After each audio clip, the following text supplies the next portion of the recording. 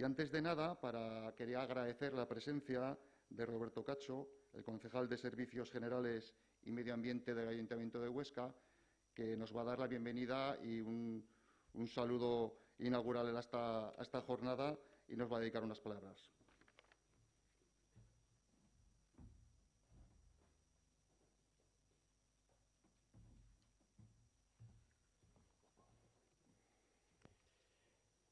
Buenos días. Gracias a vosotros por invitarme, por poder estar hoy aquí con vosotros. Nuevamente, perdón por no ir ayer a Zaragoza. La agenda manda y tuvimos que dar nuestra pequeña pincelada por Zoom del trabajo que llevamos realizando en la ciudad de Huesca. Dar la bienvenida a esta Semana Aragonesa por el Clima a nuestra ciudad. Sed bienvenidos. Gracias a las autoridades aquí presentes, consejera, y sobre todo gracias a los vecinos que habéis sacado un ratito para coger conciencia de un problema que entre todos debemos solucionar. Las entes locales somos posiblemente la línea de vanguardia en la lucha contra el cambio climático y en el cuidado del medio que nos rodea, ¿no? Pero es necesario el esfuerzo de todos para ganar esta guerra y son las entidades, las administraciones supramunicipales quien pueda contar con mayor recursos para conseguirlo. Pero sobre todo la ciudadanía, las administraciones y la conciencia colectiva y el esfuerzo de todos y todas no vamos a conseguir absolutamente nada, ¿no? Es un problema que nos afecta a todos y que entre todos podemos revertirlo. De ahí la importancia de la educación ambiental y de jornadas como la que hoy visita nuestra ciudad, ¿no?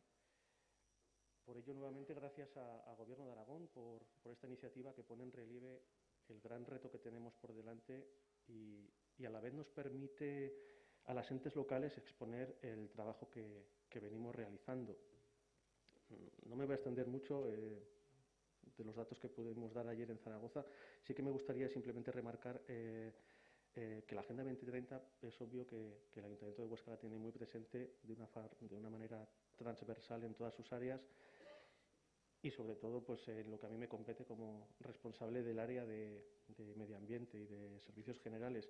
Y solo quería ese pequeño dato de lo que a lo mejor todos los vecinos en el día a día disfrutamos y no somos conocedores de la riqueza verde, de la riqueza natural que nuestra ciudad tiene, ¿no?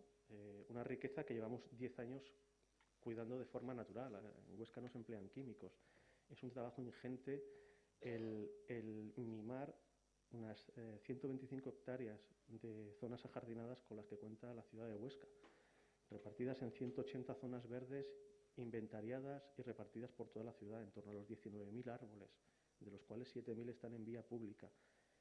Tenemos herramientas como Huesca Ciudad entre Jardines, que tiene georreferenciados todos nuestros árboles de la ciudad, dónde están, especie. Todo esto hace que Huesca estemos en torno a los 24 metros cuadrados de zona verde por habitante, muy superior a los 10-15 metros que marca la Organización Mundial de la Salud, y lo que nos sitúa como la ciudad española con más zonas verdes por habitante.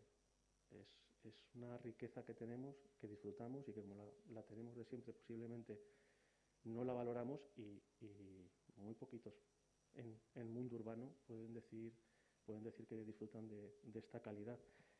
Y entre todos debemos hacer para cuidarlo, para mantenerlo y que sea ese pequeño granito que las entes, que las urbes podemos poner en esa primera línea de vanguardia en esta lucha y en este reto contra el cambio climático. Nada más. De nuevo, bienvenidos, muchísimas gracias y a seguir porque tenemos un gran reto y muchísimo trabajo por delante. Muchas gracias y bienvenidos a Huesca.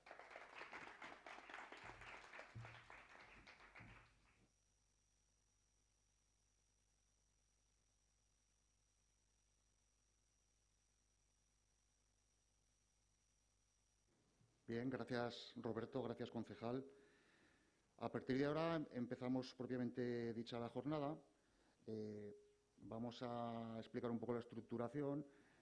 Tenemos 3 ejes temáticos a lo largo de la mañana. El primer eje temático trata de cambio climático y educación ambiental. Tenemos 4 ponentes, iremos presentando a cada uno de ellos, irán explicando, bueno, darán una pequeña charla, apoyado en algunas ocasiones con diapositivas y, por favor, si os surge cualquier duda o tenéis cualquier tipo de inquietud, luego tendremos un pequeño turno de preguntas para cualquier cuestión que queráis plantear o que surja durante estas pequeñas ponencias. En primer lugar, contamos con la presencia de forma telemática de Carmen García Cocero. Es técnica de la sección de Educación y Cooperación en el CENEAM, Centro Nacional de Educación Ambiental, con más de 30 años de experiencia diseñando programas, trabajando con alumnos de todo el territorio y formando a formadores. Es coordinadora también de seminarios permanentes de los programas de educación ambiental de este centro. Nos va a presentar el Plan de Acción de Educación Ambiental para la Sostenibilidad. Hola, Carmen, bienvenida. Un momentito, que no te escuchamos.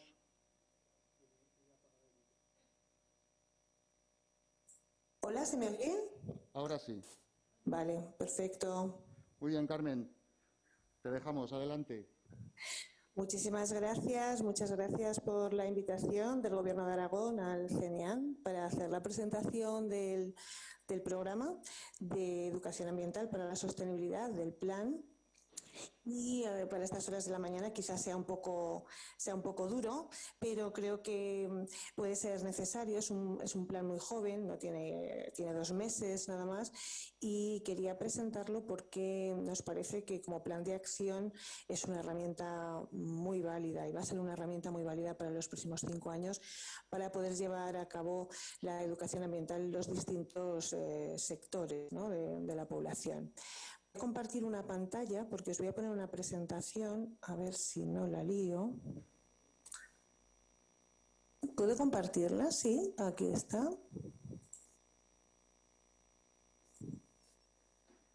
Aquí la tengo. A ver, ¿la veis? Vale, perfecto. Pues muy breve, y lo intentaré hacer lo más ágil posible porque es un poco denso. Os voy a contar cuál ha sido, bueno, pues el proceso para llegar a tener este documento que va a marcar la educación ambiental en el Estado. Mirad, hay mucha gente que se plantea por qué ahora un plan de acción de educación ambiental para la sostenibilidad.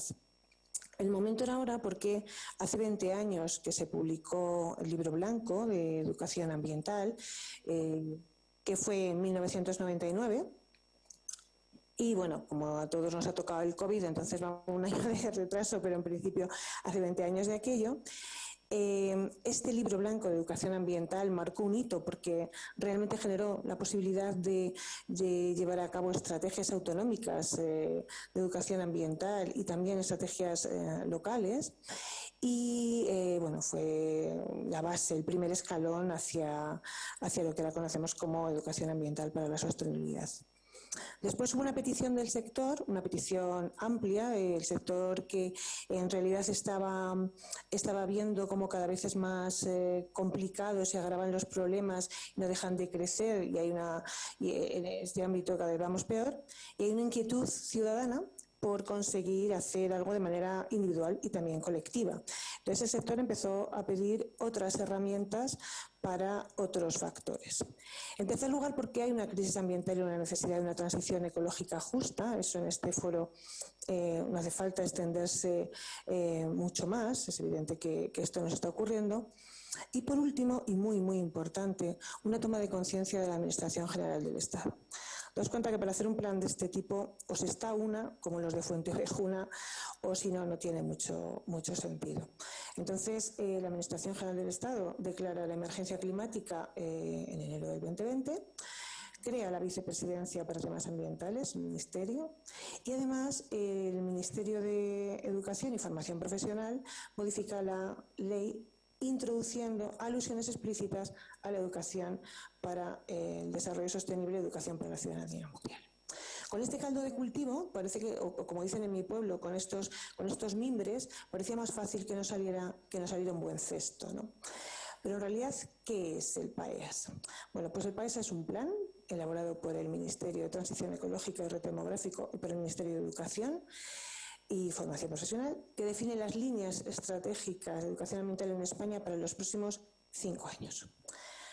Se basa en una serie de ejes operativos, ahora los veréis, son 6, y aterriza con 20 objetivos y 61 acciones. Esto es lo que tiene que hacer, lo tiene que desarrollar la Administración General del Estado. Y además va a dar directrices, este PAEAS, y orientaciones para que otros sectores y otros agentes implicados puedan llevarlo a cabo. Los objetivos, pues en principio impulsar el cambio cultural, ¿no? En principio necesitamos responder a estos retos nuevos que nos vienen encima. Nos cuenta que ahora mismo, bueno, pues hay muchos cambios, no se habla de lo que se hablaba hace 20 años, lo ecosocial, la ecodependencia, los límites del crecimiento, incluso atrevernos a hablar de crecimiento. Bueno, todo anda con otra historia, está en otro nivel. La misión es articular instrumentos sociales que sean posibles para llegar a una transición ecológica justa y contribuir a una sociedad perfectamente informada para que pueda actuar de manera colectiva. Este plan de acción para la sostenibilidad tuvo dos fases, ¿no? La primera, que va de finales del 19 a septiembre del 20, y esta es una fase muy participada. Se hacen 10 grupos sectoriales que aunan más o menos a 300 personas, es lo que nosotros llamamos los expertos, así suena un poco, pero sí, efectivamente, gente que estaba muy vinculada con estos temas. Y en esos 10 grupos sectoriales veis que están los mismos que estaban en el libro blanco de la educación ambiental y alguno más. Estaría la Administración General del Estado, las comunidades autónomas, las administraciones locales, empresas, organizaciones sociales y ambientales, profesionales de la educación ambiental y equipamientos, es decir, lugares para hacerla, medios de comunicación y entorno digital, áreas protegidas, educación no universitaria y universidad.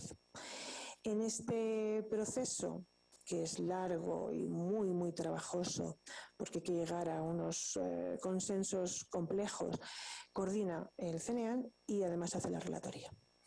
Documento de este proceso, pues sale un documento de participación experta con 141 acciones.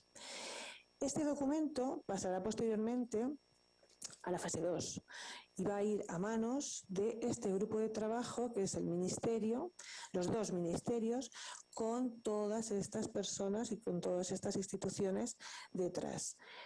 Con el trabajo que hacen los expertos, más el trabajo de síntesis que hace este grupo del ministerio, sale un documento que sale a consulta pública en muy poquito tiempo, del 19 al 31 de mayo del 21, y en el que se dan 486 respuestas en esta consulta pública, de las cuales se hace caso, digamos, o se valoran o se incorporan el 71% de los comentarios. El documento definitivo se hace en un acto que es la toma de razón del Consejo de Ministros a propuesta de los 2 ministerios y se firma el 3 de agosto del 21, es decir, hace 2 meses y medio. El plan, pues tiene una vigencia de 5 años. En principio es muy ambicioso. Cuando lo lees profundamente te das cuenta de que quizás sea demasiado ambicioso, pero posible.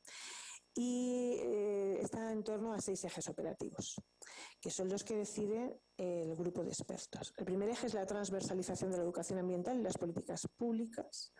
El segundo, la innovación, investigación y mejora de los programas y actividades de educación ambiental. El tercero, la integración de la sostenibilidad en el sistema educativo. El cuarto, profesionalización y consolidación de la educación ambiental. El quinto serían escenarios y espacios específicos de intervención, donde se hace. Y el último, comunicación, divulgación y acción ciudadana. Estos 6 ejes operativos tendrán 20 objetivos y 61 acciones. Los ejes operativos, esto que os voy a pasar ahora quizás sea un poco duro, pero solamente vamos a tratar de sintetizar un poco lo que hay. El primero, transversalizar la educación ambiental y las políticas públicas, es evidentemente que incorporen estas políticas públicas la dimensión ambiental a todo lo que se haga, a todas las estrategias, a todas las acciones, a todas las leyes, a vidas y por haber, es decir, introducir la educación ambiental en este sector. Tiene 3 objetivos. El primero, la propia integración, perdón. La segunda, la de formar y capacitar a la gente que trabaja en este sector. Y la tercera, la de proponer recursos económicos. Fijaos que cada uno de estos 3 objetivos tiene a su vez un montón de acciones. En este caso, 6 para el primero, 1 para el segundo y 3 para el tercero. De estas acciones, cada institución seleccionará las que realmente pueda llevar a cabo.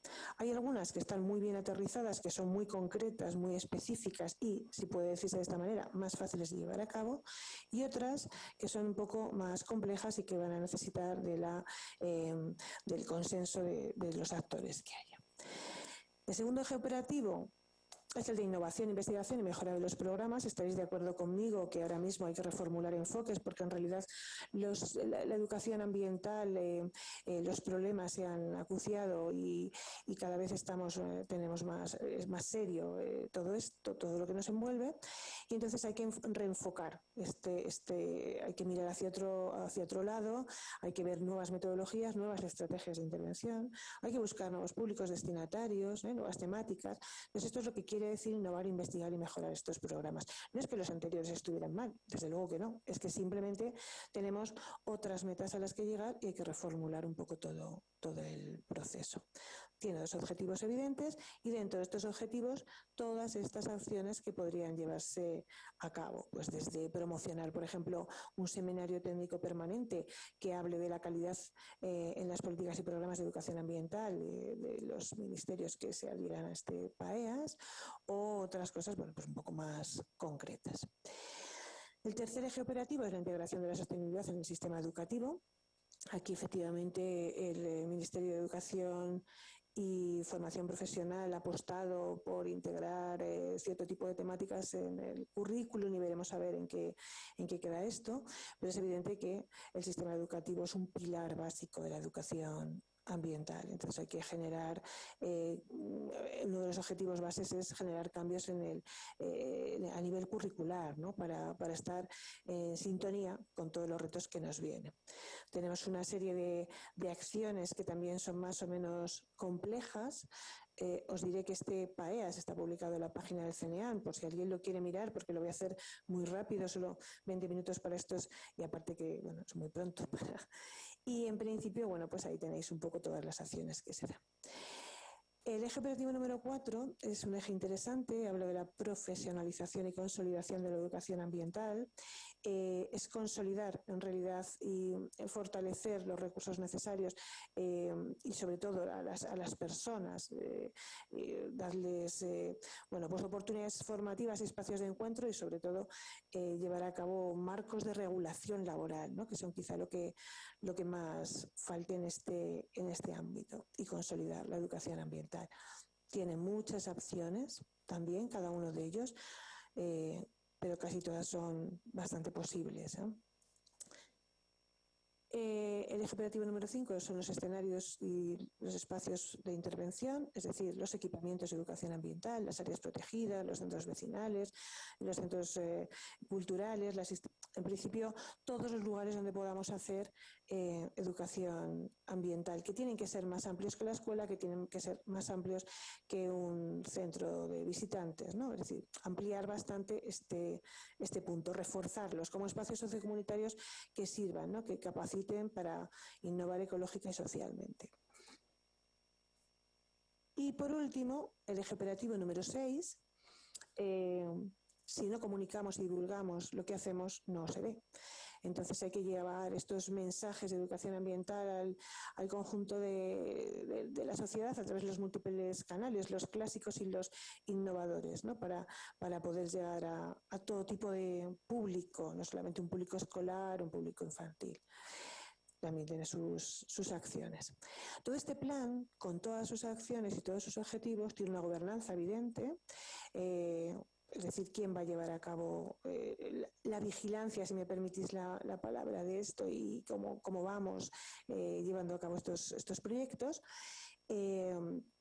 El grupo coordinador del PAEAS, digamos que será los distintos ministerios a través de secretarías, fundaciones, el Organismo Autónomo Parques Nacionales o el CNEAN, y tendrá entre sus labores pues un calendario anual de actividades, el motor de puesta en marcha de todo este proceso y el seguimiento de lo que se está haciendo.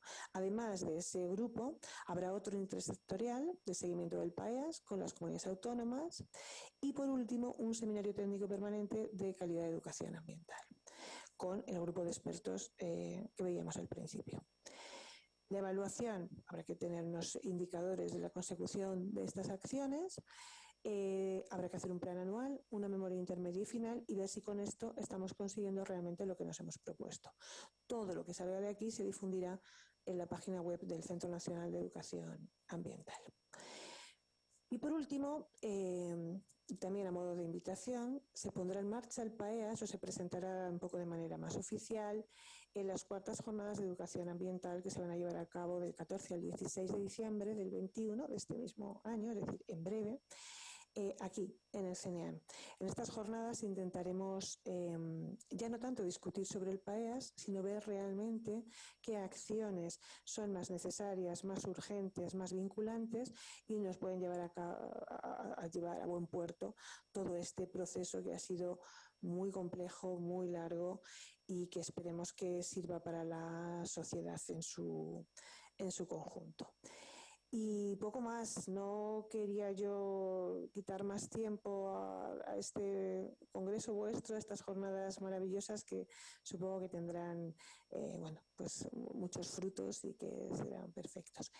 Yo me quedaré aquí un ratito por si alguien tiene alguna duda o algo que preguntar, pues a vuestra disposición, ¿de acuerdo?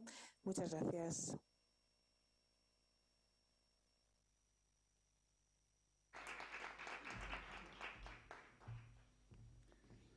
Pues muchas gracias, Carmen, por ese ejercicio de síntesis, de resumir todo lo que es un plan nacional en tan poco rato. La segunda de las personas que va a intervenir hoy es Nélida García Sanz, es jefa de Servicio de Cambio Climático y Educación Ambiental de la Dirección General del mismo nombre del Gobierno de Aragón, es ingeniera de montes, funcionaria del Gobierno de Aragón y siempre ha desempeñado funciones relativas a lo que tiene que ver con el medio natural y la calidad ambiental en diferentes localizaciones de Aragón. Sin más, vamos a darle paso, que nos va a explicar las acciones que se realizan desde esta Dirección General en materia de educación ambiental. Adelante, Nelly.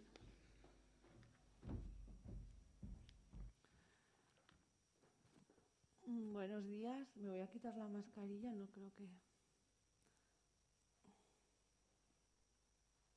No sé si me voy a liar.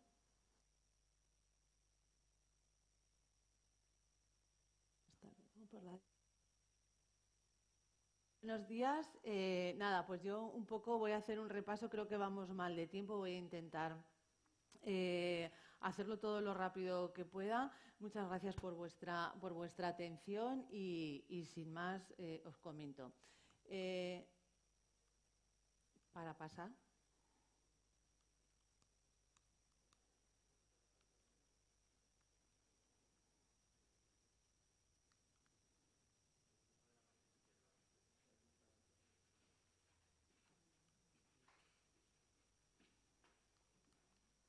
Ya lo siento. Vale. Bueno, el marco de referencia en la Comunidad Autónoma de Aragón en materia de educación ambiental es la área Horizonte 2030, la Estrategia Aragonesa de Educación Ambiental con un Horizonte 2030. Esta estrategia fue aprobada en marzo del 2019 tras un proceso participativo con todos los sectores implicados y se aprobó en el Consejo de Gobierno en marzo del 2019. No era la primera estrategia de educación ambiental que tenía esta comunidad autónoma. Ya en 2003 se aprobó la primera estrategia de educación ambiental con la que se ha ido funcionando a lo largo de estos años y empieza Aragonesa en ese proceso, se inicia en un proceso en 2001, cuando empieza el Libro Blanco de la educación ambiental, bueno, todo esto que nos ha ido contando Carmen desde el CNEAN y empieza los movimientos de educación ambiental. La estrategia, desde luego, es el marco de referencia en nuestra comunidad autónoma y proporciona a la ciudadanía aragonesa las herramientas necesarias para avanzar hacia esa sostenibilidad económica, social y ambiental.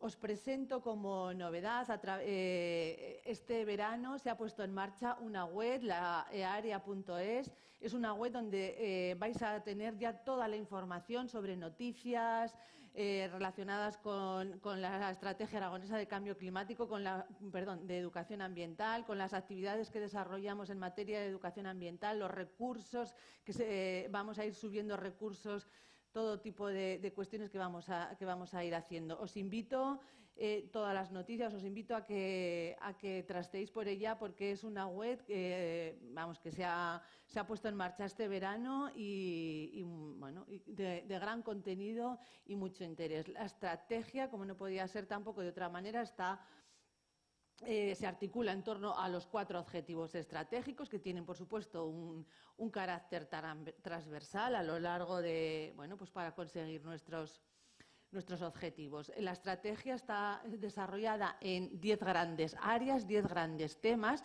y de esos 10 grandes temas, que no son temas estancos, se entremezclan entre ellos, ¿no? Se entrecruzan, compartiendo los mismos objetivos entre ámbitos diferentes. Cada uno de esos 10 temas se han desarrollado 10 acciones. Por lo tanto, la estrategia de aragonesa cuenta con esas 10 acciones, 10 temas, 10 acciones por tema. Los temas en los que principalmente se basa la estrategia son fenómeno urbano y modelos urbanos sostenibles, transporte y movilidad sostenible, energía, ahorro y eficiencia energética, consumo consciente y transformador, sostenibilidad rural, salud y medio ambiente, capital natural, la naturaleza y la biodiversidad, el agua en sus facetas de ahorro y eficiencia, la participación, capacitación y empoderamiento de la población aragonesa y el cambio climático y cambio global. Estos son los 10 temas y por cada uno de estos temas hay 10 acciones. Es un poco el símil también que nos contaba Carmen con el PAEAS, ¿no? Vuelvo a poner esta diapositiva de la estrategia para que hemos desarrollado un buscador sobre los equipamientos en materia de educación ambiental disponibles en nuestra comunidad autónoma, un buscador que se irá ampliando, mejorando y actualizando según vayamos teniendo mejor información disponible, para que cualquier ciudadano pueda consultar y cómo acceder a los distintos equipamientos de nuestra comunidad autónoma. Principalmente en el área en el servicio de cambio climático, de cambio climático y educación ambiental. En la materia de educación ambiental nos dedicamos a dos cuestiones, ¿no? Medio ambiente urbano y medio ambiente dentro de la red natural de Aragón, ¿no? ¿Vale? Entonces, la educación ambiental dentro de lo que es el medio ambiente urbano, principalmente la tenemos dividida en aula de medio ambiente urbano en la calle Indiscreta, en la capital de Zaragoza, donde se desarrolla un programa de actividades en materia de educación ambiental, talleres de gran interés, a través de exposiciones itinerantes por todo el territorio aragonés, un programa de aulas viajeras donde nos desplazamos para hacer talleres y participaciones con los distintos colectivos, y después una parte que llamamos educación y comunicación para frenar el cambio climático, más dedicada al objetivo del cambio climático. Lo mismo, os pongo la web de la calle Indiscreta, una web nueva donde hay mucha información y podéis mirarla, que es muy interesante. Recientemente también, como no puede ser de otra manera, estamos con presencialidad en redes, Twitter, Instagram, Facebook, porque pues hoy en día es la manera de llegar a todo el público objetivo, ¿no? Ponemos un primer vídeo, es un vídeo cortito, pero yo creo que os presento la calle Indiscreta, que es de gran interés.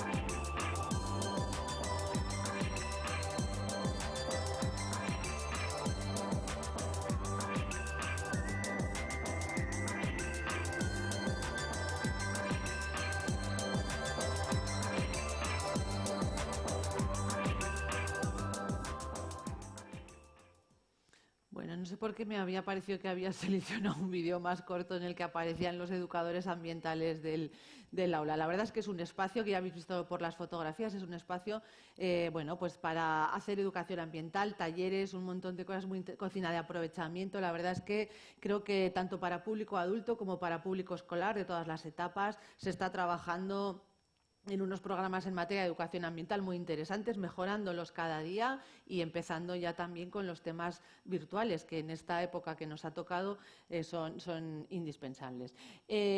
Por supuesto, todas las actividades son gratuitas y bueno, la verdad es que tiene bastante aceptación. Pues ahora me pasa lo mismo con el mando, pero me imagino que vuelvo a hacer esto y no va, pero bueno.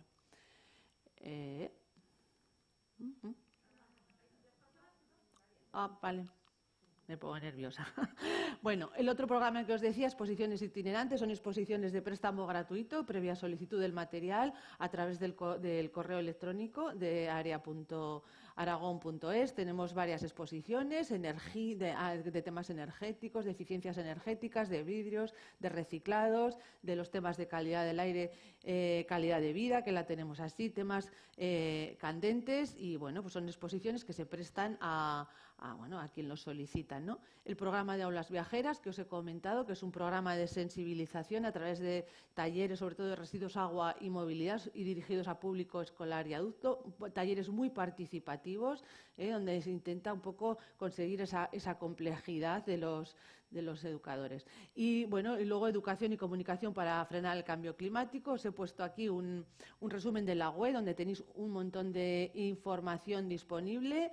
También en la web de la Estrategia Aragonesa de Cambio Climático, a través del observatorio hay un apartado que llamamos Observatorio de Cambio Climático. Ahí tenéis también un montón de recursos para trabajar los temas de cambio climático.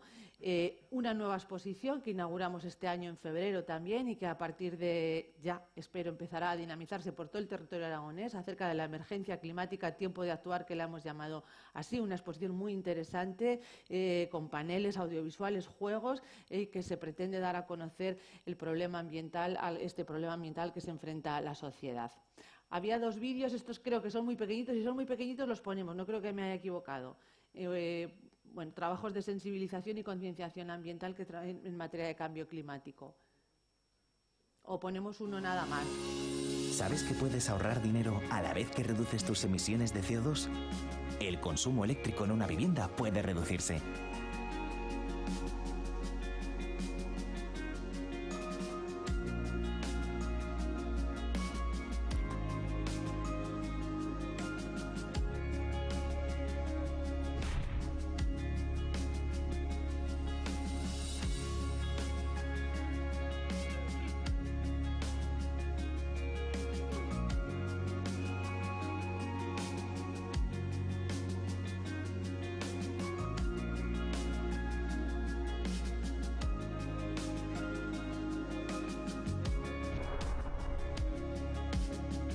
Es una iniciativa del Departamento de Desarrollo Rural y Sostenibilidad del Gobierno de Aragón como una actuación frente al cambio climático.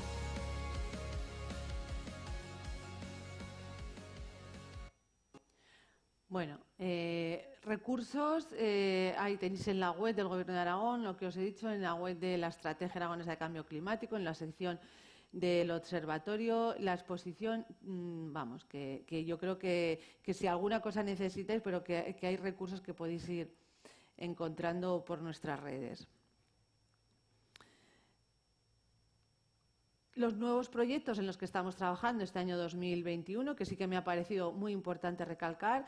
Este año creo que hace años que no se hacía una convocatoria de subvenciones a comarcas y entidades locales para promover la sensibilización y la concienciación en materia de educación ambiental. Ha sido una convocatoria que ha tenido muchísima acogida, con el 100% de las actuaciones subvencionables, y que muchas de las actuaciones que estáis viendo ahora que se están ejecutando por todo el territorio aragonés forman parte de estas subvenciones.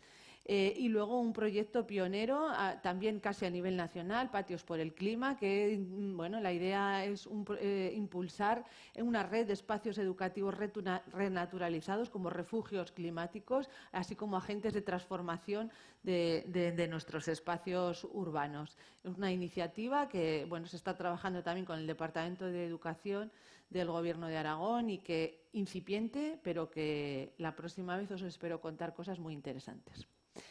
Por otra parte, la educación ambiental, nosotros también desarrollamos en la red de espacios naturales de Aragón actividades de educación ambiental, enmarcado también dentro de nuestra estrategia, conducida por profesionales y planificado de acuerdo a las metodologías especiales. Se ubican en la red de espacios naturales de Aragón, en 15 centros de interpretación y, bueno, lo de la media de usuarios que os pongo ahí era del 19. El 20 fue bastante inferior. Los objetivos del programa son, bueno, pues despertar esa curiosidad del patrimonio natural y cultural de Aragón hacia su conservación, concienciar sobre las consecuencias de la intervención humana en la naturaleza y fomentar el disfrute y la experiencia directa de la naturaleza, ¿no? Con la naturaleza. Muchas son las actividades que se programan a lo largo del año. Aquí os he puesto el cartel de verano. Merece la pena acercarse. Cada vez tenéis más información. Estamos haciendo un esfuerzo importante en mejorar nuestra comunicación en redes, en nuestra comunicación digital.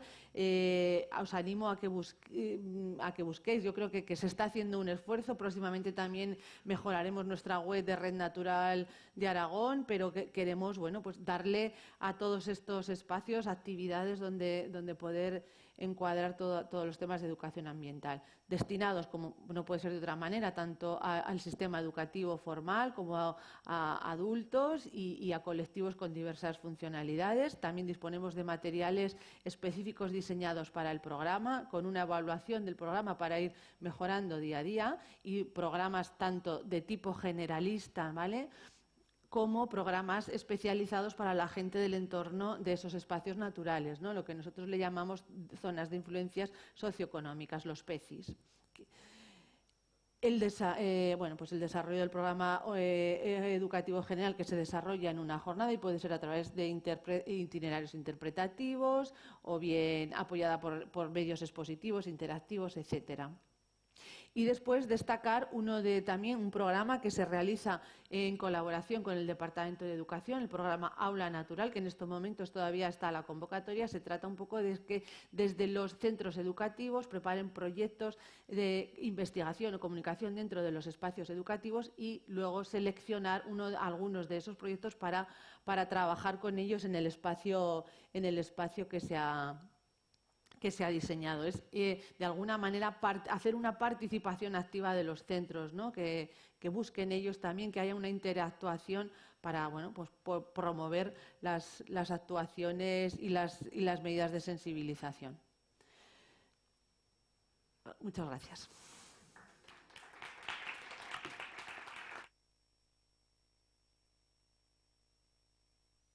Cualquier cosa a vuestra disposición.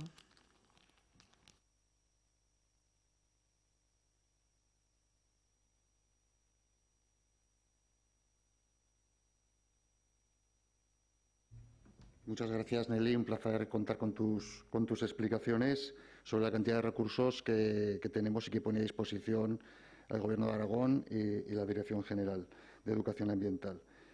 Bien, desde la Oficina Verde de la Universidad de Zaragoza contamos con la presencia de Máximo Bolea Vitrián.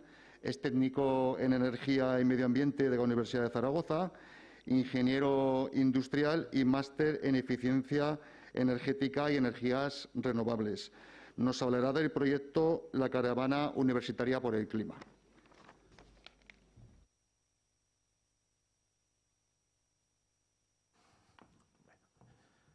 A ver, buenos días a todos. Lo primero, agradecer al Gobierno de Aragón pues, la posibilidad de estar hoy aquí para poderos presentar el proyecto que tenemos en la Universidad de la Caravana Aragonesa Universitaria por el Clima. Bueno, como me han presentado, mi nombre es Máximo Bolea, soy técnico de Energía y Medio Ambiente. Voy a intentar apartarme, que igual es el micro. Técnico de Energía y Medio Ambiente de la Universidad de Zaragoza y miembro de la Oficina Verde. Bueno, la presentación voy a ir un poco más directamente al grano, voy hasta la caravana para intentar reducir un poco los tiempos, porque si no veo que estamos siendo un poco extensos. Simplemente contaros un poco que la Oficina Verde es la figura dentro de la universidad encargada de fomentar la sostenibilidad y la protección del medio ambiente hacia toda la comunidad universitaria. Bueno, estamos aquí para presentaros este proyecto, que es el proyecto de la Caravana Aragonesa Universitaria por el Clima. Bueno, ahora se llama Caravana Universitaria por el Clima. Es un proyecto en el que nosotros todos los años convocamos a nuestro mayor tesoro, los universitarios, los estudiantes, y cogemos a más de 60 voluntarios, los metemos dentro de un autobús y nos vamos a recorrer la comunidad autónoma visitando diferentes ciudades y dar charlas y fomentar actos sostenibles. Entonces, ¿qué es lo que hacemos? Pues bueno, principalmente damos charlas en colegios, institutos, asociaciones de vecinos, centros de la tercera edad, y también realizamos algún tipo de actividad o algún acto con los ayuntamientos, ¿no? También. Es un proyecto de carácter total, que llamo yo, porque intentamos llegar a todo, tanto desde niños hasta adultos. ¿Qué es lo que hacemos? Pues lo que hacemos es dar una pequeña formación a estos voluntarios, a estos 60 voluntarios, y los distribuimos en equipos. Los uniformamos a todos con un polo verde como este, les damos unas presentaciones que son capaces ellos luego de transmitir, y luego pues lo que hacemos es organizar el trabajo para visitar cada día una localidad, y en esa localidad pues un equipo distribuirlo a colegios, o varios equipos a colegios, otros equipos se dirigen a institutos. Luego tenemos también una carpa que nos acompaña, que intentamos situarla en una plaza céntrica de la ciudad, y también realizamos un acto institucional con el ayuntamiento, donde leemos un manifiesto e intentamos que como institución pública se adhiera a nuestro proyecto. ¿Vale? Bueno, son 13 ediciones ya consecutivas. Para nosotros es nuestro proyecto estandarte, ¿vale? Es el proyecto principal que tiene la Oficina Verde de la Universidad. Hemos visitado más de 60 localidades de Aragón, y como veis también hemos estado fuera. Hemos estado en Soria, hemos estado en Pamplona, hemos estado en Lérida y hemos estado también en Madrid, exportando nuestro proyecto a otras universidades. Universidades con la intención de que se quisiesen adherir a nuestro proyecto. De momento no ha sido así, pero intentaremos que lo podamos lograr. Hasta ahora la caravana ha logrado incluir dentro de sus redes a 755 voluntarios, ¿vale? De todos los voluntarios, no os he dicho, pero son voluntarios de todas las titulaciones de la universidad, desde medicina, derecho, economía, hasta ingenieros, físicos, químicos y sobre todo el grosso, que son estudiantes de aquí de Huesca, de la Facultad de Ciencias Ambientales, evidentemente. Mayoritariamente, aquí tenéis en la presentación, os quería comentar que casi siempre hay un pequeño volumen más de mujeres que de hombres, pero casi siempre es muy equitativo. Como os he dicho, pues la presentación que hacemos se dirige a colegios, se realizan charlas dirigidas a cada una de las etapas formativas. Intentamos ajustarnos pues a educación primaria principalmente, más que infantil, aunque dentro de los voluntarios, cuando acuden estudiantes del grado de la Facultad de Educación especializados en infantil, pues entonces intentamos también realizar algún tipo de actividad como contar cuentos, etc. Luego también, pues lo mismo, realizamos actividades, como os he dicho, que encaminadas a los institutos y centros de formación profesional. Aquí también intentamos adecuar nuestra presentación a las actividades formativas que hay en el centro, siempre pactando con el profesorado las charlas que se quieren realizar. Dentro de los institutos, evidentemente, pues aquí ya son charlas un poco más específicas, pues dirigidas a energías renovables, a arquitectura bioclimática, etcétera, un poco más específico en temas un poco más intensos, ¿no? Otros centros que acudimos, pues también queremos que los voluntarios conozcan la realidad social de la comunidad. Entonces, aparte de visitar los colegios e institutos, también se dan formaciones en asociaciones de vecinos, amas de casa, se visitan residencias de tercera edad y bueno, aquí son un poco más actividades un poco más lúdicas, ¿no? Tenemos unas cocinas solares, por ejemplo, que explicamos pues cómo pueden utilizarlas, etcétera. Y luego también pues tenemos algún punto más, que es visitar algunos centros especiales, porque queremos, lo que he dicho, que los voluntarios pues conozcan también la realidad social y esto es muy enriquecedor para ellos. Os he comentado también que realizábamos una lectura de un manifiesto universitario cuando llegamos a la ciudad. Primero hablamos con el ayuntamiento, con el técnico del ayuntamiento, o con el concejal o con el alcalde directamente, y organizamos un acto en el que leemos un manifiesto universitario con la intención de que la ciudad se adhiera al proyecto. Normalmente se firma el documento como que ha estado la caravana allí y hacemos entrega de un polo también a la persona que nos ha atendido. Y por último os quería contar la carpa, que es la parte en la que ya llegamos a toda la población. Dentro del núcleo que visitamos en ese día, lo que hacemos es ubicar una carpa en una plaza céntrica y en esa plaza pues lo que hacemos es repartir consejos, buenas prácticas a través de cartelería, folletos. Tenemos también una encuesta donde hacemos consultas pues para conocer los hábitos de las personas y a través de la encuesta intentar corregir esos hábitos, esos malos hábitos. Para atraer a las personas disponemos de las cocinas solares que actúan como medio de captación porque el interés pues siempre llama la atención, ¿no? Bueno, y para terminar, una vez que hemos hecho esta actividad durante los 5 días de la semana, lo que hacemos es hacer un acto de clausura para todos los voluntarios que han estado dentro de la caravana y entregarles un diploma, siempre con la presencia pues, de representantes de los voluntarios y también de instituciones públicas, ¿no?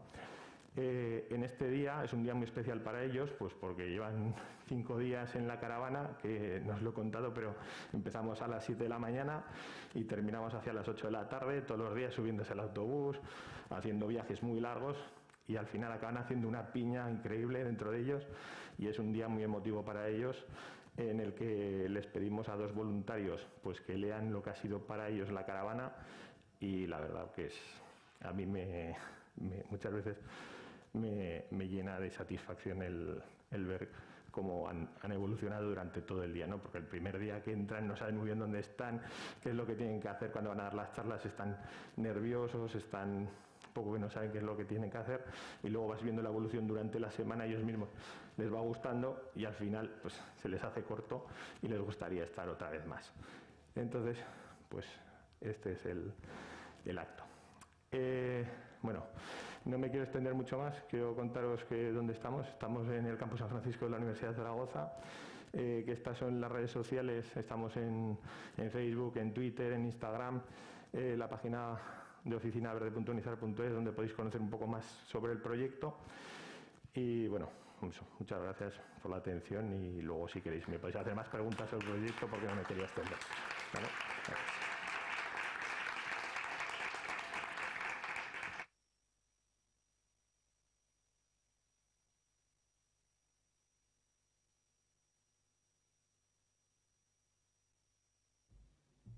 Pues muchas gracias, Máximo, por contarnos este proyecto que, por cierto, es un proyecto que está ampliamente reconocido. Para terminar con este bloque, contamos con la presencia local de un proyecto que se está desarrollando en un instituto, en un centro de formación profesional, en el Pirámide de Huesca.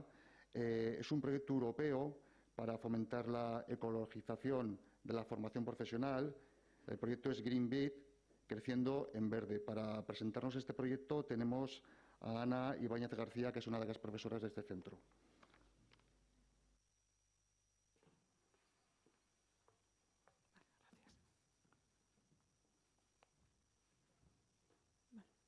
Hola, buenos días. Soy Ana Ibáñez, soy profesora del Centro de Formación Profesional Pirámide de Huesca. Y veníamos a explicaros, a comentaros un poco un proyecto europeo sobre la ecologización en los centros de formación profesional.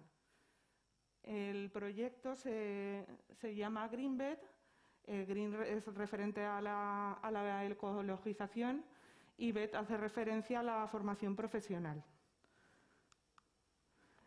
Este proyecto surgió en el año 2018 y está formado por la Asociación Estratégica de 4 países participantes, que son España, Malta, Grecia y Macedonia, de los cuales pues, Malta es el país que lo ha estado coordinando.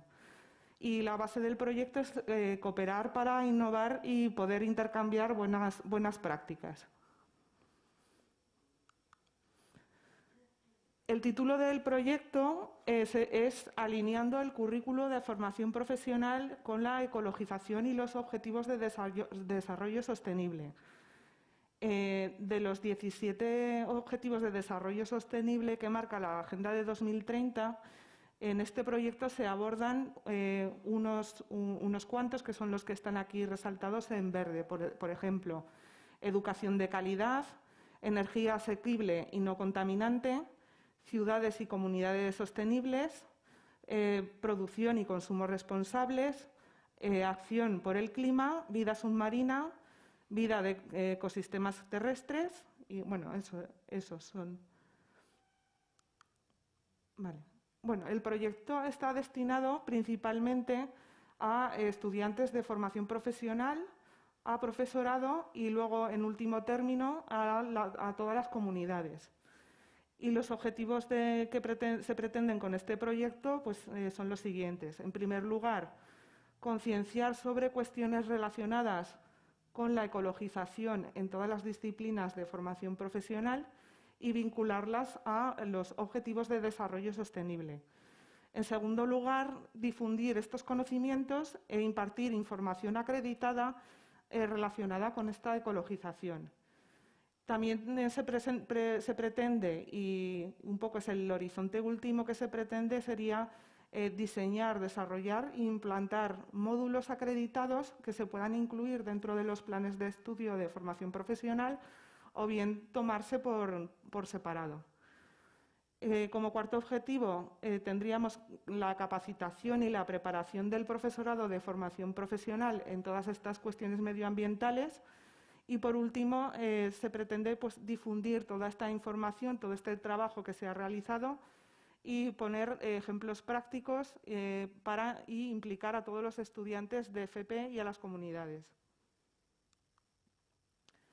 Del trabajo de este proyecto pues, se ha materializado en 6 outputs.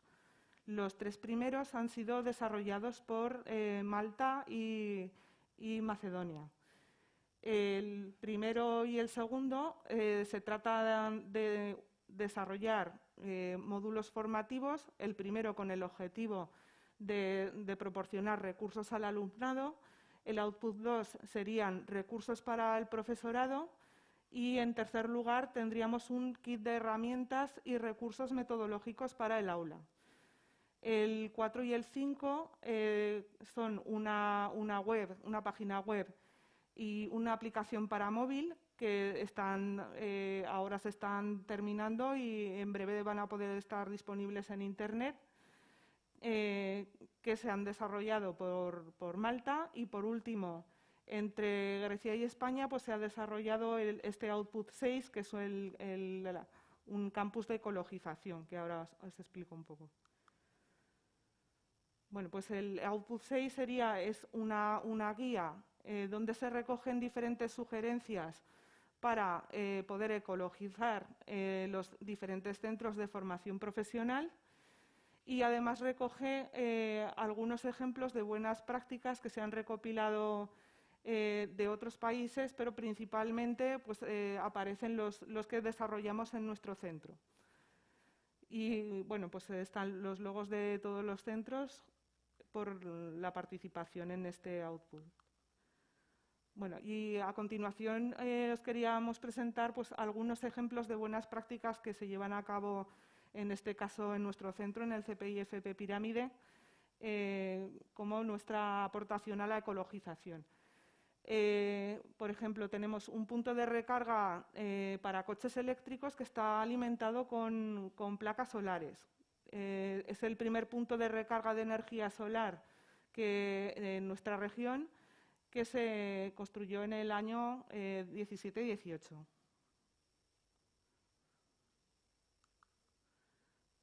Aquí tenéis, pues, es una fotografía de un coche, que es un coche bueno, lo utilizan, o sea, los profesores de nuestro centro, que dada esta iniciativa, pues cada vez les están animando más a adquirir coches eléctricos.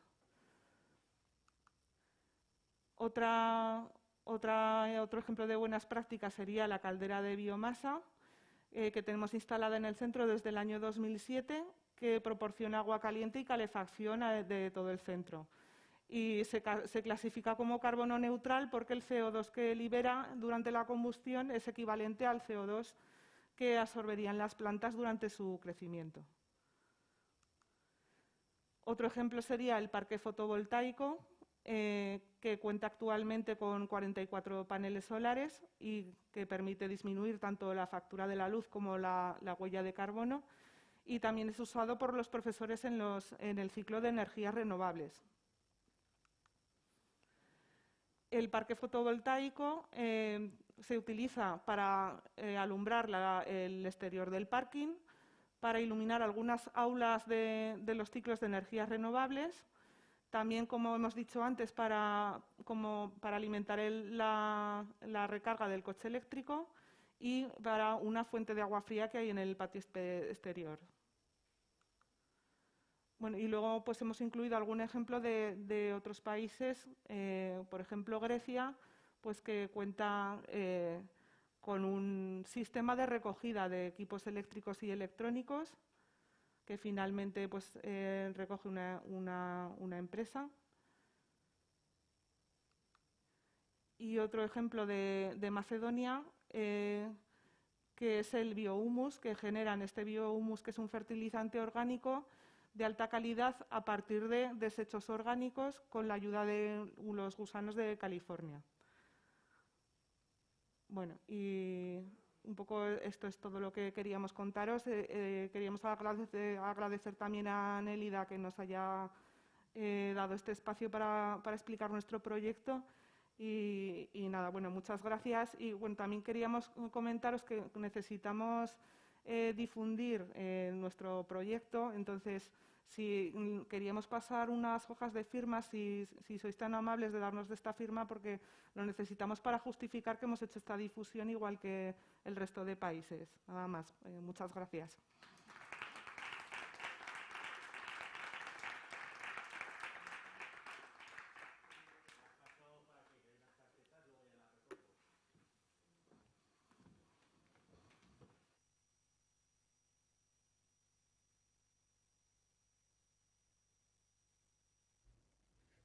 Pues muchas gracias, Ana. No sé si desde el público se quiere plantear algún tipo de pregunta respecto a las cuestiones que se han podido comentar.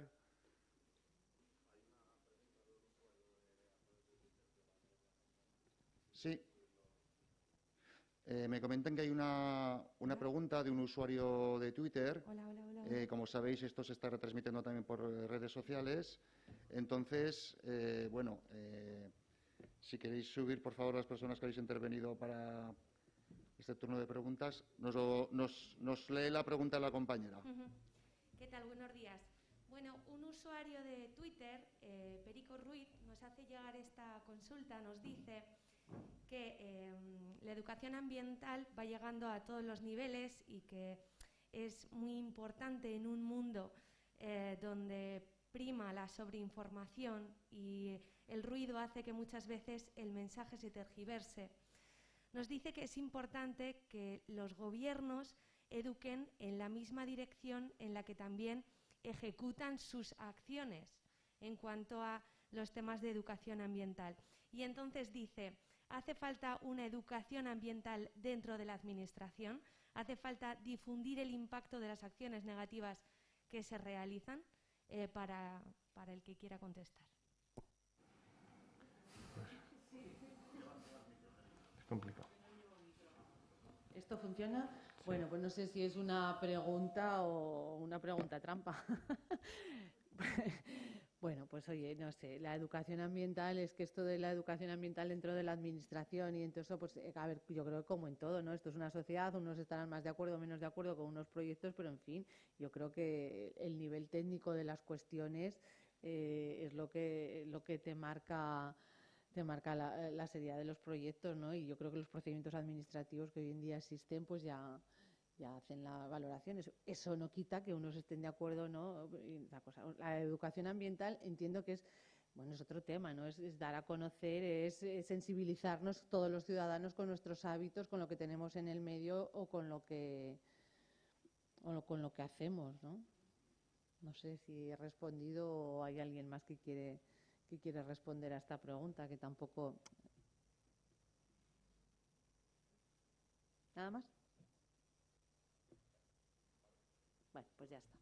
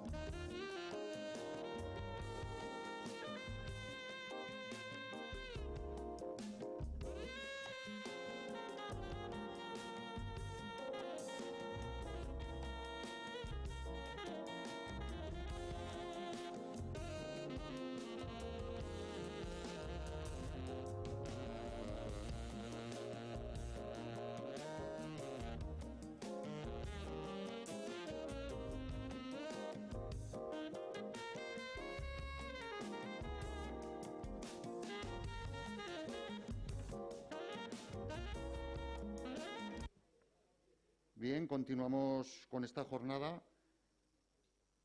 Antes, en el primer eje temático hemos comenzado hablando de educación. Seguimos hablando de educación, pero desde un punto de vista de la educación reglada, de la educación formal, de lo que es el currículo educativo, los planes de estudios, qué hay de cambio climático, de educación ambiental en estos planes de estudios, qué debería haber.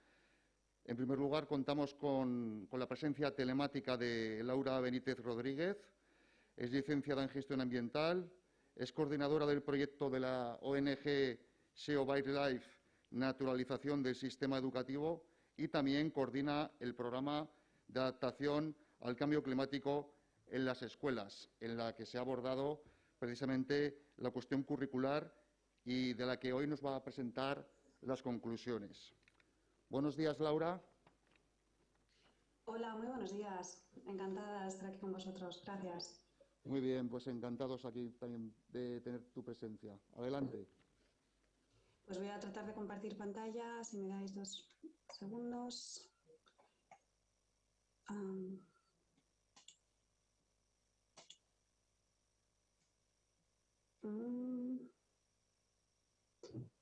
No encuentro... A ver...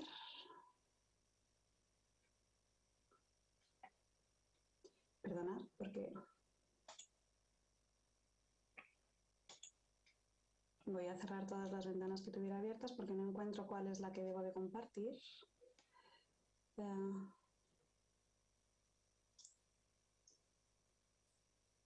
Tengo...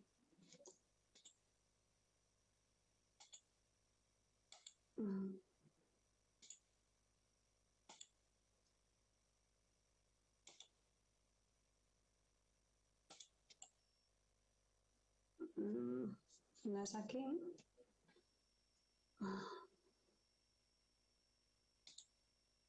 Perdonad, porque no encuentro ahora mismo la pantalla.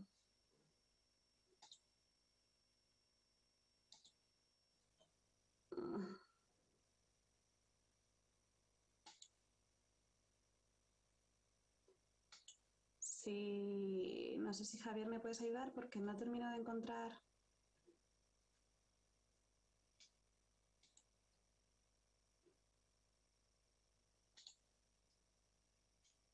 Lo tengo. Vale, no se me había cargado bien. Pues nada, lo primero es agradeceros la invitación a SEO Wildlife en este encuentro en Aragón Climate Week. Para nosotros es importante no solamente estar presentes por aprender y escuchar, sino también pues por ofrecer esta pequeña semillita en este ámbito. Desde SEO hemos trabajado desde hace muchísimos años. Ya en el año 2015 presentamos una resolución a la UICN, a la Unión Internacional para Conservación de la Naturaleza, intentando naturalizar el sistema educativo, porque consideramos que es fundamental tener la perspectiva dentro la perspectiva de la educación ambiental dentro del propio sistema curricular, dentro del propio sistema educativo. Algo que hasta ahora y aparentemente se ha mantenido de alguna manera y se ha creído que siempre ha estado presente la educación ambiental de una forma un poco transversal, y con eso nos hemos ido conformando todos estos años, desde que tenemos un libro blanco que se abordó en su momento y que es una biblia para cualquiera de los que estemos en este sector, y teniendo instrumentos y herramientas tan potentes y tan fundamentales, hemos siempre creído que estaban de alguna manera diseminadas dentro de nuestras escuelas.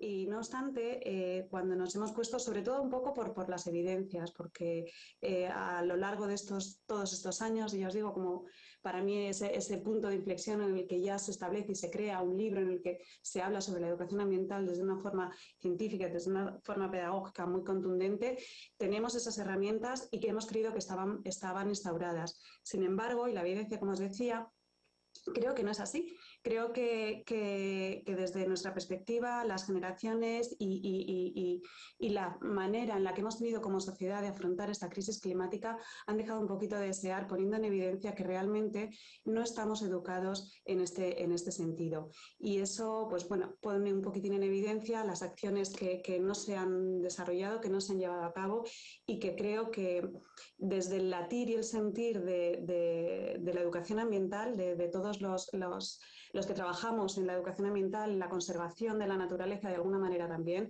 estábamos reclamando y sintiendo que había que hacer una transformación y que había que empezar a gritar al unísono que esto hay que cambiarlo. En Save Our Life empezamos a intentar hacer mella, intentar hacer hueco, ocupando y abriendo grietas y uniéndonos en alianza con otra cantidad de personas, de entidades, de colaboraciones para hacer mucho ruido en este sentido, y creo que ese es uno de los valores que tiene la educación ambiental justamente, ¿no? El profesional de la educación ambiental es algo que llevamos dentro, que creemos en cualquier organización de carácter conservacionista, va intrínseca en cualquier acción de las que se deriven y se hagan, y creyendo que es fundamental este cambio para que la sociedad sea capaz de enfrentarse a esta crisis climática que tenemos delante y que parece que no terminamos de entender y que no terminamos de asimilar, creemos que hay que transformar a la sociedad. Y de ahí viene un poquitín de muchos de los proyectos. Estaba escuchando anteriormente, pues Patios por el Clima, o sea, SEO ahora mismo en este sentido lo único que hace es impulsar, apoyar y darle más caña a lo que desde muchísimos sectores y muchísima otra gente está gritando, ¿no?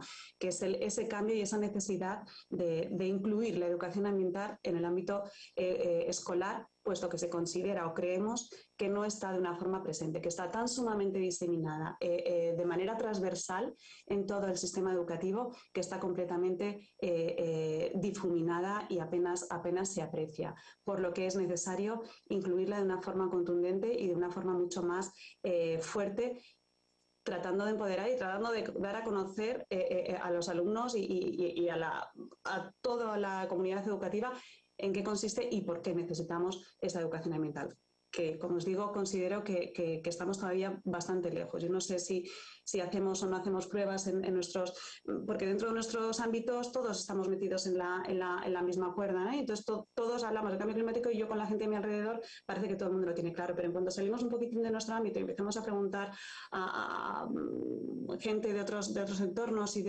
nos damos cuenta que ni tan siquiera los adultos tienen muy claro a qué atenerse con todo esto del tema del cambio climático. Y es algo fundamental y es algo que está ahí y que como no nos lo metan en vena, no vamos a ser capaces de salir de esta. La crisis climática real está ahí. Y además todo esto de la educación ambiental no tenemos que olvidar que ya viene enmarcado dentro de una estrategia de la Agenda 2030. Tenemos un acuerdo de París en el que se nos habla claramente y se nos dice qué pasos y qué debemos de seguir. Y yo creo que todo esto abre o ofrece un paraguas para que desde las distintas administraciones, organizaciones y como sociedad en su conjunto tengamos el compromiso de incorporarlo a nivel educativo para que las sociedades que salgan adelante sepan a qué atenerse y tengan las herramientas suficientes como para poder hacerle frente.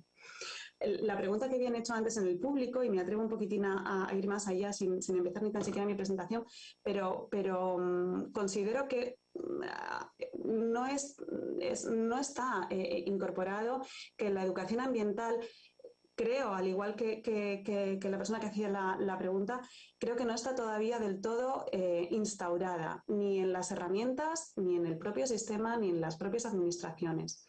Entonces, creo que sí que es algo por lo que hay que seguir luchando y que, de hecho, bueno, pues hay muchísimas, ahora está el CNA más sacado la estrategia que es fundamental y que yo creo que va a ser una herramienta bajo la cual ampararnos todos los demás y con unas directrices muy marcadas por las que poder trabajar con unas líneas muy directas para todos. Y de la misma manera se han generado muchas otras estrategias con las que se pueden trabajar a nivel más local.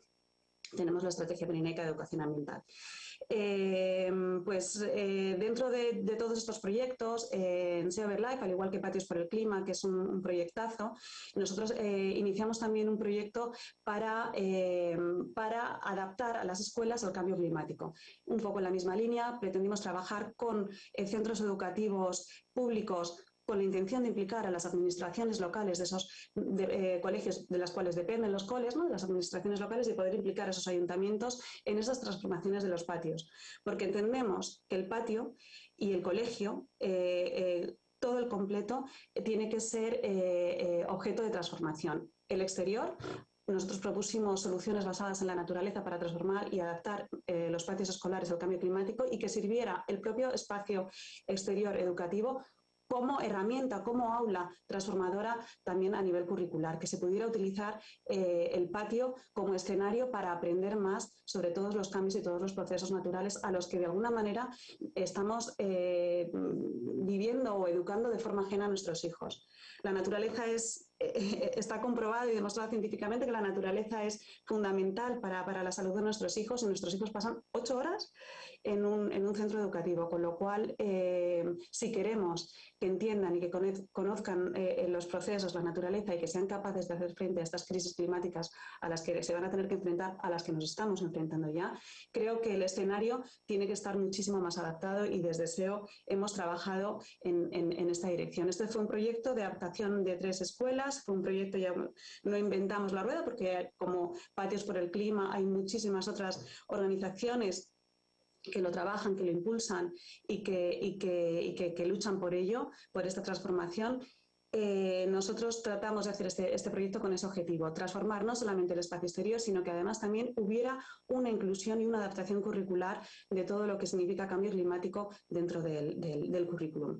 Para ello, abordamos en un primer momento una revisión, un informe de la revisión curricular de todos, de los 17 BOEs que tenemos de los 19, pero también están las 2 ciudades autónomas, y hicimos una revisión, una ardua revisión que muchas veces implica una problemática a la hora de recoger y de recopilar información, porque aunque parece increíble, todo tiene que ser leído.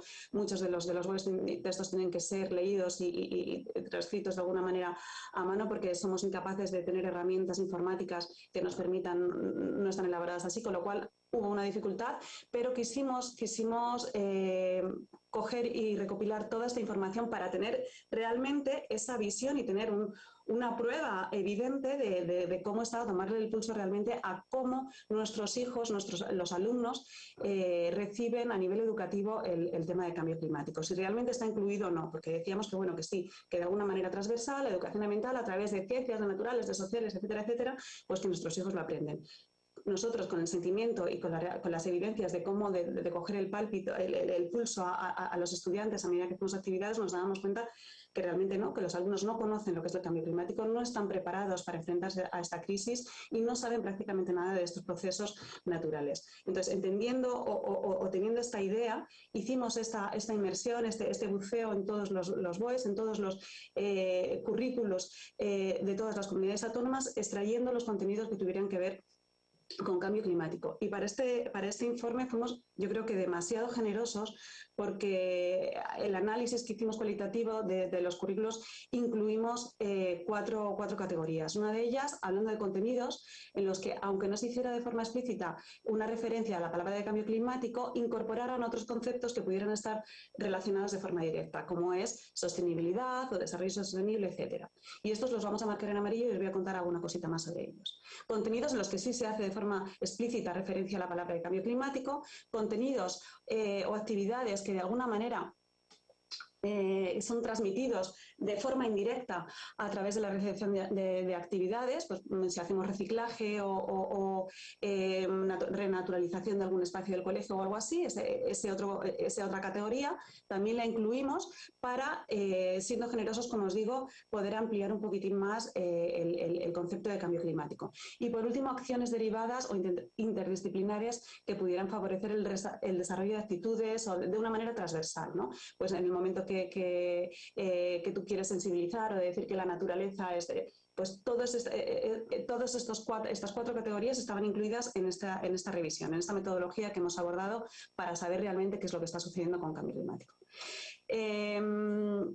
La revisión de los contenidos, uno de los primeros análisis que extrajimos fue que está presente casi en un 20%, pero como os digo, las estadísticas a veces son un poquito más fastidiosas, porque realmente nosotros quisimos ampliar por ver hasta qué punto se tocaba todo, pero luego analizándolo más en profundidad nos dimos cuenta que el 50% se derivan de actividades relacionadas o de forma transversal. Y es muy sutil, como insisto, al final nos damos cuenta que haces más cosas de reciclaje, pero que eso realmente no te lleva a una respuesta o a un conocimiento más profundo de cambio climático. Entonces, bueno, como os digo, ha sido una inclusión o una metodología generosa que a la hora de desgranar y de analizar con un poquitín más de profundidad, bueno, pues nos damos cuenta que dentro de ese 20%, lo que es el concepto en sí de cambio climático apenas está incluido en un 5%, no llega a un 5% dentro de todo el currículum escolar de primaria a nivel nacional. Para mí eso es catastrófico, porque después de tantísimos años y después de hablar tanto de cambio climático, después de tener claro, después de haber un acuerdo de París, estar metido en los ODS, de tener ahora una nueva ley, la LOMLOE ahora mismo está preparada o quiere prepararse de alguna manera y abrirse de esta manera, que yo creo que de alguna manera es algo muy positivo, ¿no? Que se haya abierto a esta transformación, estos objetivos de desarrollo y a cambio climático, y lo quiere incluir. Veremos de qué manera se incluye o no se incluye en este currículum escolar, y veremos de qué manera tiene cabida la educación ambiental a partir de ahora. Pero hasta ahora es, en mi opinión, desastroso. El concepto, ya os digo, está solamente incluido en un 5%, y además es que las acciones o los conceptos relacionados con cambio climático no sirven, e incluso las actividades interdisciplinares que tenemos señaladas en rosa, no sirven de nada si no hay una formación en contenido detrás, en concepto detrás. Con lo cual podemos tener muchas actividades interdisciplinares de hablar o de decir lo bonita que es la naturaleza, pero a fin de cuentas, si no llevo consigo una serie de acciones, una serie de actividades que están directamente vinculadas con ese ejercicio, con esa actividad, el alumno no recibe el objetivo de entender y de comprender lo que significa. Con lo cual, bueno, pues aquí tenemos un poquitín más detalle de cómo está incluido el concepto de cambio climático, y como os decía, apenas supera el 5%. Sobre todo se trabaja en dos materias, en dos asignaturas, en las de ciencias naturales, pero en ciencias naturales solamente a través de actividades interdisciplinares o conceptos relacionados, ¿no? Pues hablar de la naturaleza o hablar de los ecosistemas naturales, pero no se nombra en ningún momento en todos los contenidos, en todo el contenido curricular de primaria, desde primero de primaria hasta sexto, en ningún momento en la asignatura de ciencias naturales, que es en la que siempre pensábamos que iba a aparecer, no aparece el concepto de cambio climático, mientras que sí lo hacen en muy poquita medida, y en su totalidad solamente aparece dentro de la asignatura de ciencias sociales. Además, luego hemos tenido la picardía, yo tuve la picardía además de ver en qué bloques porque hemos analizado en qué bloque y de qué manera se especificaba dentro de todo el currículum. Y es curioso porque además luego tuve la picardía de comprar esos libros, de meterme en internet en algunos casos y poder ver exactamente en el bloque de ciencias naturales del libro de sociales de Aragón qué se contaba concretamente. Y es tan somero, es tan light. Laura, perdona, discúlpame. Sí. Simplemente decirte que contamos con 5 minutos más, ¿vale? No quiero apretar. Perfecto. Pues que tenemos... apriete porque me he enrollado un montón, ¿de acuerdo? Y aparte vamos con algo de retraso, ¿vale? Entonces simplemente es por marcarte un poquito el tiempo. Muchas gracias y perdón. Perfecto. Iré muy rápido. Pues aquí hablamos de eso, de las grandes diferencias que hay además entre ambas materias a la hora de abordar el concepto de cambio climático. Que es justamente lo que os estaba comentando, que actividades o procesos más dinámicos o naturales sí que se aborda, y como conceptos y actividades interdisciplinares en un 75%. El currículum aragonés, respecto a la media, si la media es alrededor de un 19,5% de los conceptos, la presencia de cambio climático en los contenidos en el plan aragonés es ligeramente inferior a la media nacional. En ciencias naturales se aborda principalmente a través de estudios de conceptos relacionados con un enfoque interdisciplinar, y en materia de ciencias sociales el abordaje de cambio climático sí es bastante similar, más o menos al patrón observado en el resto de nacional, pero en este caso se introduce en el último ciclo, en quinto de primaria, en el último ciclo el tercer ciclo de primaria, se introduce exclusivamente el concepto. Aquí tenemos el plan aragonés en la asignatura de ciencias, pues que como veis no aparece para nada el concepto, y simplemente, bueno, pues que actividades interdisciplinares con un 13% de abordaje de concepto de actividades interdisciplinares que favorezcan el desarrollo de habilidades de forma transversal. Actividades relacionadas también tiene presencia, pero como os digo, estos dos, toda la parte gris y toda la parte amarilla, si no tenemos contenidos transmitidos de una forma directa, tampoco sirve de mucho. Con lo cual, si os dais cuenta, prácticamente los primeros ciclos de primaria está completamente ausente. Esta es la asignatura de Ciencias Sociales y, como os decíamos, en quinto y sexto grado aparecen.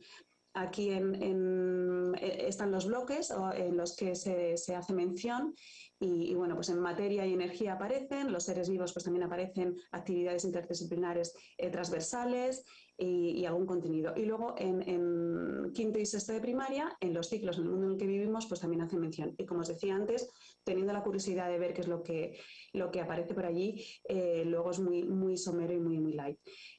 Así que, bueno, las reflexiones que podemos obtener es que es realmente escaso el concepto de cambio climático dentro del currículum, que apenas está presente en quinto de primaria y solamente alrededor de un 12,8% dentro del currículum de aragonés, y bueno, que se desarrollan actividades interdisciplinares, conceptos paralelos como respeto por la naturaleza, etcétera, etcétera. Las necesidades que deben ser abordadas desde el sistema educativo es reclamar una competencia de educación ambiental, ecosocial, que incluye el cambio climático, así como otros problemas ambientales. Es necesario abordar estrategias educativas que permitan la inclusión. Nos han hablado del PAEAS, desde el CNEAM, y quería mencionaros la educación ambiental pirenaica, la estrategia pirenaica de educación ambiental en un minuto. Dotar a los centros educativos de espacios que permitan esta adaptación al cambio climático. La formación del profesorado, creo que el profesorado una vez más nos muestra, y aquí que va un poco por delante de las necesidades que tiene el propio sistema, que el profesor quiere hacer más cosas y las tiene que hacer por cuenta ajena porque no están incluidas dentro de su currículum, dentro de sus prioridades, y todas estas acciones y todos estos son proyectos paralelos que Globus Vermel, en el caso de Patios por el Clima, o cualquier SEO Verlife por escuelas naturales, son proyectos que sacan, que ofrecen al profe, y que el profe, además de la mochila y de toda la carga curricular que ya tienen, se quieren meter en este abordaje, quieren transformar sus colegios, quieren transformar su currículum y quieren hacerlo. Y para esto creo que es fundamental que tengan ese apoyo y que tengan esa formación específica. Y luego también hacer actividades de aprendizaje y servicio. Veía la caravana, el autobús, que nos ha contado nuestro compañero de la universidad, y me parecen iniciativas de aprendizaje y de servicios en las que los alumnos tienen que estar ahí, tienen que hacer, tienen que trabajar y tienen que entender también, dando por su comunidad. Esta competencia yo creo que supondría una combinación de habilidades, prácticas, conocimientos y motivación que deberemos de luchar todos de forma conjunta para hacer frente a esta crisis ambiental, como os decía al principio, en la que estamos inmersas. Tenía un pequeño vídeo, pero no lo voy a poner. Ya os invito luego a que visitéis la página de Escuelas Naturales por el Cambio de SEO Verlife. Podéis escribirme en cualquier momento, pero quería señalar y quería simplemente hacer mención a algo que me parece fundamental, y es que sean además también todos el conjunto de una sociedad, no solamente el profesorado, sino de toda equipos, en este caso la Estrategia Pirenaica de Educación, que nace de un proyecto Interreg, del Observatorio Pirenaico de Cambio Climático, así como de la comunidad de trabajo del Pirineo, en la que todos los formadores, educadores ambientales deciden y gritan al unísono que quieren y que necesitan una estrategia pirenaica que sirva uniendo además a otras estrategias regionales, a la catalana, las estrategias de la Occitania, de Aragón, de Cataluña, de Navarra, de la Aquitania, que todas de forma conjunta elaboren una estrategia que ya está elaborada, que ya está abordada, que acaba de ser ratificada para que aborden la educación ambiental en su conjunto, de lo que es el Pirineo, ¿no? Y este tipo de iniciativas son fundamentales por cómo nacen, de quién nace y de qué manera nacen y qué objetivo tienen, ¿no? Basándose y amparándose también en el marco, en el PAEAS, pero bueno, es una herramienta complementaria que tiene una misión muy concreta, que es facilitar y coordinar de alguna manera a todo este equipo de acciones y de conjuntas que están orientadas exclusivamente para poner en valor a todo el macizo pirenaico, ¿no? Es la integración y una herramienta que sirve de una forma más específica para que puedan dirigirse. Laura, muchas gracias. Y yo creo que con... Nada, yo creo... Lo siento mucho, de verdad, vamos fatal de tiempo. Te agradecemos y entendemos que te haya faltado tiempo en este análisis tan pormenorizado del currículum, tanto de manera cualitativa y, sobre todo, cuantitativa. A continuación... Sí, dime, Laura. Un aplauso, por favor, sí. Daros las gracias simplemente y a vuestra disposición. Y gracias por estos espacios de la Semana Climática Aragonesa, que yo creo que son fundamentales para dar voz a todos estos proyectos. Muchas gracias. Muchas gracias.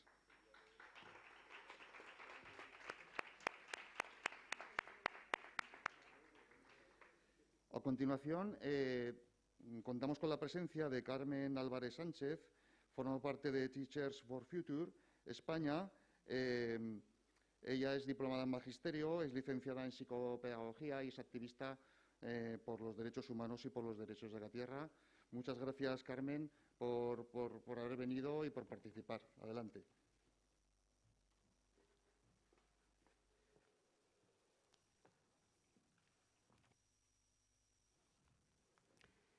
Buenos días a todos. Mi nombre es Carmen Álvarez, soy maestra y formo parte del grupo de Teachers for Future. Voy a intentar ser lo más breve posible. En primer lugar, quiero agradecer a la organización del evento por haber contado con nuestra participación y quiero decir que vengo a hablar no solo en nombre del grupo de Teachers, sino también de buena parte de la comunidad educativa, de las familias, de los trabajadores de los centros y de educadores en general, que estamos muy preocupados por esta emergencia climática y muy en especial quería hablar en nombre de nuestro alumnado. Quiero decir que todos los niños que conozco, todos los adolescentes, toda la juventud, lo único que quieren es ser felices, estar en paz, ser útiles y poder soñar con el futuro con confianza. Todas las familias, todos los educadores darían todo lo que fuera y harían todo lo que fuera porque esto sucediese así. Todos sabemos que estamos en el momento más crucial de la historia de la humanidad, no solo por el cambio climático, sino también por el agotamiento de los recursos, por la pérdida masiva de la biodiversidad. Y además es un momento en que las desigualdades sociales y toda la violencia que conlleva esto, los vemos crecer día a día. Es un momento en que los jóvenes miran con angustia el futuro, y no solo los jóvenes. Ante esto, creemos que debemos asumir nuestra responsabilidad, nuestro compromiso de responder al cuidado y a la protección de la infancia, de la juventud y de las generaciones futuras. En nuestras vidas escolares, en nuestros centros educativos, no podemos continuar como si no pasara nada, dejándonos llevar por la inercia de lo conocido, de la prisa, de la falta de tiempo para lo importante. Es fundamental tomar conciencia del grave problema que tenemos y para eso necesitamos darnos tiempo, darnos tiempo para hablar, para comprender las dimensiones de todo esto, para debatir y para decidir en común y democráticamente hacia dónde queremos dirigirnos. Pensamos que la sostenibilidad debe de ser el eje prioritario de la educación, junto con la participación y con la inclusión de todos y todas, creando comunidad, porque esto es un problema común y solo en común podemos intentar resolverlo. Creemos también que es necesario denunciar, o por lo menos empezar a mirar con extrañeza un modelo económico, socioeconómico del que formamos parte, que forma parte de nuestra cultura, pero que es excluyente, que solo piensa en el beneficio económico y que al final pone en riesgo nuestras vidas y la vida en general.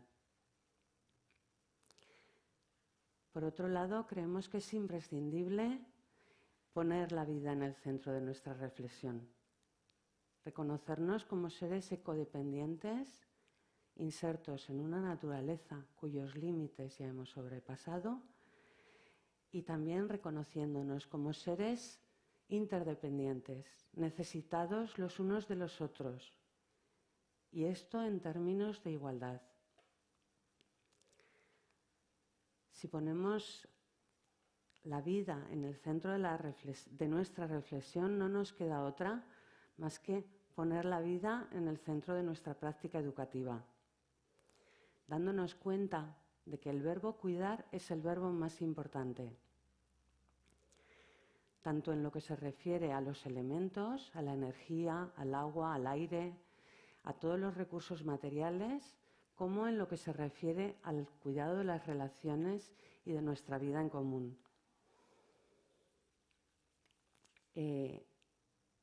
Quiero comentar que tanto a nivel estatal como aquí en Aragón, el grupo de teachers estamos trabajando en esta línea y bueno, se ha estado trabajando en una propuesta de currículum ecosocial en las diferentes etapas educativas, donde se plantean todas estas ideas de cara a trabajar con los niños y con las niñas, donde se abordan también aspectos de organización escolar que tienen que ver con la reducción de nuestra huella ecológica.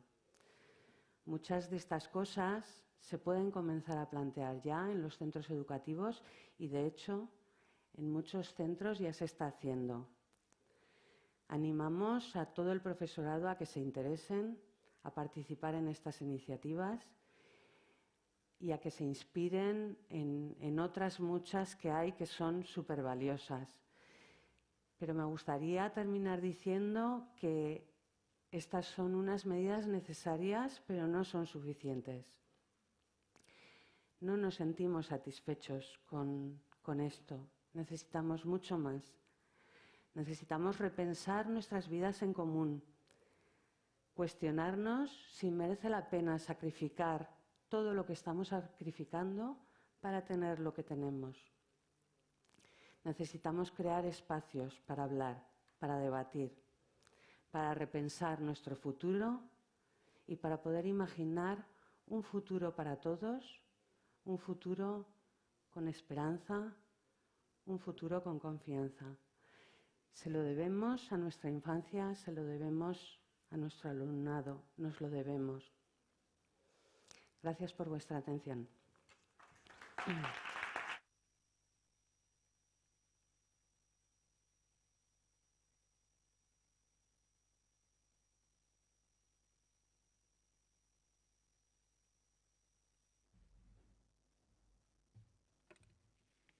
Muchas gracias, Carmen, por tus palabras, por tus reflexiones y también por la dosis de motivación que nos has dado.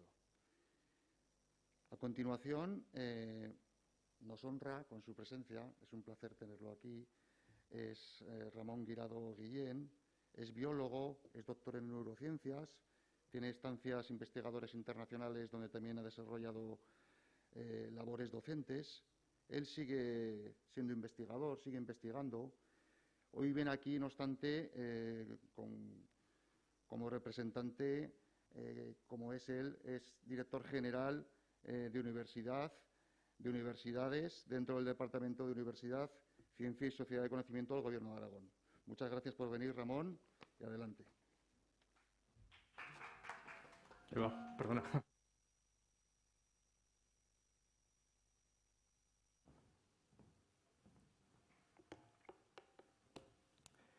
Un segundo.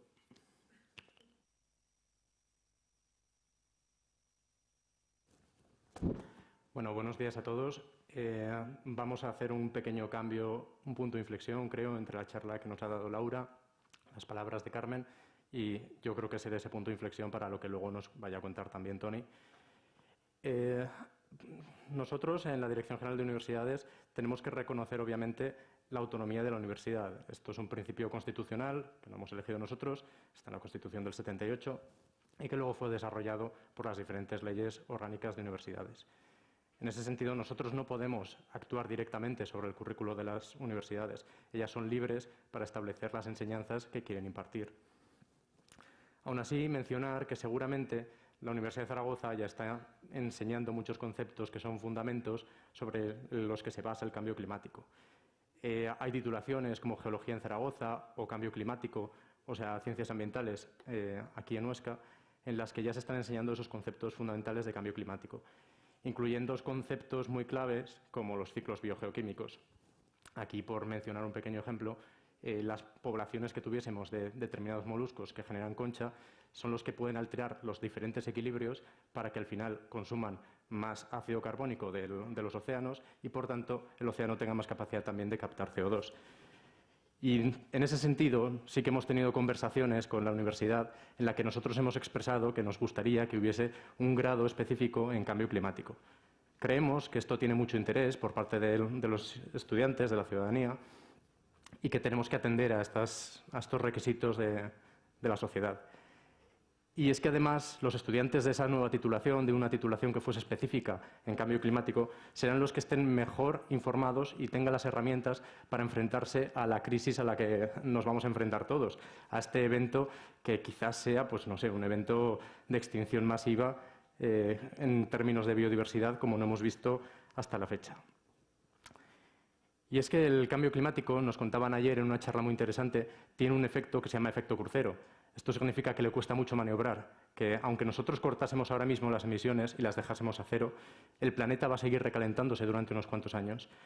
Estos cambios van a llevar mucho tiempo y por eso es importante que los cambios sean radicales, que intentemos lo antes posible disminuir las emisiones de CO2. Y es que no las estamos reduciendo, simplemente estamos disminuyendo la aceleración de la emisión del CO2, por lo que nos hace todo prever que esta crisis climática nos va a estallar. No seremos capaces de parar a tiempo, o al menos lo que tenemos que intentar es minimizar esas consecuencias. Pero volviendo un poco al currículo en la universidad, lo que sí que nos dimos cuenta desde la consejería es que teníamos esa capacidad para formar a los docentes de una forma transversal, como se comentaba antes. Lo que nosotros sí que queremos es hacer un curso de formación inicial de profesorado universitario, para que durante el primer año en el que los profesores se incorporan y van a ser nuevos docentes en la universidad, reciban una formación transversal, entre otras cosas, en la lucha contra el cambio climático o la conservación del medio ambiente. Esto lo incluimos en la programación universitaria de la comunidad autónoma y, por tanto, afecta a ambas universidades. Pero aún así, no sé si seguís las noticias recientemente, hace poco aprobamos el modelo global de financiación para el periodo 2022-2026 y en este modelo sí que hemos incluido financiación específica para que la universidad tenga un incentivo económico para hacer este curso de formación inicial de profesorado universitario.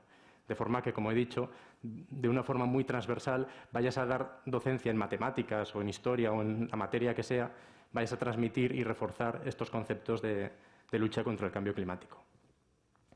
Pero aún así, lo que creo es que la universidad debe ser un agente mucho más activo en la lucha contra el cambio climático, que está haciendo ya muchas actividades, como la Caravana Verde que organizan todos los años. Pero nosotros creemos que aún así puede tener un rol mucho más activo. Y en ese sentido, en este mismo modelo de financiación hemos incluido una partida de hasta 2 millones de euros para que se instalen paneles solares en todos los techados de la Universidad de Zaragoza. incluso añadiendo la posibilidad de que se pueda estudiar esa posibilidad de constituirse como una empresa pública generadora de energía. Es decir, que toda la energía renovable que pueda generar la vierta a la red en una forma con criterios mucho más sociales. En definitiva, consiste en contraponer un poco los modelos que tenemos dentro del propio Gobierno de Aragón. Pues difícilmente podemos liderar la lucha en cambio climático si no somos capaces de poner freno a la burbuja que estamos teniendo ahora mismo con las macrogranjas de cerdos. Y es que ya tenemos 6 veces más cerdos que humanos en Aragón, en nuestra región. Y las granjas de pollos han aumentado un 250% en 5 años.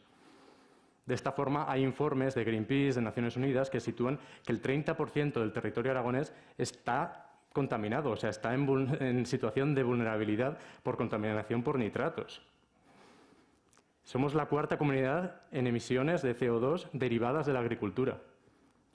Y pues, en ese sentido nosotros creemos que tenemos que intentar evitar caer en comunicación greenwashing, intentar lavar la cara a determinados modelos industriales o de la agroindustria, intentando situar el foco, la responsabilidad en otros lugares, por ejemplo, en los consumidores. Debemos recordar que, de hecho, esa estrategia de situar la culpabilidad en los consumidores es una estrategia que diseñó British Petroleum, BP, una petrolera. Y fue, a lo mejor, una de las estrategias más malvadas que ha habido en los últimos 30 o 40 años para que el foco de atención, la responsabilidad, pase de ser de estas grandes industrias que contaminan una barbaridad y ahora la responsabilidad sea de todos nosotros, sea de los consumidores, y que nos sintamos culpables si no tienes suficiente dinero para comprarte un coche eléctrico, o si tu casa no puede tener paneles solares porque no tienes una casa o un chalet donde poner esos paneles solares. Nosotros creemos que tenemos que cambiar ese foco y volverlo a ponerlo en todos los problemas. O sea, es verdad que necesitamos una perspectiva mucho más genérica y no identificar solo problemas muy específicos, sino que tenemos que intentar actuar sobre todos los niveles a los que es necesario actuar para poner freno a estas emisiones de CO2. Y es que, si os dais cuenta, hemos generado una sociedad en la que la cultura del CO2 ya nos viene pues, casi de forma heredada. Igual que pasa a veces cuando se habla desde el feminismo de que tenemos un machismo transversal a todo, lo mismo pasa ahora con la cultura de CO2. O sea, desde la ropa que usamos, la forma de usarla, de usar y tirar y comprar continuamente, los aparatos electrónicos, los móviles, las tablets que captan nuestra atención, mantener temperaturas agradables en todos los espacios en los que habitamos, o incluso la comida que ingerimos, está todo atravesado por esa cultura del CO2. Y todo esto es lo que tenemos que actuar. O sea, lo que os contaba antes, por ejemplo, de las macrogranjas de cerdos o de pollos, no solo tiene un efecto real sobre la contaminación de la tierra, sino también sobre la desertización o sobre la tala de los bosques, porque hace falta dar espacio para poder sembrar, en principio soja, pero otros nutrientes también, para estas vacas y para estos pollos. De hecho, hay informes que dicen que el 40% de la superficie de la tierra se dedica al mantenimiento de los productos lácteos y de los productos cárnicos. En definitiva, por eso creo que la solución tiene que ser mucho más compleja, que requiere también de nuestra parte, pero no tenemos que ser nosotros los responsables de todo y sentirnos culpables si no podemos, sino simplemente ser conscientes de que cada uno tiene que poner su granito de arena, pues reciclando, reduciendo nuestra huella de carbono a nivel individual, pero sobre todo que nosotros como Gobierno de Aragón tenemos una responsabilidad de regular esas industrias y sectores altamente contaminantes. Y seguir invirtiendo en nuevas tecnologías como la captura de CO2, energía de las mareas, combustibles basados en algas. Hay multitud de alternativas que desde la universidad creemos podemos tener un papel muy importante en incentivar. Y bueno, simplemente recordaros eso, que nosotros desde la universidad no tenemos capacidad de alterar ese currículo investigador, porque además los profesores universitarios tienen libertad de cátedra, pero en cualquier caso nosotros estamos comprometidos para que tanto desde su formación del profesorado universitario como desde otras acciones de la propia universidad, incluyendo esas paneles solares para producir energías renovables, etcétera, nosotros sí que vamos a estar comprometidos en la lucha contra el cambio climático. Muchas gracias.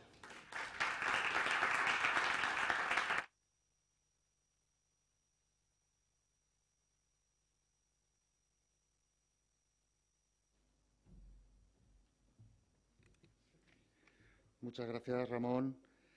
A continuación, vamos a contar con otro de los representantes institucionales del Gobierno de Aragón en esta mañana. Él es Antonio Martínez Ramos, es licenciado en Filología Hispánica, es funcionario de carrera del cuerpo de secundaria, es profesor de lengua castellana y literatura.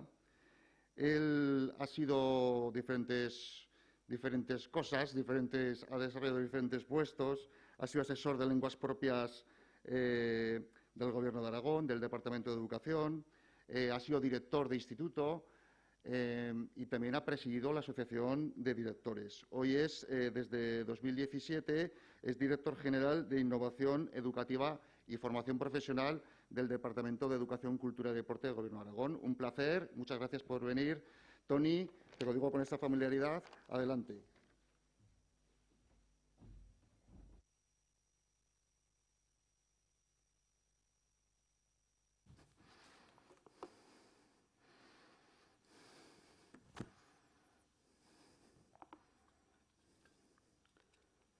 Bueno, buenos días. Yo creo que dentro de esta mesa redonda me habéis dado el papel del malo de la película, pero ya veréis cómo no va a ser así.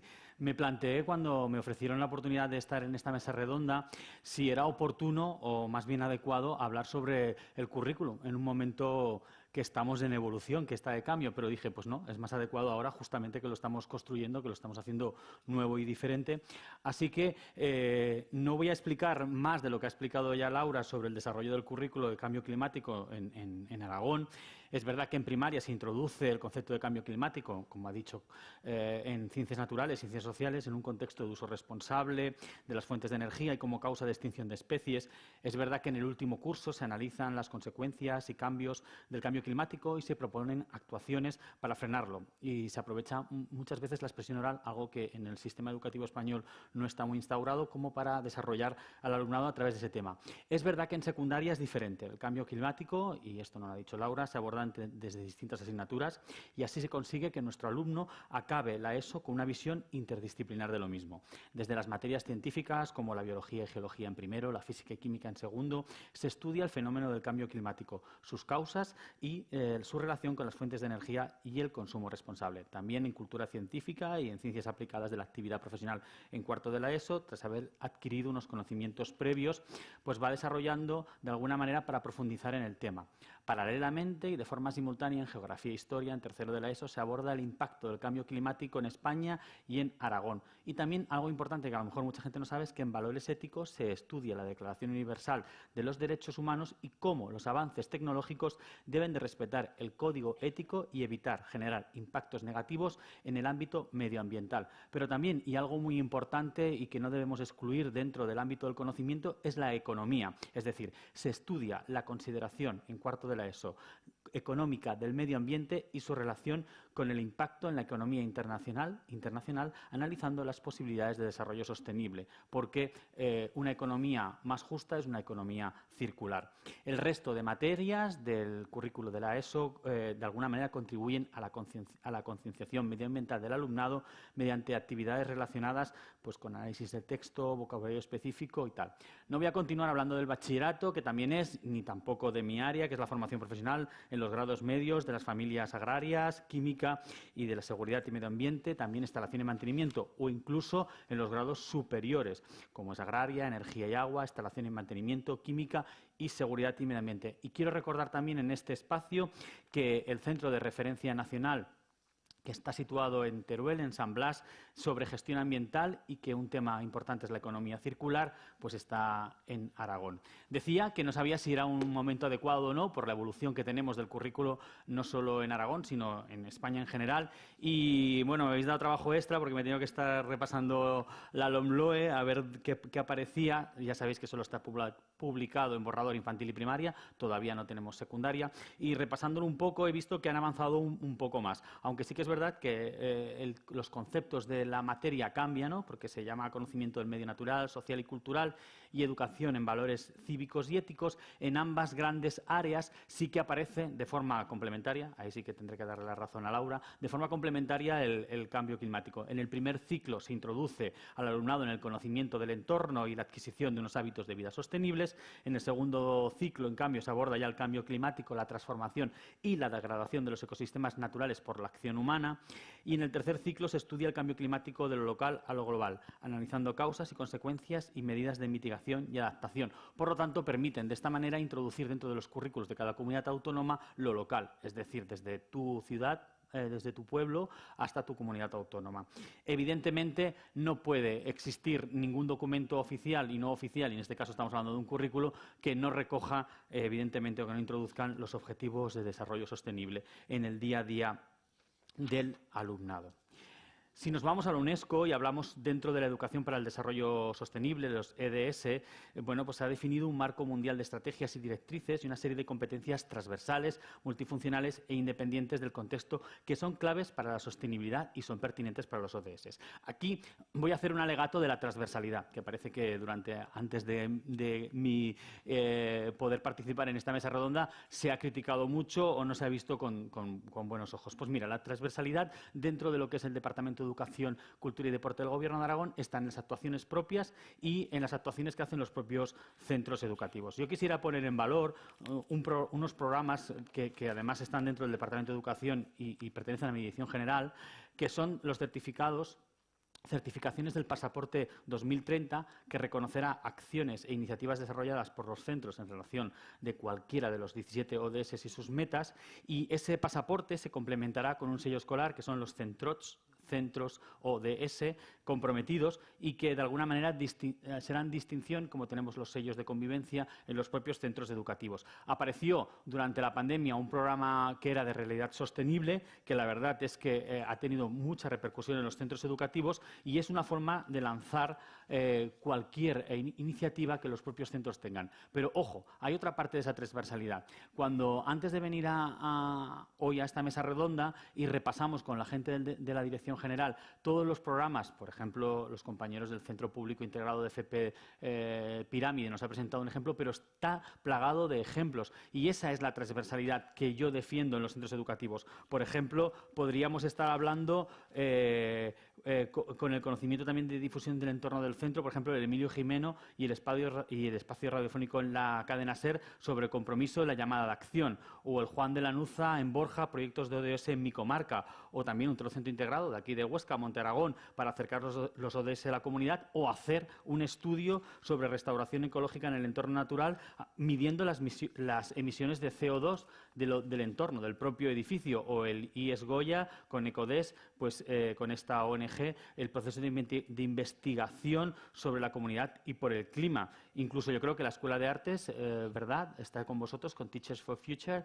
haciendo un proyecto sobre residuos cero, siguiendo la iniciativa de vuestra ONG. Es decir, o el consumo del papel, por ejemplo, en el CRA Río Aragón Sena, aquí en Huesca, sobre el uso del papel reciclado, o por ejemplo, actividades como la vida submarina, que a veces se nos olvida, aunque somos zona de interior, pero la vida submarina, y el CEIP Ramiro Solas de Zaragoza lo que hace es grafitear las alcantarillas para ver realmente que todo lo que ahí está acaba en el mar, en nuestros océanos. Es decir, que son reflexiones que hacen los centros educativos y que está plagado de transversalidad y que me parecen incluso actividades o actuaciones mucho más enriquecedoras que lo que el propio currículo nos puede brindar. Hay otros programas educativos como el PIVA, que fomenta la vida activa y la salud integral, o Mundo Animal, que hemos hecho una gran reflexión sobre vida de ecosistemas terrestres y que tiene una página web espectacular en la cual los centros educativos están apoyando mucho para trabajar este tipo de tema.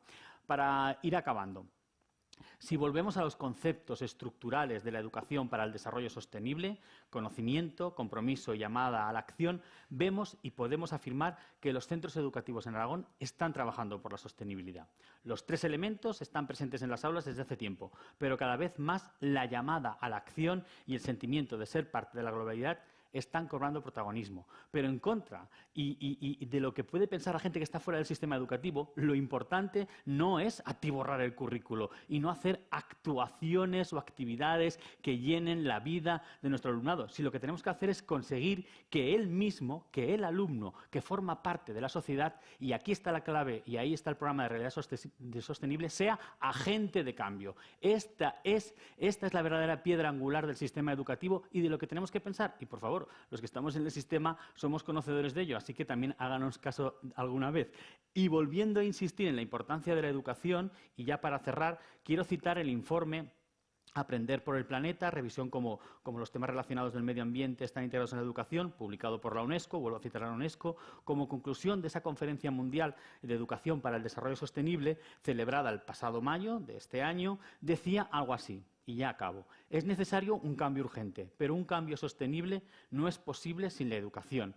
Pero eso, y esto ya lo pongo yo, no significa llenar más el currículo. Y luego me van a permitir, como mi formación literaria, citar a la generación del 98, que ya lo dijeron hace ya más de 100 años.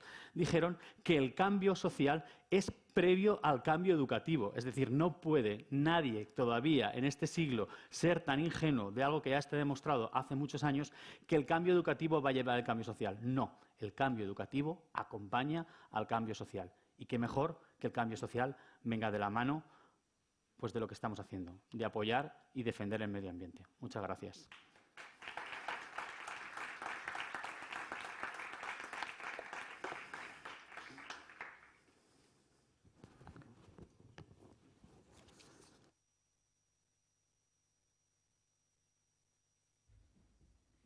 Bien, pasamos al turno de palabras, dudas, alguna cuestión que se quiera plantear desde el público. Bien, pues entonces, pasar el micrófono, por favor. Hola, buenas.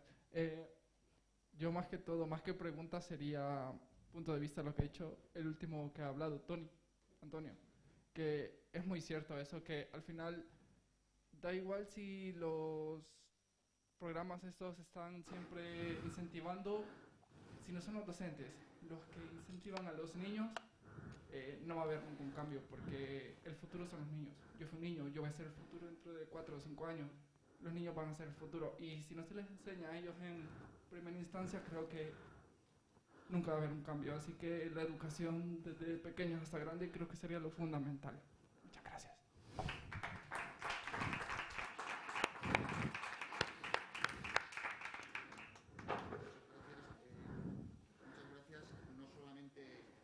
Caben preguntas, sino algún tipo de reflexión interesante como la que tú has hecho. Muchas gracias.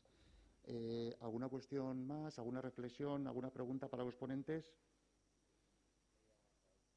Bueno, pues seguimos en media hora, tomamos un pequeño descanso.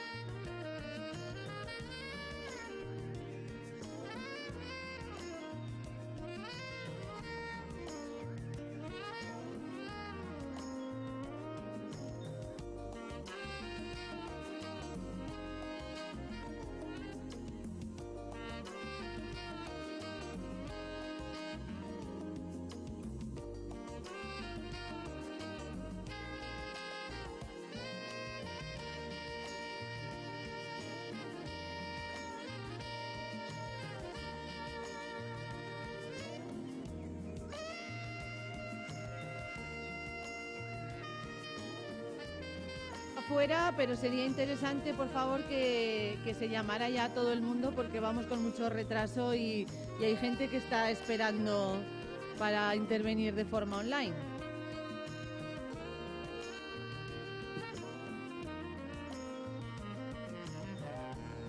¿Sí? ¿Estamos todos? Bueno, pues bienvenidos, bienvenidas a todos a esta segunda jornada de Aragon Climate Week, en la que vamos a hablar de transporte y movilidad sostenible. La Estrategia Aragonesa de Cambio Climático, que se aprobó en febrero del año 2012 con el Horizonte 2030, una de las rutas de esta estrategia fue apostar por un modelo de transporte y movilidad sostenible y de nulas emisiones. La estrategia, como ya hemos comentado en otras ocasiones, se articula a través de unas rutas y acciones para implementar estas acciones de movilidad sostenible. Es cierto que, según el inventario de emisiones de nuestra comunidad autónoma, el transporte y la movilidad, que pertenece a la parte de las emisiones difusas de gases de efecto invernadero, cada vez va tomando un mayor posicionamiento en nuestras cuentas del inventario. Es cierto que durante muchos años la generación eléctrica se ha llevado alrededor del 40, 45 hasta el 47% de las emisiones que se emiten en nuestra comunidad autónoma, pero en estos momentos el transporte va hacia arriba. Estamos ya en un 23% de las emisiones. Por contra, la generación, y con el cierre de la térmica de Endesa el año pasado, pues vamos disminuyendo. Comentar también que desde la Unión Europea hay un paquete de medidas que se está preparando, esto que se llama Fit for 55. Su objetivo ha cambiado los objetivos en la Unión Europea. Ahora el objetivo de la reducción de emisiones al año 2030 va a pasar a ser del 55% en vez del 40% que se hablaba hace 2 años. Este paquete de medidas, que se va a articular a través de casi 13 proyectos leyes europeos, pues va a tener un importante reflejo en la movilidad sostenible. Se van a desarrollar normativa en este sentido que nos van a poner, bueno, pues en la reducción de las emisiones en este sector. Bien, vamos a tener diferentes ponentes a lo largo de estas 2 horas y para empezar hemos preparado una proyección de un corto de Cocine Film Festival que colabora con nosotros. Se titula Annie, es un corto está reproducido en México en el año 2018 por David Rodríguez Jaramillo. Este corto es muy corto, son 6 minutos, pero lo vamos a escuchar porque lo hemos preparado y luego ya empezamos con nuestros ponentes. Gracias.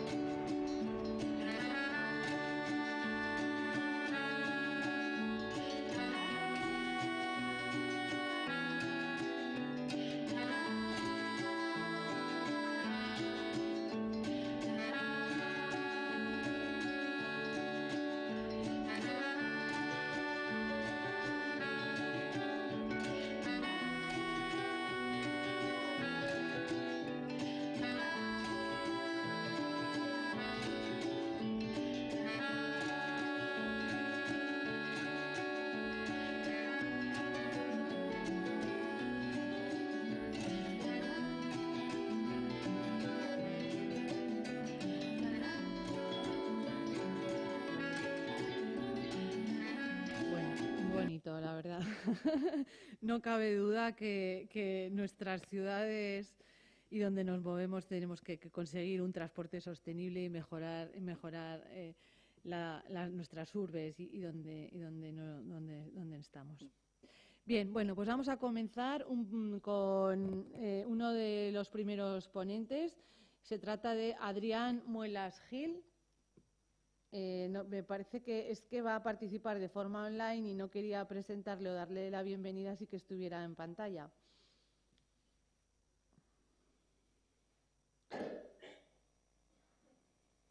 Buenos días. Hola. Hola. Hola, buenos días, Adrián. Buenos días. ¿Qué tal? Disculpa por el retraso que te hemos hecho esperar, pero la verdad es que, bueno, ya conoces este tipo de dinámicas. Al final nos hemos ido retrasando y disculpa. Bueno, me presento. Soy Nélida García. No hay ningún problema, no te preocupes. Vale. Soy Nélida García, jefa del Servicio de Cambio Climático y Educación del Gobierno de Aragón. Y bueno, estamos aquí, me imagino que ya lo sabes, en Huesca, en un centro cultural que nos ha cedido el Ayuntamiento de la capital de Huesca. Y bueno, estamos celebrando la Aragon Climate Week, una semana aragonesa por el clima, en la que bueno, se trata de sensibilizar y dar a conocer este problema ambiental a la sociedad aragonesa y poner en el centro un poco estos días de la comunicación y de la sociedad aragonesa el problema y el reto que tenemos todos los ciudadanos ante el cambio climático.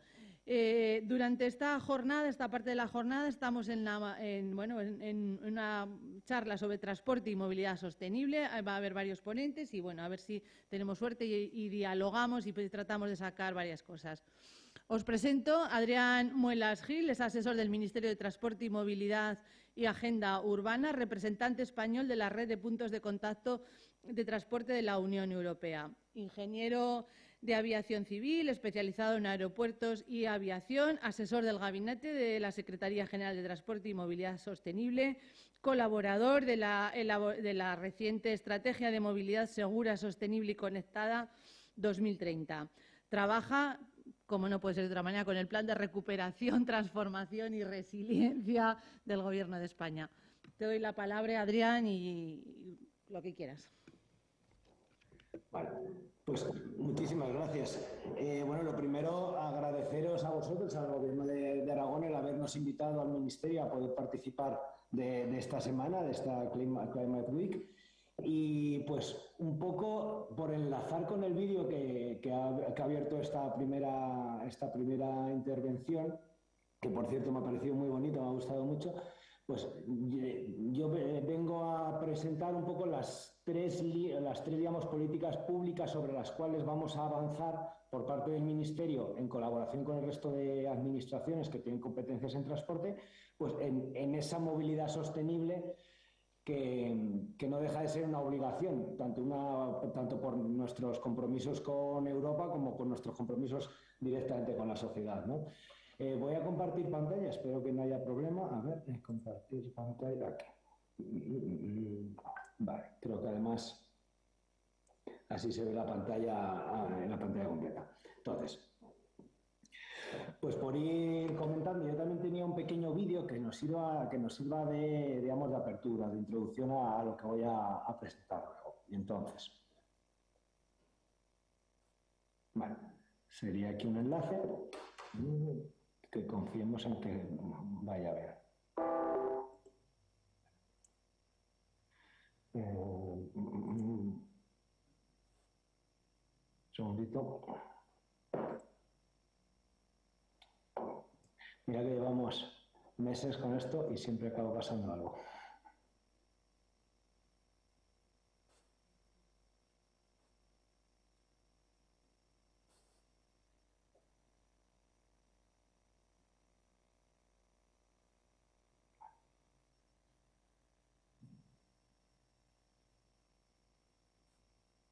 Vale, ahora sí. Somos el país de Europa con más kilómetros de autovías y autopistas. El país de Europa con más kilómetros de ferrocarril de alta velocidad. El primer país de Europa en tráfico portuario de contenedores. Nuestros aeropuertos acogen 275 millones de pasajeros al año. No obstante, sigue habiendo grandes retos que superar. En mi pueblo hace falta una solución de transporte público para poder ir al médico sin depender del coche. Me gustaría un transporte que permita tener aire limpio en mi ciudad. Quiero acceder a un transporte para todos, sin barreras. Necesitamos una cadena logística digitalizada y sostenible. Quiero saber cómo llegar a mi destino de la forma más rápida y sencilla, sin complicaciones. Quiero que la movilidad del futuro empiece hoy. Desde el Ministerio de Transportes, Movilidad y Agenda Urbana estamos elaborando una estrategia de movilidad segura, sostenible y conectada. Un conjunto de medidas que pretenden hacer frente a los nuevos retos. Para tener éxito, necesitamos la colaboración de todos. ¿Nos ayudas? Participa en esmovilidad.mitma.es. Entre todos construiremos la movilidad del futuro.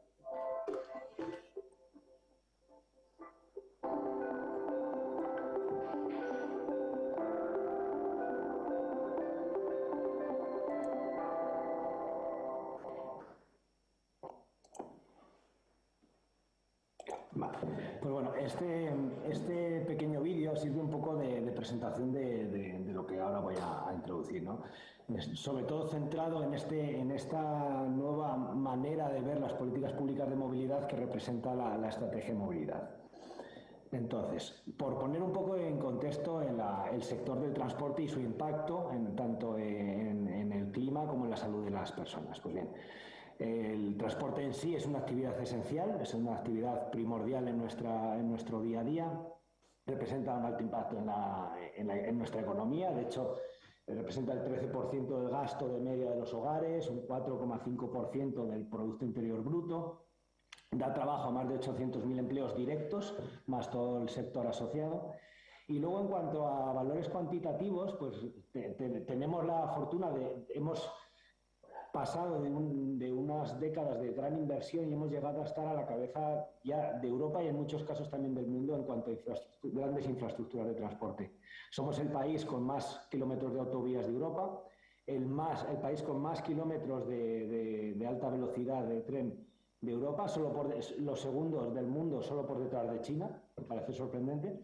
Y luego también nuestro transporte colectivo, salvando un poco la situación de este año y del pasado, que por la situación del COVID, pero llegamos a mover en torno a 5.000 millones de viajes al año. Este sector del transporte también tiene su alto impacto también en los países que nos rodean a nivel europeo, pues vemos que es más o menos un orden de magnitud semejante al español, ¿no? Un 5% del Producto Interior Bruto de toda la Unión Europea, 10 millones de trabajos directos, etc. Entonces, es un sector fundamental, pero por supuesto, y para eso también estamos hoy aquí, para debatir sobre los retos que tiene, ¿no?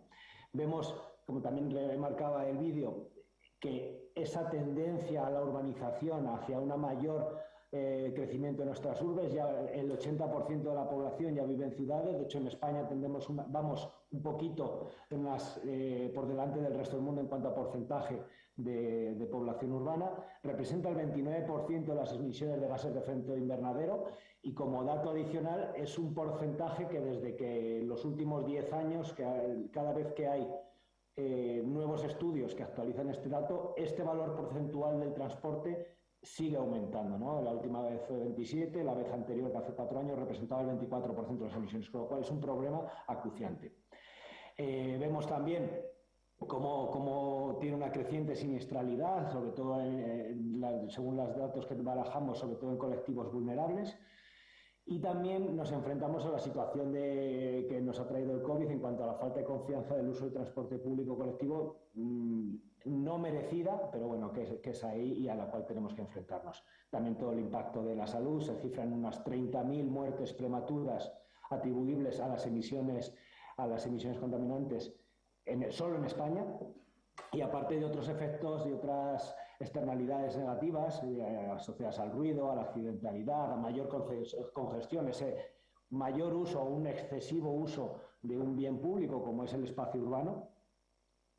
Pues bien, con este contexto y ya centrándonos, y también otro que quería comentar es esa gobernanza compleja. Tenemos un marco competencial en nuestro país, nos hemos dado entre todos, en el cual todas las administraciones territoriales tenemos competencias en transporte, tanto el Estado como las comunidades autónomas, como las entidades locales, las diputaciones y los ayuntamientos. Y también la Unión Europea también tiene algo que decir, igual que los organismos internacionales, donde se estandarizan los criterios para todos los países. Pues bien, vemos cómo esta gobernanza, el lidiar con toda ella, pues es bastante complejo, es un reto importante.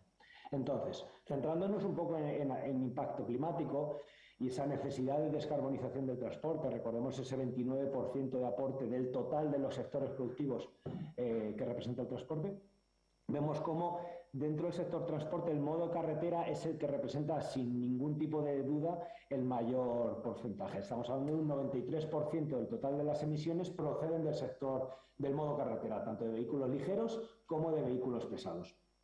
Y entonces, ya entrando en el sector transporte, pues de nuevo vemos como el turismo ya representa 2/3 partes de esas emisiones y vehículos pesados pues un poquito menos de un tercio de las emisiones que procedan de vehículos pesados.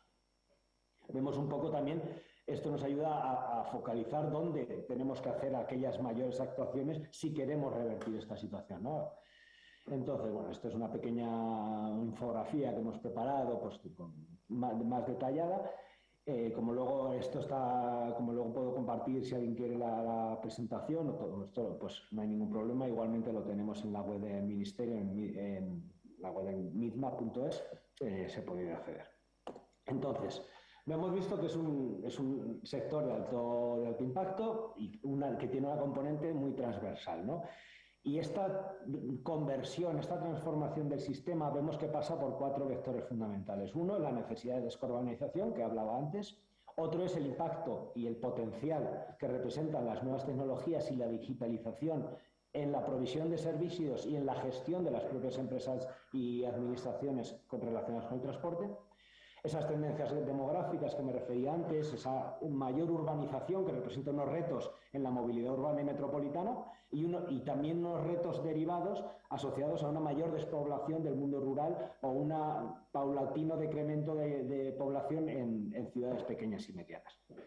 Y luego el cuarto vector sería esos cambios que hemos visto motivados por la pandemia, como una mayor presencia del teletrabajo, del comercio electrónico, pues ciertas tendencias que ya estaban presentes antes del COVID y que se han venido a acelerar pues este último año y medio.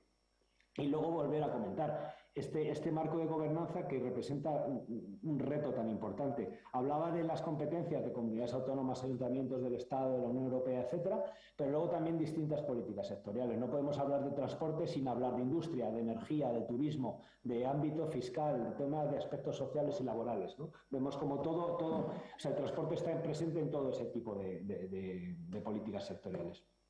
Y luego aquí tenemos mucho que decir, tanto el sector público como también las compañías proveedoras de servicios directos o servicios asociados al transporte y también, por supuesto, asociaciones y sociedad civil.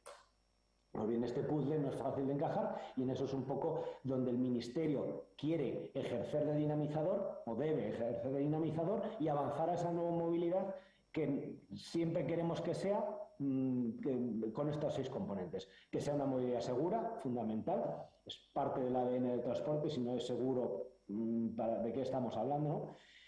Que sea descarbonizada, por las razones que comentaba antes, que esté vertebrada en torno al transporte público colectivo, dando un papel también central, avanzar cada vez más hacia la movilidad activa en la movilidad cotidiana.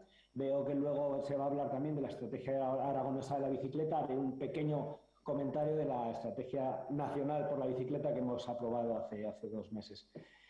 Que sea una movilidad digitalizada, que hablaba antes del potencial de las nuevas tecnologías, y que sea inclusiva y que sea asequible para todos.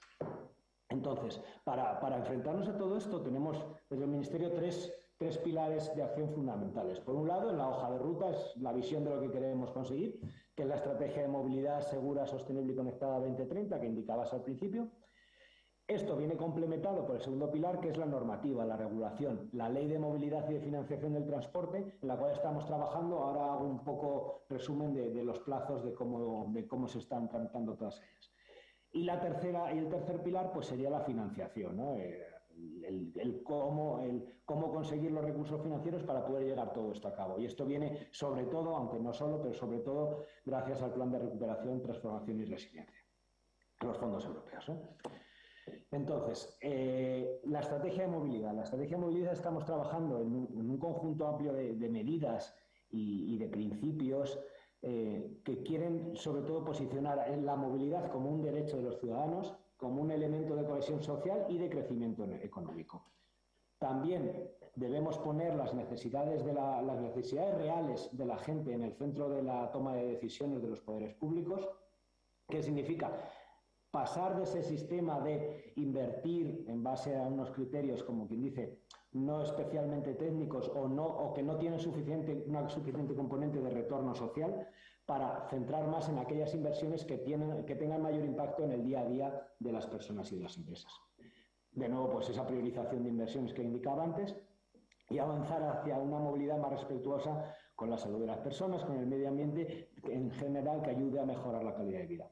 Ahí estamos intentando dar solidez a ese cambio en las prioridades, en esa pirámide de prioridades de movilidad, y sobre todo en ámbito urbano, pero no es necesariamente solo ahí. Estamos hablando de una movilidad activa en la base de la cadena, el peatón y bicicleta, compartida, o sea, seguida por el transporte público como columna vertebral sobre el cual diseñar todo el sistema, y luego ya soluciones eficientes de vehículos compartidos, y ya por último el uso privado de vehículos particulares a motor. Todo esto ayudado con una mejor gestión de la demanda, mejor gestión de las necesidades de movilidad, las necesidades en cuanto a desplazamientos per se, como de tiempos o horarios, etc. Pues permita alcanzar pues todo este cambio en estas nuevas políticas que está comentando. Muy bien, la estrategia de movilidad, que está disponible en web en la página esmovilidad.midma.es, dispone de 9 ejes estratégicos, con más de 150 medidas que van de aquí a 2030, aunque son de implantación inmediata. De implantación de aquí a 3 años ya esta batería de medidas que recogemos aquí deberían empezar ya a estar, si no finalizadas, ya lanzadas, ¿no? Y vemos por los ejes que, como indicaba al principio, planteamos las actuaciones en movilidad de una perspectiva completamente horizontal, desde nuevas políticas, de nuevos criterios de priorización de inversiones, la movilidad cotidiana, movilidad para todos, movilidad segura, movilidad de bajas emisiones, el ámbito de la digitalización, movilidad inteligente, todo el tema también de las cadenas logísticas, que no había mencionado. Pensamos mucho en personas, pero también hay que mover las mercancías. Esa conexión con Europa, conexión con el mundo, aspectos sociales y laborales, aspectos, por ejemplo, asociados a temas de transición justa o a la perspectiva de género, también están incluidos. Y luego, como no puede ser de otra manera, este cambio en esta tendencia, en esta inercia típica del Ministerio de las prioridades que tenía estas últimas décadas a las que debemos tener ahora, también pasa por una evolución interna del Ministerio, ¿no? También es muy importante este ámbito. Entonces, vemos también que en este proceso de elaboración de la estrategia española ha aparecido la estrategia de movilidad europea, en la cual vemos, y de hecho la propia comisaria europea ha estado con nosotros participando en el lanzamiento de la estrategia española, y vemos cómo están perfectamente alineadas. La estrategia de la Comisión Europea se presentó varios meses después que la española, pero prácticamente replica los mismos principios, o sea, estamos hablando, como quien dice, el mismo idioma, ¿no? Lo cual nos anima, pues, a continuar por este paso. Entonces, hablando antes de 150 medidas, y me gusta poner este tipo de diapositivas porque muchas veces desde los gobiernos, los ministerios, se habla mucho del plan estratégico, el plan nacional, pero muchas veces parece que es simplemente un papel, ¿no? Pues lo que sí que me gusta es poner ejemplos prácticos de medidas que están incluidas en la estrategia y que se están ya ejecutando, es una realidad. Una de ellas, por ejemplo, sería el punto de acceso nacional de datos del transporte. Es una plataforma de datos abiertos en la cual tiene como objetivo recoger toda la información de la oferta de servicios e infraestructura de transporte, en este caso para viajeros, de modo que sirva para que desarrolladores de soluciones, desarrolladores de aplicaciones, de plataformas, de aplicaciones móviles, etcétera, puedan acceder a dicha información de datos de todos los modos de transporte y en tiempo real para ofrecer mejores servicios que luego repercutan a la ciudadanía, ¿no? Hablando mal y pronto, pues como un Google Maps donde tú entras y te dicen las distintas conexiones, pero de una manera más ampliada, más sólida y con la robustez que puede dar el que esté, digamos, gestionado a través del gobierno central, ¿no?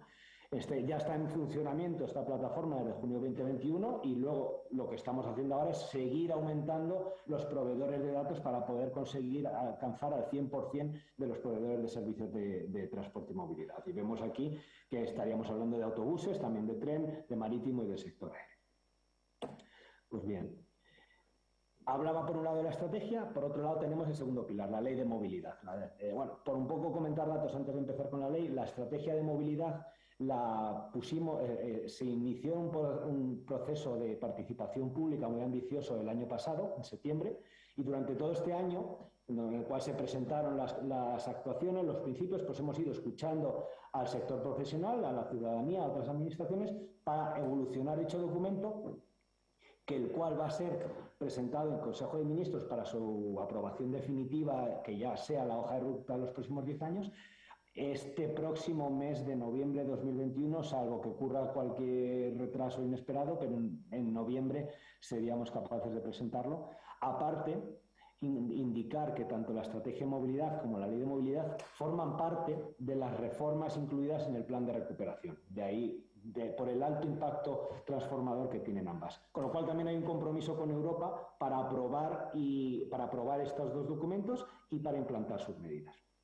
Pues bien, estrategia de movilidad para noviembre de 2021 elevarla a Consejo de Ministros. ¿Y qué ocurre con la ley de movilidad? Pues la ley de movilidad, de nuevo, el año pasado se hizo un proceso de consulta pública previa, se está trabajando con diversos ministerios y ya está avanzado el texto articulado del anteproyecto de ley que se presentará también para el posterior trámite parlamentario habitual, pues a lo largo de este año 2021.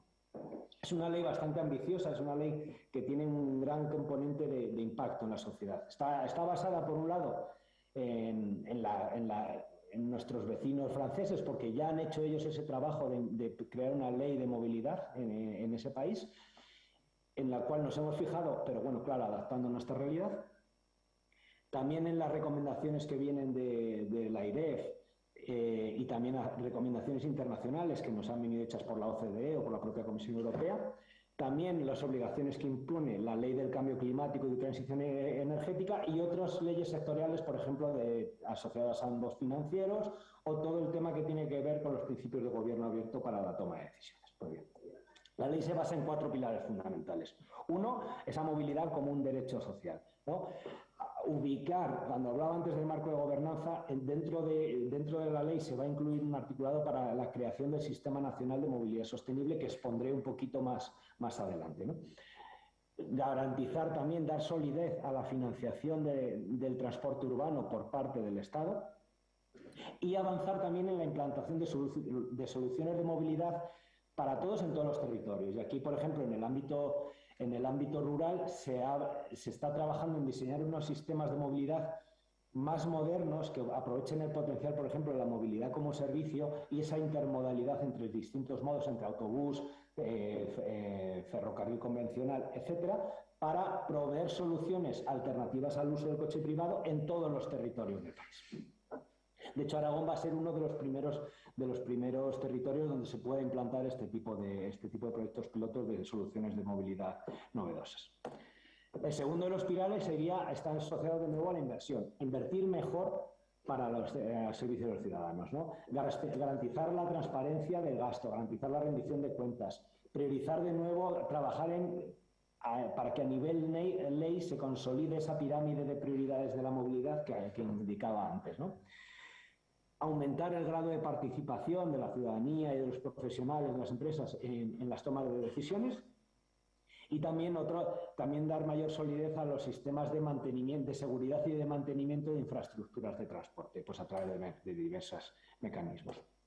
El tercero de los pilares tiene que ver más con una movilidad limpia, con una movilidad saludable, respetuosa con el medio ambiente, avanzando en la sostenibilidad del sistema de transporte de mercancías, pues que tiene unas características distintas a la movilidad cotidiana de las personas, y también promocionando el papel de movilidad activa tanto en bicicleta como en pie. Tienen un papel muy relevante dentro de la ley de movilidad. Y el último de los pilares está centrado en la digitalización, de nuevo un sistema de transporte digital e innovador. Hablaremos de soluciones innovadoras, de los sandbox o espacios de pruebas de movilidad, luego desarrollo un poquito este aspecto. También avanzar en la provisión de datos abiertos de transporte e impulsando la digitalización en toda la cadena de valor del transporte de pasajeros y de mercancías, desde las grandes compañías a los pequeños proveedores y autónomos asociados al sector transporte. Ejemplos prácticos que van a venir recogidos en la ley. Por ejemplo, la implantación del sandbox de movilidad. Esto viene a ser, de hecho nos hemos centrado en el ámbito financiero porque fueron los primeros que empezaron a trabajar con este sistema, y es un espacio controlado en el cual hay una solución que su propio carácter novedoso hace que esté fuera de la regulación actual del transporte, con lo cual no es viable, no es legal realmente, pero entonces sí que se ve que aporta valor y se quiere estudiar su grado de implantación. Entonces, el promotor de la idea, que puede ser una empresa o que puede ser una administración pública, un ayuntamiento, una comunidad, se plantea a la administración correspondiente la propuesta, ¿no?, a la que tenga que modificar la ley o a la que afecte la ley. Entonces, modifica esa propuesta de sandbox, se estudia el protocolo concreto y se hace ese espacio controlado de prueba donde se llevan a cabo esos nuevos servicios, se estudian los resultados en un marco temporal y en un marco espacial concreto, y con eso puede servir para aprender de qué ha salido bien o qué cosas han salido menos bien y poder trabajar ya en una reforma regulatoria que permita que de una manera extensiva esa solución pueda llegar a la sociedad. Otro de los aspectos que comentaba antes es el Sistema Nacional de Movilidad Sostenible. Hemos visto este marco de gobernanza tan diverso. También, en parte, durante el COVID hemos observado esa falta o esas dificultades que teníamos a la hora de gestionar toda la información, en este caso sobre movilidad, porque ha sido una pandemia que ha afectado, tiene un componente de movilidad muy elevado.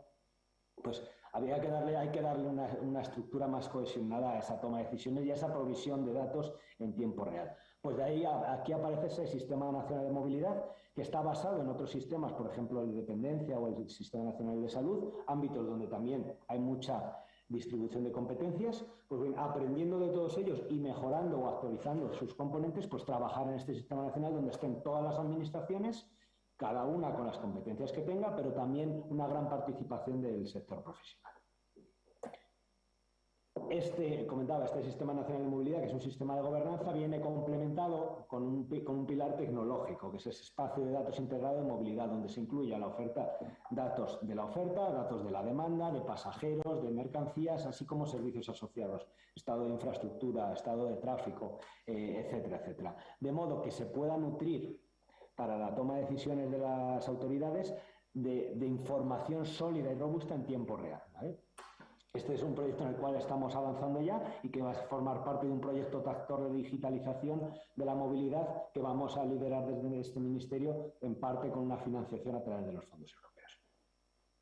Pues bien, y el tercer pilar, y ya voy terminando, sería el plan de recuperación, transformación y resiliencia. Sabemos que tiene cuatro componentes, tiene 4 líneas directrices fundamentales: una España verde, digital, sin brecha de género y cohesionada e inclusiva. En el ámbito del transporte, de nuevo, afectamos a las 4 líneas directrices, pero es verdad que las componentes fundamentales donde vienen las líneas de inversión del Ministerio serían las 2 primeras, España verde y España digital. Si bien todas nuestras líneas de ayuda y actuaciones también tienen una componente que suma a las otras 2 líneas directrices para avanzar en la igualdad de género y en esa cohesión tanto social como territorial. Indicaba antes, tanto la estrategia y la ley, por su propio componente renovador, se incluyen como reformas del plan de recuperación, o Europa nos ha aceptado incluirlas como reformas estructurales del plan. Entonces, dentro del Ministerio lideramos hay 3 de los 30 componentes que conforman el plan de recuperación. Asociados a movilidad estarían el componente 1 y el componente 6. Ambos, entre los dos, suman 13.200 millones solo de movilidad. El componente 1 está más centrado en el ámbito urbano y metropolitano, y el componente 6 en el ámbito más interurbano. Y luego el componente 2 está más asociado al plan de rehabilitación de vivienda y aspectos de agenda urbana.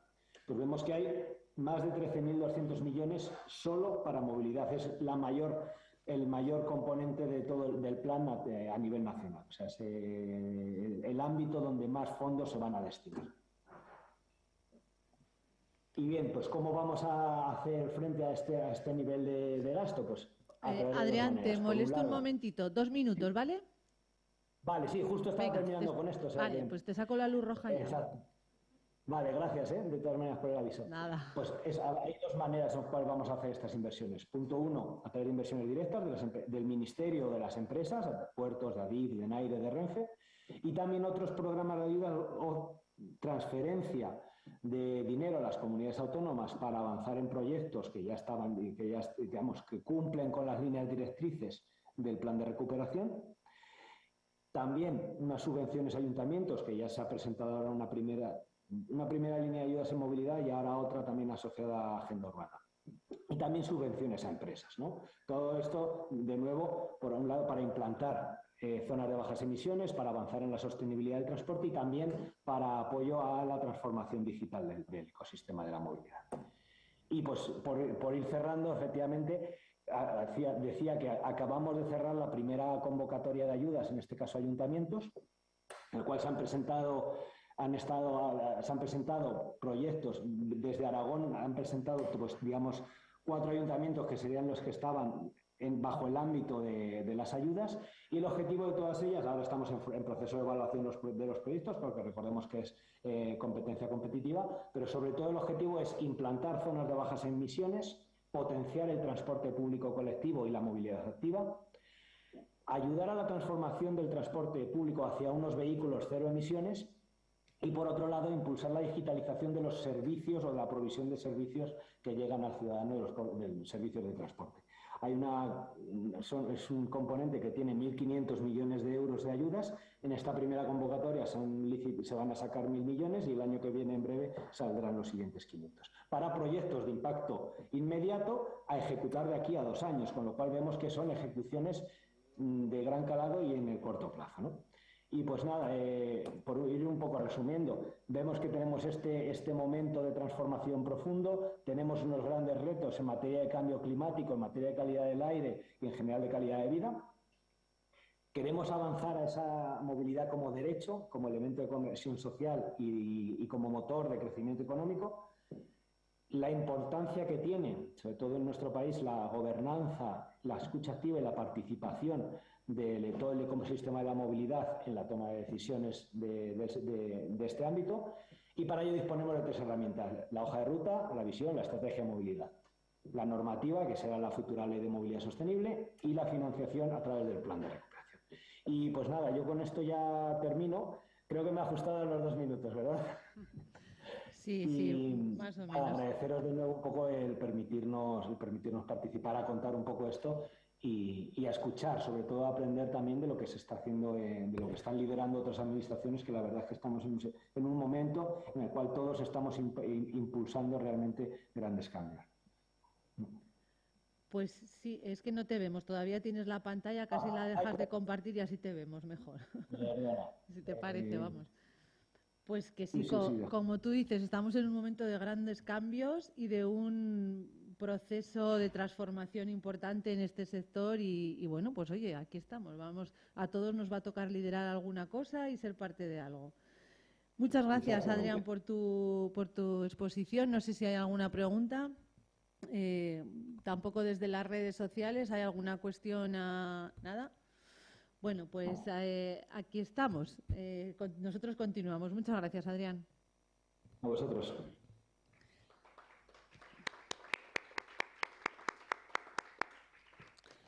Vale, continuamos la jornada con una ponencia a cargo de Diego Artigot Noguer, licenciado en Empresariales, especialista en finanzas. Trabaja en la Cámara de Comercio, Industria y Servicios de Zaragoza, ha coordinado proyectos en polígonos industriales y compatibiliza estas funciones como director de la Oficina para la Promoción de la Movilidad Eléctrica y Conectada de Zaragoza. Nos va a hablar sobre el presente y futuro de la movilidad eléctrica. Diego, estás aquí.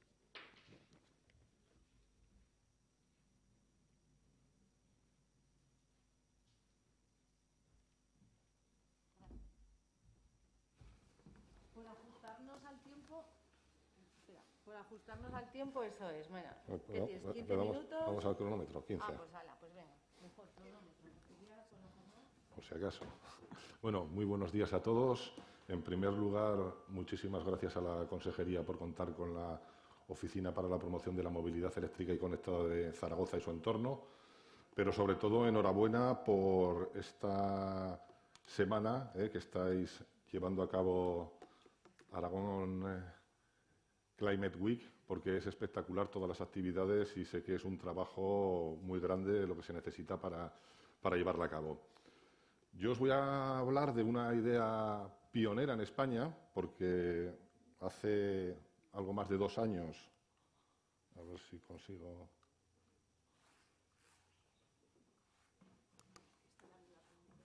¿Te lo has aprendido? Para dar adelante... mira, es que estaba sin conectar y esta será.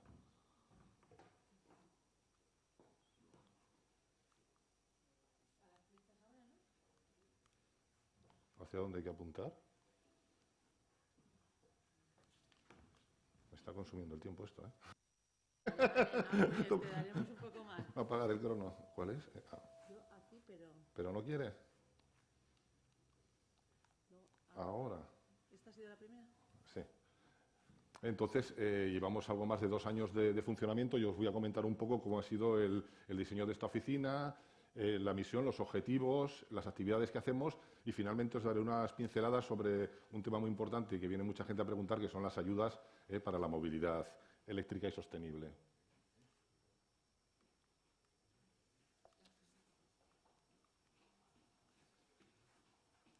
Ahora, vale. Vale, parece que estoy. Entonces, la oficina nace como un convenio de colaboración entre lo que es la Cámara de Comercio y el Consorcio de Transportes del área de Zaragoza. Esto no va muy bien, ¿eh?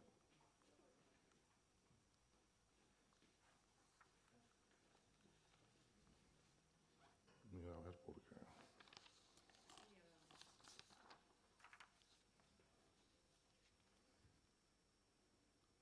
¿Dónde quieres que apunte cuando cambio?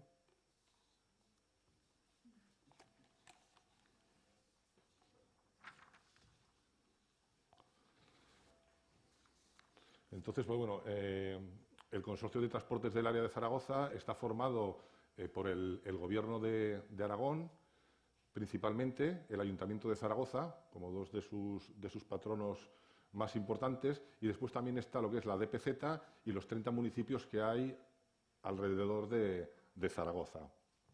La Cámara de Comercio es una institución pública de derecho privado en el cual están asociadas todas las empresas y autónomos que hay en Zaragoza capital y provincia. Vimos la necesidad de establecer un punto de encuentro tanto para empresas, instituciones y ciudadanos en temas de movilidad eléctrica.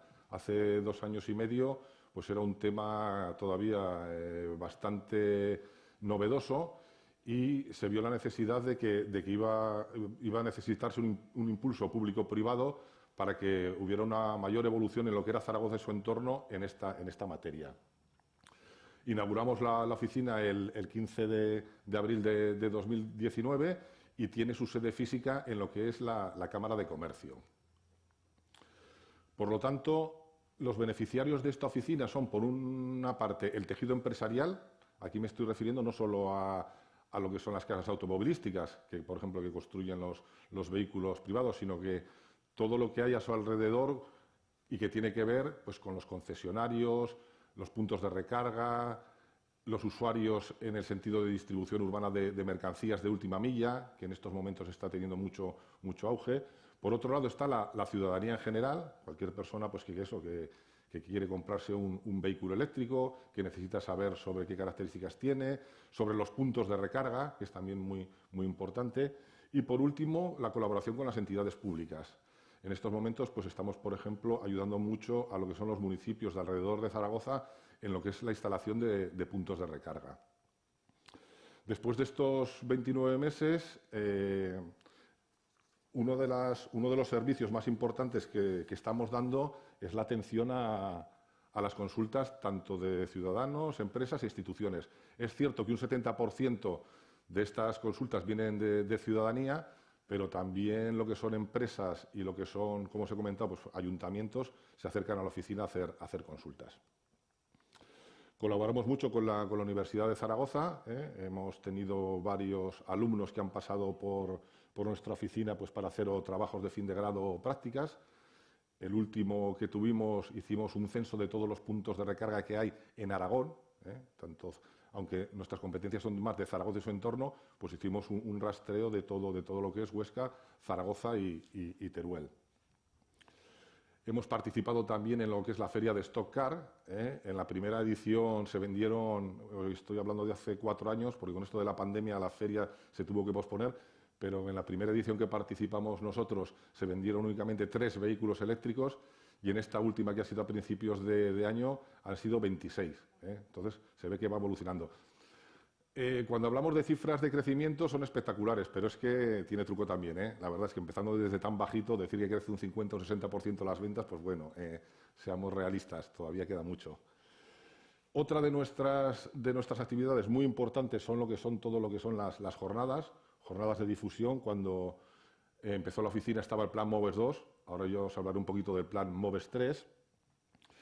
Hemos tenido jornadas con el sector empresarial, pues para que conocieran tanto empresas fundamentalmente cómo estaban gestionando sus flotas en cuanto a vehículos eléctricos. Con la pandemia nos tocó adaptarnos como a todos y de las jornadas presenciales pasamos a los webinars, y hemos tenido varias jornadas. En esta pues colaboramos con la Universidad de Zaragoza. También pues, el tema de movilidad eléctrica compartida en Zaragoza, dimos visibilidad a la única empresa que en estos momentos hay de coche compartido en Zaragoza, que es Alma Mobility. Y tienen las empresas de coche compartido, sobre todo las encontramos en grandes ciudades. Zaragoza, al tener una limitación en cuanto al número de población y a usuarios, la verdad es que esta gente vino con una idea novedosa y fue empezar a hacer coche compartido para trabajadores. Entonces, aquí sale también Atlas Copco, porque es una empresa que está a 35 kilómetros de Zaragoza, y fueron los primeros que empezaron a utilizar este coche compartido eléctrico para ir al puesto de trabajo. Luego, por supuesto, pues nos toca como OMNE estar en todo tipo de saraos, en todo tipo de comisiones relacionadas con el tema de la movilidad. Y he puesto sobre todo también el tema de la Federación Aragonesa de Municipios, porque están también ellos muy implicados con lo de los puntos de recarga en los municipios. Es uno de los problemas que estamos teniendo con la movilidad eléctrica. Hemos estado presentes en la Semana de la Movilidad Eléctrica Europea, que ha sido también uno de nuestros puntos fuertes. Y me gusta destacar sobre todo pues, bueno, la ponencia cuando nos llamaron a la Cumbre del Cambio Climático de COP25, que tuvimos la suerte pues, de participar en unas conferencias allí. Eso es la parte física, que estamos en la cámara. Por supuesto, estamos en el siglo XXI y tenemos también nuestra página web. Os recomiendo que le echéis un vistazo y la visitéis, porque pues, tenemos un mapa muy preciso de todo lo que son los puntos de recarga en Zaragoza y su entorno. Cuando empezó la oficina en el 2019 teníamos censados 52 puntos. En estos momentos andamos ya en 83. Se va evolucionando, se va mejorando. Hay varios municipios que están ahora en trámites de poner más puntos, y también sé que el Ayuntamiento de Zaragoza pues, tiene pensado en breve sacar a licitación más puntos dentro de la ciudad. Visibilizamos a lo que son los concesionarios de todo lo que es Zaragoza, para darles un servicio para que ellos puedan enseñarnos qué tipos de vehículos tienen, concesionarios automóviles, pero también motos, bicis, patinetes. Tenemos nuestra sección de noticias, muy importante, para ir viendo pues, cómo evoluciona todo este sector. Tenemos una sección de artículos, así que si alguno de vosotros tiene experiencia en movilidad eléctrica y conectada y quiere escribir algo, por favor, la presentación la vais a tener, está mi correo electrónico al final. Estáis invitados a enviarme cualquier artículo que tengáis sobre esto, o lo escribáis. Y, por último, tenemos también pues, la sección de qué tipo de tiendas y qué tipo de concesionarios tenemos en Zaragoza, su entorno, para que un ciudadano o una empresa pueda adquirir un vehículo eléctrico. Muy importante, esto también fue en época de pandemia, pues sacamos las redes sociales LinkedIn. Iremos evolucionando, igual vamos también a Twitter, Instagram y estas cosas, pero de momento con LinkedIn la verdad es que funciona muy bien y es una red que nos está dando mucha visibilidad a nivel tanto nacional como internacional. Para ser una experiencia, una oficina de ámbito bastante local, la verdad es que está siendo muy interesante. El consorcio hace un año y medio así, pues estuve en Bruselas poniendo esta experiencia como una novedad dentro de lo que es el mundo de la promoción y la ayuda y el granito de arena que ponemos para una movilidad más sostenible. Y, por último, voy a pasar un poco a comentaros lo que es el plan estrella del MOVES 3, que son las ayudas que hay para cuando una persona quiere comprar un vehículo eléctrico o quiere instalar un punto de recarga. Son ayudas a nivel nacional que pasan a ser gestionadas por los gobiernos autonómicos. Aquí el Gobierno de Aragón se ocupa de gestionar todas las solicitudes y tiene un convenio de colaboración con el Consejo Aragonés de Cámaras para que revise todos los expedientes que van llegando. Con esto lo que se quiere conseguir es incentivar a la movilidad eléctrica, que la gente que quiera comprar un vehículo eléctrico, porque en este plan hay turismos y motocicletas de una cilindrada superior a los 125 centímetros cúbicos.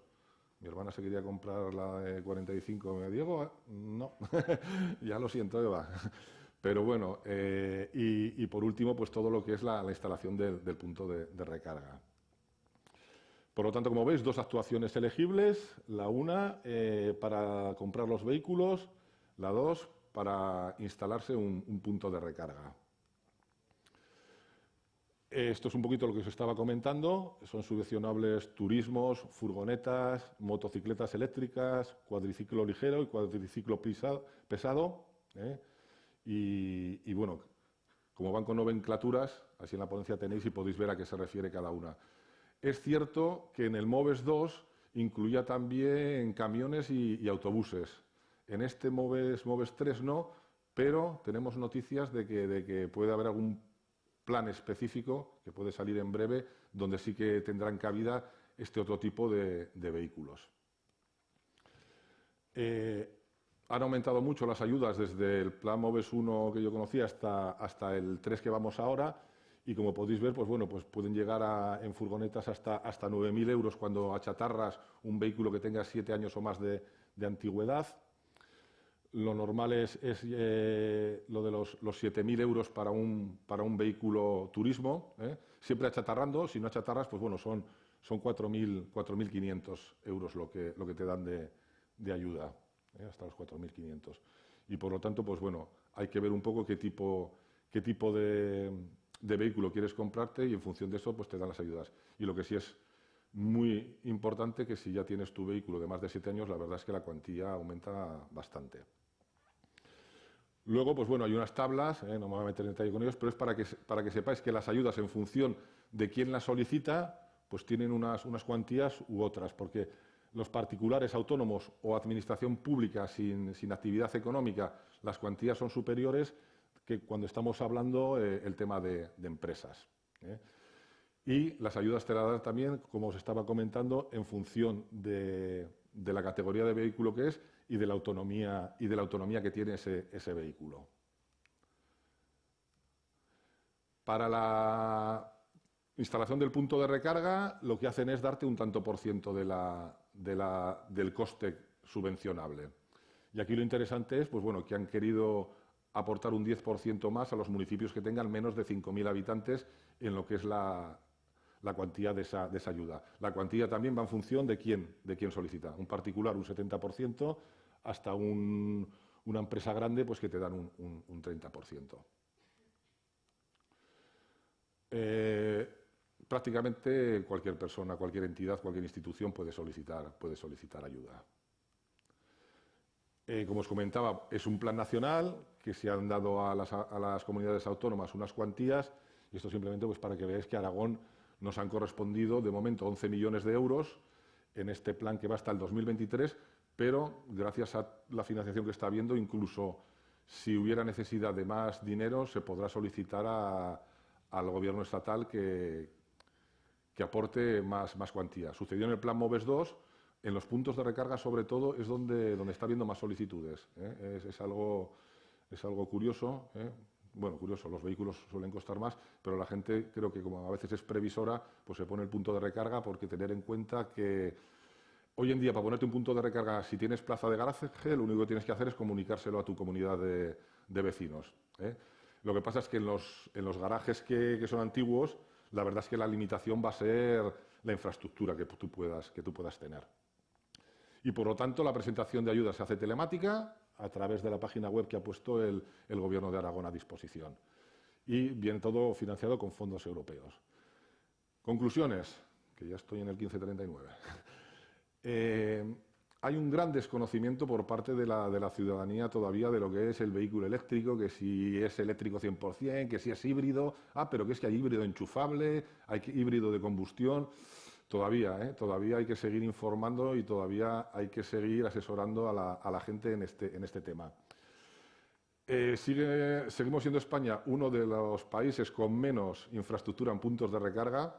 Es cierto que grandes compañías como Endesa y Iberdrola se han puesto las pilas y están intentando instalar muchos más puntos, pero todavía estamos a la cola en Europa.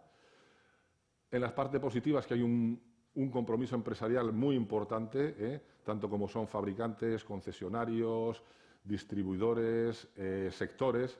Por ejemplo, los taxistas, ahí en Zaragoza, el 70% ya tiene la flota del vehículo eléctrico. ¿Por qué? Porque como en temas de distribución urbana de mercancías es que te sale también más rentable. por el tema de lo que es el coste del combustible y por lo que es también el mantenimiento del vehículo. A no tener un motor de combustión, el mantenimiento es mucho más bajo.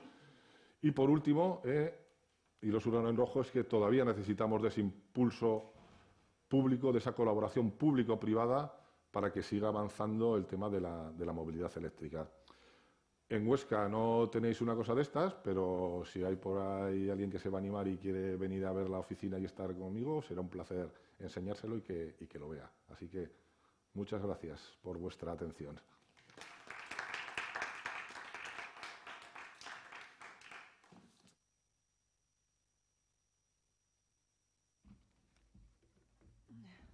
Muchas gracias, Diego. Yo creo que, bueno, igual es mejor que luego, cuando finalicemos, pues si hay algunas preguntas, pues las hacemos todas juntas. Vale, continuamos con la tercera de las ponencias, Tecnologías para una movilidad segura, sostenible y conectada, una visión colectiva hacia el futuro. Nos la presenta Adán Piñero Alquegui, ingeniero industrial, ha desarrollado su carrera profesional en el ámbito del desarrollo de proyectos y su gestión. Ha trabajado como coordinador del Corredor Cantábrico-Mediterráneo, entre otros proyectos, y también en el área de la inteligencia artificial, donde ha desarrollado una herramienta para el desarrollo del planeamiento urbanístico sostenible mediante redes neuronales convolucionales generativas adversarias. Lo siento. Actualmente es el responsable de la misión tecnológica en movilidad sostenible en Italnova. Qué difícil lo habéis puesto.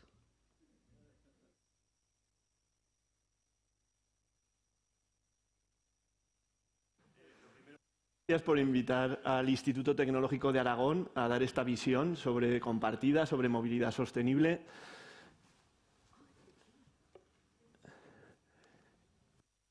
Va a ser explorar o dar respuesta a tres preguntas, ¿no?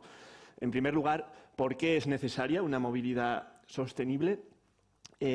Luego veremos unas pinceladas de qué podemos aportar desde la tecnología a la movilidad sostenible. Y, por último, reflexionaremos si solo con tecnología vamos a alcanzar una movilidad más sostenible. Bien, bueno, se ha comentado en la primera ponencia, la Unión Europea nos marca una directiva, un criterio de alcanzar una Europa climáticamente neutra en 2050 y una ambiciosa reducción de emisiones del 55% respecto al año 90 antes de 2030. Y vemos que entre un 23 y un 27% de esas emisiones se deben al transporte. Es decir, no vamos a conseguir estas emisiones si no actuamos sobre el transporte, esta reducción. Y, a su vez, como se ha dicho, el transporte es un 5% del PIB directo, 812.000 empleos y se mueven 4 millones de toneladas cada día.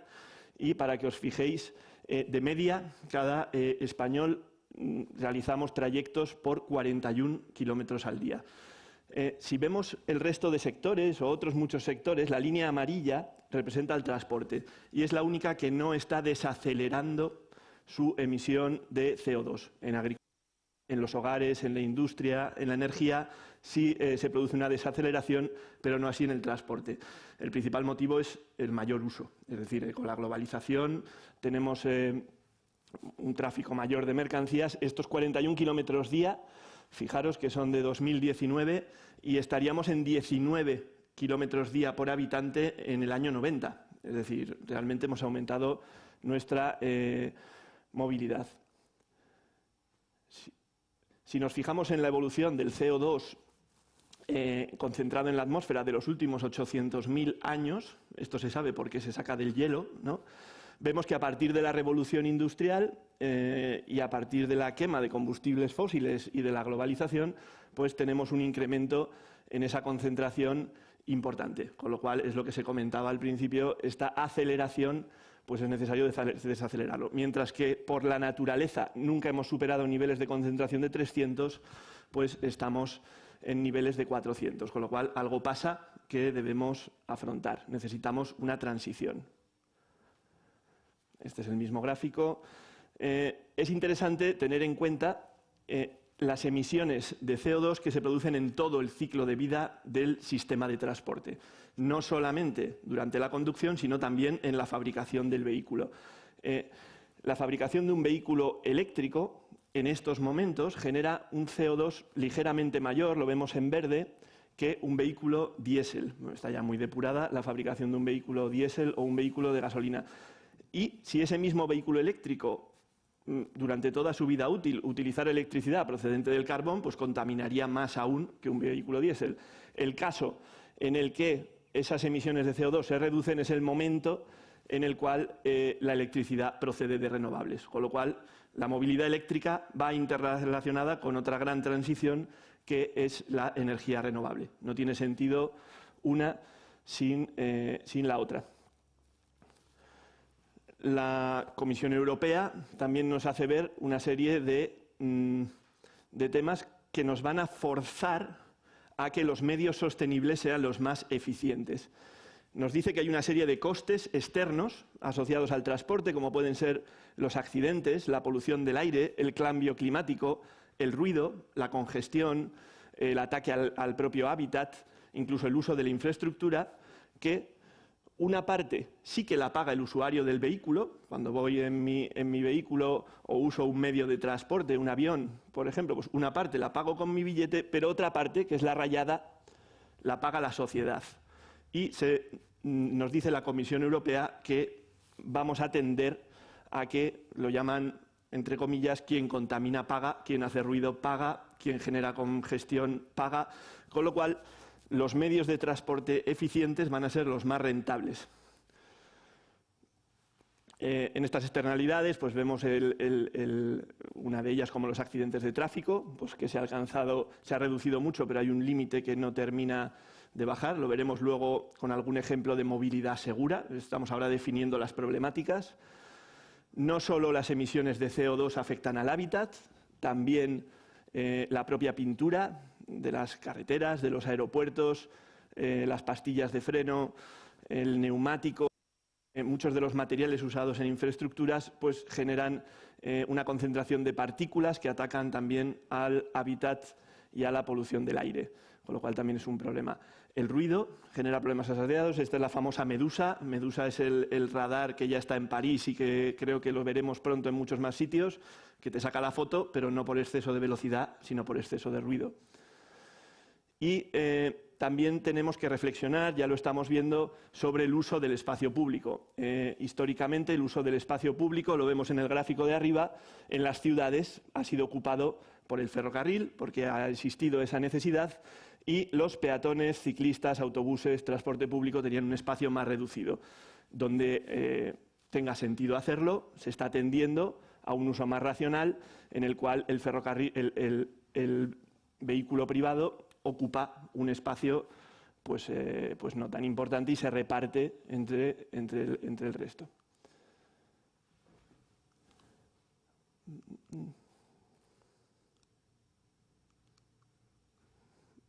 A ver.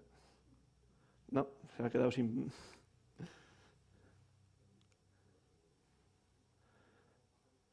¿Se puede pasar desde allí?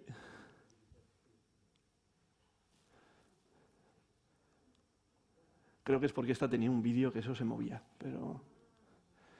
Entonces vemos cómo en un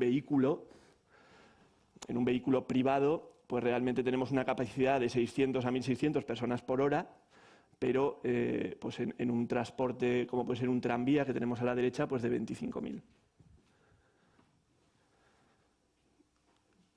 Vale. Pasa a la siguiente si quieres.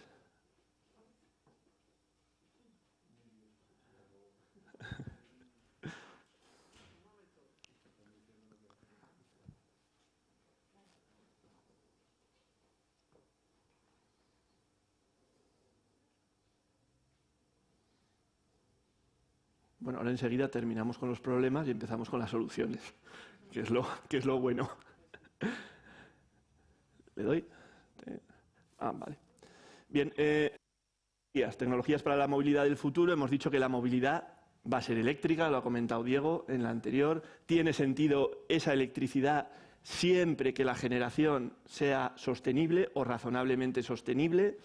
Vemos en este primer gráfico las sostenibles, que son el azul clarito, las de arriba, el verde, el amarillo y el otro verde, pues van ganando terreno a la nuclear, el carbón, el gas últimamente está generando problemas, con lo cual, por un lado, va a aumentar esa generación de renovables y, por el otro, la eficiencia del vehículo eléctrico. Si para mover un mismo vehículo eléctrico necesitamos 13 unidades de energía, en un coche eléctrico, esas 13 unidades de energía, en la recarga gastaría 2,5, en el motor gastaría 1,5 adicional, en la distribución una adicional y con 18 unidades de energía podríamos mover un coche con 13 unidades de energía, lo que significa que el rendimiento de todo el proceso es un 74%. Un 74% de la energía que hemos generado la utilizamos para que el vehículo se mueva.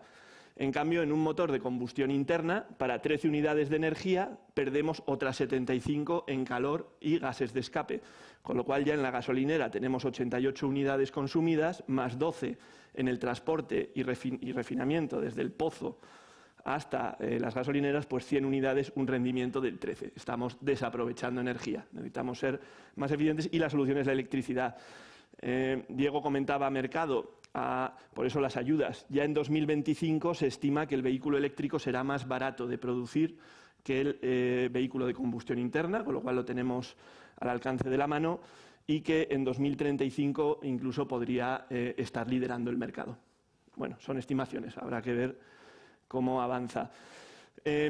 La movilidad será eficiente, pero hemos visto el tema de los accidentes, el tema de la automatización. Será segura y será autónoma. Hay 5 niveles de automatización. Se suele hablar de un nivel sin pies, un nivel sin manos y un nivel sin ojos. El primer nivel, el 0, es simplemente el que conocemos todos, que nos avisa de cosas. El vehículo nos avisa pues, de un ángulo muerto. El siguiente nivel ya nos asistiría sin pies, un frenado autónomo.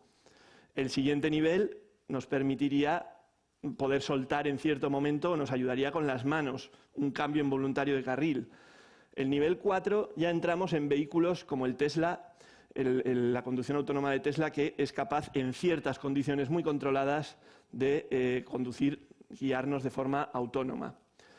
El cuarto, tenemos vehículos de Google que funcionan de forma autónoma, pero aún hace falta un piloto mirando el coche por si hay alguna emergencia, y la automatización total se prevé en ese nivel 5, en el cual el coche ya, el vehículo cambia de concepto, el conductor no es necesario, veis que ya no hay espacio para el conductor y entramos ya en otro concepto. Esta movilidad avanzará también siendo conectada.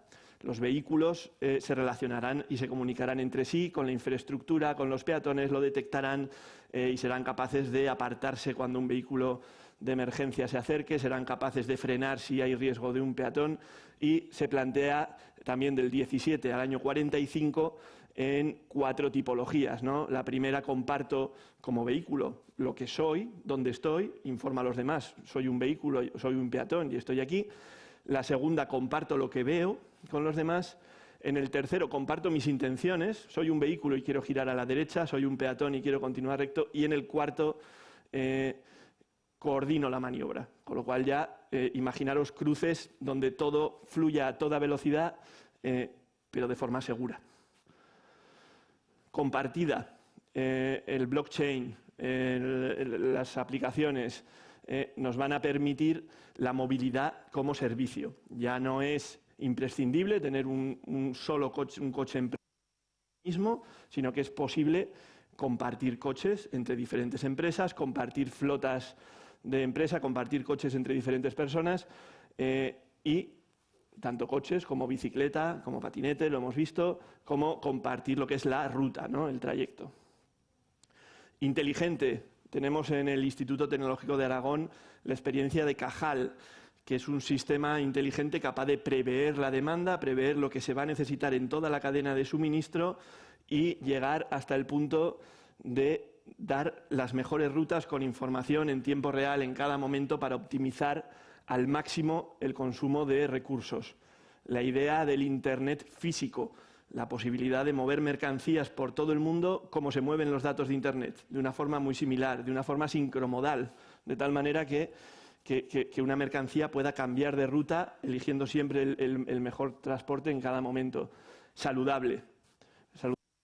Es un tema que cada vez se valora más. Dentro de la estrategia de la bicicleta, uno de los primeros gráficos que aparece es el tema del impacto económico sobre la salud, que es brutal y realmente no solo sobre la salud de los demás, con lo que uno no está impactando, sino con la de uno propio, esos meses, ese beneficio que consigue en su salud es un impacto también económico a tener en cuenta a nivel comunidad y a nivel país. Desde el ITA hemos colaborado con muchos innovadores que están generando productos tecnológicos que nos ayudan.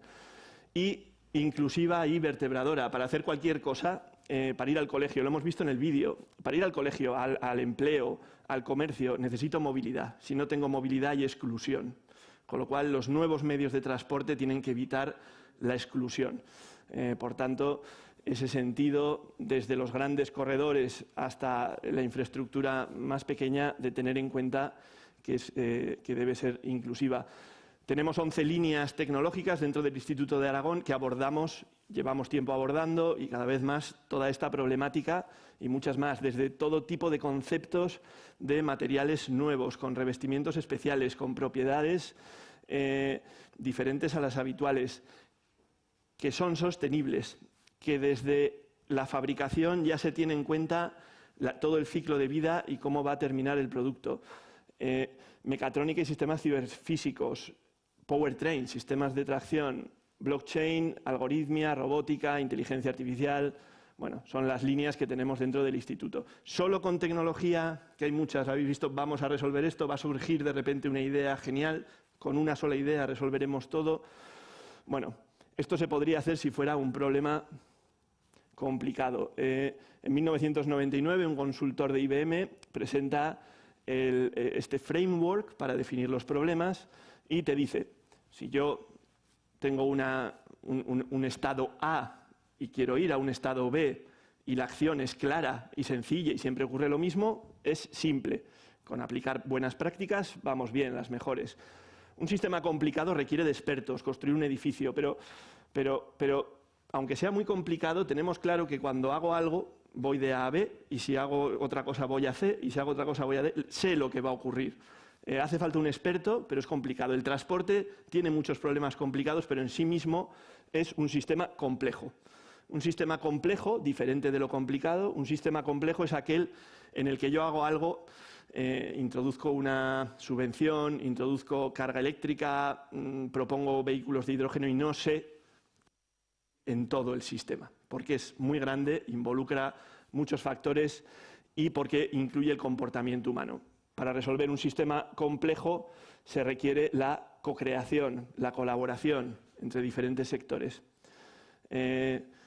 A veces es la fábula del elefante y el sabio ciego, y termino ya enseguida, que es pues, cuando coges a 6 sabios ciegos y les dices explícame cómo es un elefante, explícame en qué consiste la movilidad, uno le tocará la cola y dirá, es como una cuerda, un elefante es como una cuerda.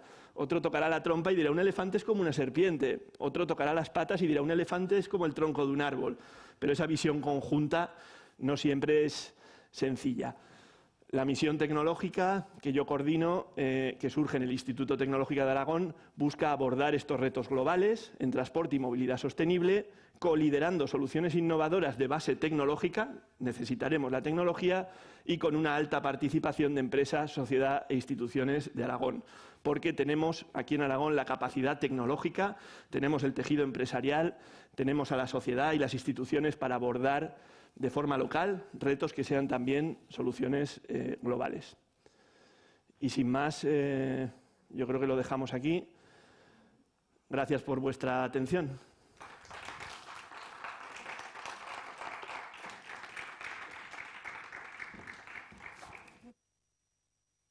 Muchas gracias, Adán. Muy interesante tu ponencia. Bueno, pues finalizamos las ponencias de esta mañana con Gregorio Briz Sánchez, director general de Transportes del Gobierno de Aragón, doctor en Historia, autor de libros y artículos sobre la historia de la comarca de Cariñena y de política aragonesa y española. Ha sido diputado en Cortes de Aragón, concejal del Ayuntamiento de Cariñena y vicepresidente de la comarca del Campo de Cariñena. Nos va a hablar de la estrategia aragonesa de la bicicleta, a la que ha hecho referencia Adán en su exposición.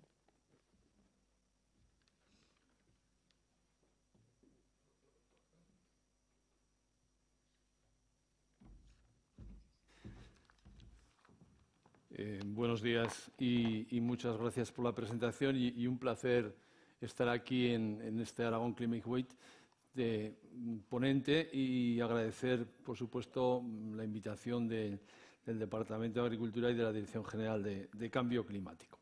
Bueno, yo hoy podía haber hablado también de la sostenibilidad, como ha hecho el representante del Ministerio, porque con el nuevo mapa concesional que estamos desarrollando estamos aplicando todas estas cuestiones de las que se ha hablado hoy aquí y que, lógicamente, va a ser un cambio muy importante. Seguridad, sostenibilidad, eficiencia.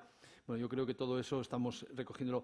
Pero posiblemente sea más interesante plantear unas líneas, yo creo que incluso de información, de posible debate de futuro, que es la estrategia de la bicicleta. A mí me parece que puede ser el camino del futuro. Yo estoy en muchas ponencias, en muchos congresos, en reuniones del transporte, y yo creo que todo el mundo está hablando precisamente de eso, de una intermodalidad que nos lleve hacia un camino distinto donde la bicicleta va a tener un peso fundamental. Por lo tanto, un axioma que se puede plantear desde el inicio, es decir, lo que vamos a hacer es utilizar la bicicleta como herramienta para el cambio climático, para luchar contra el cambio climático. Yo creo que esto es una cuestión absolutamente clarísima. Y, por supuesto, como hacen en los países escandinavos, sustituir los desplazamientos de vehículo privado por la bicicleta. En esa estrategia estamos y yo creo que ese es un poco el fundamento de la charla de hoy. Luego ya veremos qué cosas vamos a ir organizando alrededor de todo esto, pero yo creo que esa es la máxima. Por otra parte, la pandemia nos ha cambiado todo. La pandemia ha cambiado actitudes, aunque seguramente no se queden todas establecidas, pero el uso de la bicicleta se ha incrementado, ha tenido una importancia global fundamental y el vehículo habitual se ha cambiado por la bicicleta. A nivel europeo, de hecho, los fondos europeos lo están poniendo de manifiesto, lo que se ha hablado también hoy aquí, de los Next Generation, los fondos de resiliencia, van a plantear importantes, notables inversiones para construir nuevas redes ciclables. 1.000 millones se invirtieron en Europa en los últimos años para adecuar 2.300 kilómetros de vías ciclistas. Finlandia, Italia, Francia, Reino Unido están en esa estrategia. Por lo tanto, en España tenemos que seguir también por esa estrategia. Incluso las ventas de bicicletas han aumentado de una forma exponencial. El crecimiento en el año 21, datos seguramente del 20, el 40% de crecimiento en Europa con 18.300 millones de euros, con lo que ha significado 22 millones de bicicletas vendidas en 2020. Es verdad que en España todavía la apuesta no está siendo la misma, está siendo mucho más tímida, pero aún así todo se puede decir que el año 20 se incrementó la venta de bicicletas en 24%. Estamos hablando de 1,5 millones de bicicletas de incremento. Es verdad también que con la pandemia se agotaron los stocks y muchas personas que pretendían conseguir ese medio de transporte no lo pudieron conseguir y tuvieron lista de espera. Por lo tanto, la economía también está relacionada con la bicicleta. La bicicleta no solamente es salud, como bien ha comentado Adán hace un momento, en la estrategia de la bicicleta, sino que también es venta, negocio, economía, etcétera. Por lo tanto, lo que hemos planteado a raíz de todo esto es que en Aragón se aprueba la estrategia de la bicicleta en el año 2020. Lo ha dicho también el representante Adrián Muela, que se ha aprobado también una estrategia estatal de la bicicleta. Por lo tanto, tenemos que ir uniendo esfuerzos para conseguir ese futuro que tiene que ser verde y que tiene que ser, lógicamente, un planteamiento absolutamente distinto. Si queremos conseguir los objetivos de desarrollo del milenio Horizonte 2030 y 2050, pasa, sin lugar a dudas, por la estrategia del desarrollo de la bicicleta. Es verdad que el impacto económico de la bicicleta en Aragón no es de ahora solo. Yo creo que hay precedentes, hay que ser justo en los planteamientos y antes de aprobar esta estrategia de la bicicleta se han hecho cosas importantes en Aragón. Quiero citar, por ejemplo, en Sobrarbe, la zona cero, todo lo que eso ha significado el desarrollo de la bicicleta, las vías Verde, Ojos Negros y Valdezafán, con lo que significa también de cicloturismo. Es decir, todo esto ha provocado una riqueza local y un desarrollo económico y una implantación poblacional que produce vertebración del territorio o pruebas ciclodeportivas como Quebrantahuesos o Orbea Monegros. Incluso también se ha trabajado de forma clara en Zaragoza con la construcción en los últimos años, 10-12 años, de una red de carriles bici que, lógicamente, han sido vertebradores y fundamentales también para este desarrollo de las estrategias. Y el Consorcio de Transporte del área de Zaragoza, que se ha citado también en algún momento, ha colaborado de forma importante y sigue colaborando en ello. Por lo tanto, estamos ahora trabajando no solamente en el desplazamiento cotidiano, a veces relacionado con ocio o no, pero sobre todo un desplazamiento laboral, es decir, que en Zaragoza podamos, a través de los carriles ciclables que estamos organizando y planteando como inversión con los fondos de Next Generation, poder conseguir que muchas personas en Zaragoza puedan desplazarse al trabajo a través del carril bici y de la bicicleta. Esto yo creo que va a ser una novedad importante que luego, si me da tiempo, me referiré un poco más a ello. Esta estrategia de la bicicleta en Aragón, lo que intentamos hacer es impulsar la bicicleta en todo el territorio. Creemos que es fundamental, sobre todo porque el uso de la bicicleta es importante para la seguridad, un tema relevante. Conexión de redes ciclables para fomentar la intermodalidad, como acabo de decir, polígonos industriales. Creación de empleo. La bicicleta ha creado mucho empleo y ha tenido un desarrollo muy importante durante la pandemia. Creación de empresas locales. Luego me referiré al ciclo logística como un elemento también muy importante para repartir en la última milla productos y mercancías incluso de primera necesidad. Por lo tanto, salud, etcétera, todo esto es importantísimo. Y además de que la estrategia de la bicicleta significa que la bicicleta es una herramienta de movilidad sostenible, cotidiana y segura, porque te da autonomía y es asequible para todo el mundo. También tiene que ver con el ocio, el turismo, el deporte. A veces la bicicleta se ha relacionado siempre con el deporte, pero creemos que va mucho más allá. La salud, desarrollo territorial, creación de empleo, innovación y educación.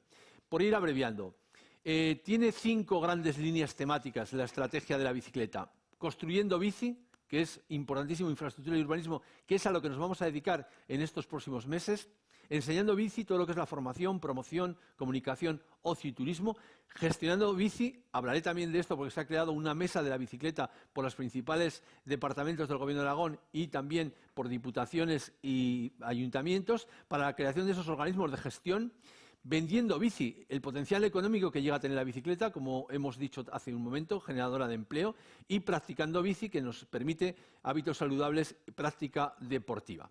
Bien, esta estrategia de la bicicleta, además de que se intentó hacer y se sigue haciendo a través de un proceso participativo, tiene 25 bloques. Se puede, luego daré la página web para poder consultarla. No he querido traer transparencias porque he querido que es mejor hablar de ideas centrales para poder, si acaso, abrir debate o cuestiones que interesen. 114 acciones y hay un presupuesto previsto de 16 millones de euros para desarrollar esta estrategia. Lógicamente, con los fondos europeos esto se va a incrementar y luego, si acaso, haré referencia a esto. Esa mesa de la bicicleta que intenta gestionar todo esto, lo que ha hecho es intentar dar participación al Departamento de Industria, de Turismo, de Agricultura, Cambio Climático, también está incluido, Sanidad, Cultura, Educación, Deporte, Planificación y Equidad, que antes estaba el director general aquí hablando de esto, de otro tema. Departamento de Ciencia, la Dirección General de Universidades, la Diputación de Huesca, Zaragoza, Teruel, es decir, Federación Aragonesa de Municipios, Comarcas y Provincias, Consorcio de Transporte de Zaragoza, el Instituto Tecnológico, creo que representa a Dan, es decir, que queremos que sea una mesa representativa, eficiente y que tenga capacidad de gestión. En los objetivos de la mesa, fomentar los modos activos. Se acaba de decir que la bicicleta va a ser un elemento básico en la estrategia de movilidad y que la bicicleta en particular sea elemento central. También la coordinación entre las diferentes administraciones, por eso están presentes ahí, y esta mesa queda abierta a más incorporaciones. Establecer las herramientas de acciones para que la integración de la bicicleta en la movilidad sea un hecho y que su promoción se produzca a todos los niveles. Y luego también, lógicamente, un procedimiento de seguimiento y evaluación de esas estrategias que estamos desarrollando. Voy a referirme brevemente y, por favor, si me paso del tiempo me avisa porque a veces yo hablo demasiado y no controlo demasiado el tiempo, ¿no? Los fondos de Next Generation van a permitir acelerar la estrategia de la bicicleta. Yo creo que esto es relevante y me gustaría hacer un poco de hincapié en esto. Son proyectos que estábamos trabajando, sobre todo de infraestructura, esa parte que hemos planteado. Y lo que vamos a hacer ahora es red de carriles bici metropolitanos en el área de Zaragoza, aparcamientos seguros intermodales, extensión de la ciclorred en el área metropolitana de Zaragoza, conexión de movilidad ciclista entre Teruel y Zaragoza. Quiero hacer una breve crítica a los Next Generation. Se ha fijado todo tanto en las grandes ciudades y en las zonas metropolitanas Que las zonas rurales, y nuestro territorio lo es fundamentalmente, se han quedado un poco a la intemperie. Lo quiero decir esto porque posiblemente tendremos ahí un inconveniente que habrá que intentar ver cómo se puede paliar. También ampliaremos la red de vías ciclables del término municipal de Huesca, de Teruel, y aparcamientos seguros para bicicletas y red de carriles bici del área metropolitana de Zaragoza. Yo creo que esto es muy relevante porque en la área de Zaragoza viven 800.000 personas, unas 100.000 viven en el entorno de la capital, que es esos polígonos industriales, y por lo tanto esos carriles bici que van a los centros de trabajo pueden ser fundamentales. Me gustaría dar algunas cifras que vamos a contemplar en los proyectos que estamos desarrollando. 5 carriles bici que sumarán 45 kilómetros. Conectarán la capital con los principales corredores industriales que sirven de, digamos, caminos de trabajo. El carril bici de la Puebla, casi 10 kilómetros, 2 áreas industriales, 80.000 desplazamientos semanales. La zona de Cuarte María, 14,4 kilómetros, 3 áreas industriales, 100.000 desplazamientos semanales que podemos erradicar el coche y cambiarlo por la bicicleta. El carril bici de Utebo, 4,6 con 90.000 desplazamientos semanales. El carril bici Villamayor-La Puebla, 7,9 kilómetros. Carril bici Utebo-Garrapinillo, 6,8. Plaza y aeropuerto. Yo creo que es un tema interesantísimo, pero no solamente eso, sino que además seguiremos trabajando en los carriles bici metropolitanos que se complementan con la red de caminos ciclables, lo que es el ciclorred, y otras de aparcabicis seguros. Es decir, que vamos a completar todo lo que es el área metropolitana con los recursos europeos que van a llegar en este momento. Bien, y para ir finalizando, decir también que tenemos otros proyectos importantes también dentro de la estrategia aragonesa de la bicicleta, que es intentar que haya una ruta Eurovelo que venga desde Lisboa y vaya hasta Toulouse y pase de norte a sur por Aragón. Esto yo creo que es un reto importante y estamos trabajando muy duro con esto. Es verdad que hay muchas administraciones, la titularidad de los territorios y de las vías son distintos, hace falta recursos y, como digo, los Next Generation no nos van a permitir que 2 vías verdes de la provincia de Teruel, que son importantes, que unen Valencia, Teruel, Alcañiz, Delta del Ebro, pues lógicamente hará falta inversiones porque son 450 kilómetros lo que se podrá trabajar y unir. Pero todo esto es algo que tenemos entre manos. Y por otra parte también otro proyecto de infraestructura ciclable transfronterizo entre 3 departamentos franceses, unir Zaragoza, Huesca, Po, Tarbes y Toulouse. También estamos desarrollando eso en este momento. No tengo demasiado tiempo para explicar todo esto, pero si luego en el turno o en el debate o en la cuestión queremos hablar un poco más con concreción, lo podemos hacer. Por lo tanto, el cicloturismo va a ser otro de los elementos básicos para esa vertebración y ese desarrollo económico de Aragón y vertebración. Y por último quería referirme a una cosa que me parece interesante y es la ciclologística.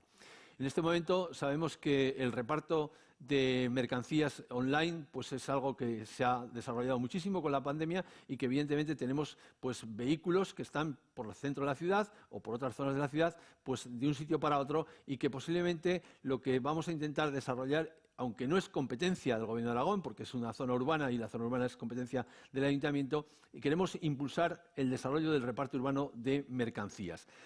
Porque, lógicamente, creemos que es una de las cosas con futuro, sostenibles y que, lógicamente, van a tener un éxito importante. Se van a poner en marcha en las 3 ciudades de Aragón, Zaragoza, Huesca y Teruel, y, lógicamente, esto también ayudará a la descarbonización, ese reparto de la última milla. Incluso, además, puede tener otro objetivo importante, además de la digitalización, el servicio ayudando a la actualización del pequeño comercio. Por lo tanto, yo creo que la bicicleta es un elemento de futuro, yo creo que es fundamental para mantener esa sostenibilidad de la que todos estamos hablando, por supuesto unido a otro tipo de transportes, apuesta por el transporte público fundamentalmente, porque durante la pandemia y antes de la pandemia hubo una crisis muy potente del transporte público. Todo el mundo en las reuniones que manteníamos decía, es que la seguridad, puede haber contagios, puede haber dificultades, y creo que esto se ha puesto en tela de juicio y no sé si del todo se ha vuelto a recuperar esa demanda del transporte público que, unido a este transporte activo y a otros tipos de transporte de intermodalidad ferroviarios, es la clave.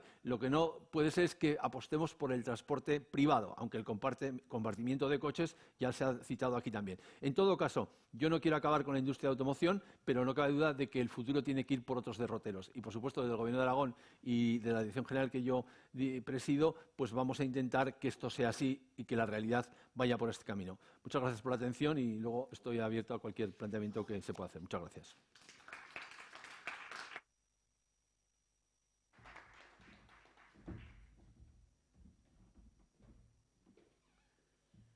Bueno, pues aquí finaliza la jornada, las ponencias de la Mesa de Transporte y Movilidad Sostenible. No sé si hay preguntas, que suban, pues venga, subir los 3 ponentes que estáis presencialmente, que tenemos las sillas preparadas. y a ver si hay un poquito de alguna pregunta, algún debate. Todas ellas muy interesantes. La verdad que el tema de la bicicleta y esto, pues es que los derroteros van por ahí, ¿no? Bueno, voy a preguntaros un poco a los 3 sobre las exposiciones que creo que han estado estupendas y completas, y siendo que yo también soy del departamento del Servicio de Cambio Climático y Educación Ambiental, que se supone que estamos bastante leídas en normativa, más bien de calidad del aire, de clima, de todo lo que nos viene ahora de los retos, ¿no?, de alcanzar las emisiones en su momento. Yo desconocía cantidad de estrategias y de citas y de cifras y de hitos que estáis hablando, ¿no? Y bueno, sois vosotros ahí maestros, pero yo os voy a hacer una pregunta a los 3. Alguno de vosotros ha hablado de inclusividad, no todos. Y entonces, por ejemplo, Diego, de la Cámara, cuando estabas hablando de la Oficina de Promoción de Movilidad Eléctrica, te has dirigido sobre todo hablando de las ayudas de Plan MOVES, estupendo, y también de la colaboración que se tiene, obviamente, con la Federación Aragonesa de Municipios y Provincias. Estamos aquí en Huesca, no es una gran ciudad, pero es una mediana ciudad que tiene también barrios, asociaciones vecinales. Zaragoza, evidentemente, los tiene, ¿no? Y entonces, puede que haya una brecha digital en los barrios. Digital, en este caso, es una brecha de movilidad en los barrios. Es decir, os estáis dirigiendo, me imagino, hacia el sector empresas, el sector comarcas y municipios, pero luego hay barrios nuevos en la ciudad y barrios viejos. En esos barrios consolidados, es decir, habéis hablado con, por ejemplo, la Federación de Barrios o la Unión Vecinal César Augusta de Zaragoza a la hora de cómo se van a meter esos puntos de recarga, aquello que hablábamos por teléfono cuando hablábamos de estas ponencias, ¿no? ¿Cómo podemos hacer que los barrios viejos, un barrio Oliver, un barrio Torrero, un barrio Delicias, que son prácticamente ciudades, puedan tener ese espacio para los puntos de recarga con seguridad, puedan superar esa brecha a la hora de comprarse un coche, por muchas ayudas que haya un coche, que estoy viendo, por lo que habéis comentado después, que en el 2030 será difícil que podamos acceder a comprar un coche de combustión, ¿no? Entonces sería una pregunta que yo te lanzaría, la pregunta que lanzaría aquí al compañero Adán. Charo, ¿te parece que vamos un poco por partes? Que si no... bueno, no, si no te importa las hago, solamente van a ser estas, ya está. Lo siento. Bueno, mi jefa y yo siempre discrepamos. Y la idea era decirte, has hablado de que está preparada la sociedad, de que está preparada la normativa, las empresas también, pero no sé yo si están preparadas las empresas para hacer tanto coche eléctrico. ¿Están preparadas? ¿Realmente tenemos las empresas preparadas para ello? Yo este verano pasado me compré un coche y al final no me lo compré eléctrico. Yo bajaba allí con mis datos de emisiones, al pobre vendedor lo mareé con las estrategias que yo... Pero no hubo manera, no me daba la seguridad de qué hacía yo con un coche, si iba a funcionar o no. Y nada, y por último, la misma pregunta que te hago de los barrios, que le he hecho un poco de lo que es la movilidad en barrios de Zaragoza. Seguimos, y esto desde luego no es por el Gobierno de Aragón, sino pues por los sucesivos ayuntamientos en Zaragoza, hay muchos barrios que no tenemos el servicio bici y no tenemos un sitio seguro donde aparcar una bici. Entonces, bueno, pues aunque me ha sonado un poco así reivindicativo, creo que vosotros vais a poder explicarme estas dudas. Bueno. Pues ala, ¿qué queréis? El tema de los puntos de recarga, por ejemplo, como me estás comentando en la ciudad de Zaragoza, es una política que se lleva a nivel de gobierno del ayuntamiento. Y a mí me consta que existen reuniones, lo mismo que han estado con la Oficina de Promoción de la Movilidad Eléctrica, han tenido reuniones con el clúster de la energía, han tenido reuniones con empresas energéticas, han tenido reuniones con barrios, y lo que sí que es cierto es que lo de los puntos de recarga todavía está por desarrollarse muchísimo. Entonces, es algo que tiene que evolucionar en los próximos años a unas velocidades muy, muy importantes. Y como tú decías, pues eres un ejemplo claro de lo que está pasando y lo que comentaba yo con la oficina. Me lo iba a comprar, pero no me lo he comprado. ¿Por qué? Porque todavía la compra de un vehículo eléctrico es un cambio cultural. Porque estamos hablando, primero, en estos momentos que los puntos de recarga son escasos, te tienes que poder poner un punto de recarga en tu aparcamiento. Entonces, si tú tienes plaza de garaje, ya tienes un punto positivo. Es cierto que muchos coches duermen en la calle, entonces esos coches, por ejemplo, todavía tienen una dificultad enorme. Después, si tú tienes esa plaza de garaje, como te he dicho, lo único que tienes que hacer es informar a la comunidad, pero imagínate que en tu comunidad hay 200 plazas y 70 personas ya se han puesto punto de recarga y vas a un instalador y te dice, ups, es que ya no cabe más cable por aquí. Eso se está solucionando ahora con las nuevas leyes que hay. Tú cuando construyes vivienda tienen que estar habilitados para puntos, pero por eso yo digo a la gente que se quiere comprar un coche o que en un futuro próximo se lo va a comprar y tiene plaza de garaje, hacedlo, tenedlo, porque un punto de recarga además no es como los coches sí que son caros y por eso el MOVES te da una ayuda bastante importante. Un punto de recarga en tu garaje desde 1.500 euros en adelante.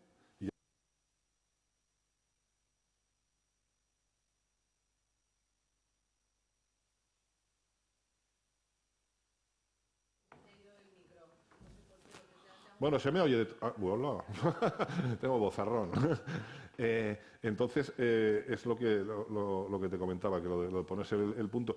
Y luego el cambio cultural es porque cuando salgas por ahí, es cierto que la autonomía de las baterías, eso lo puedo hablar ahora, Adán está avanzando, está evolucionando, los modelos que hay de coches es espectacular y muchos fabricantes han anunciado que en el 2035 dejan de fabricar el de combustión. ¿Será verdad o no? No lo sé, pero entonces, pues así están las cosas.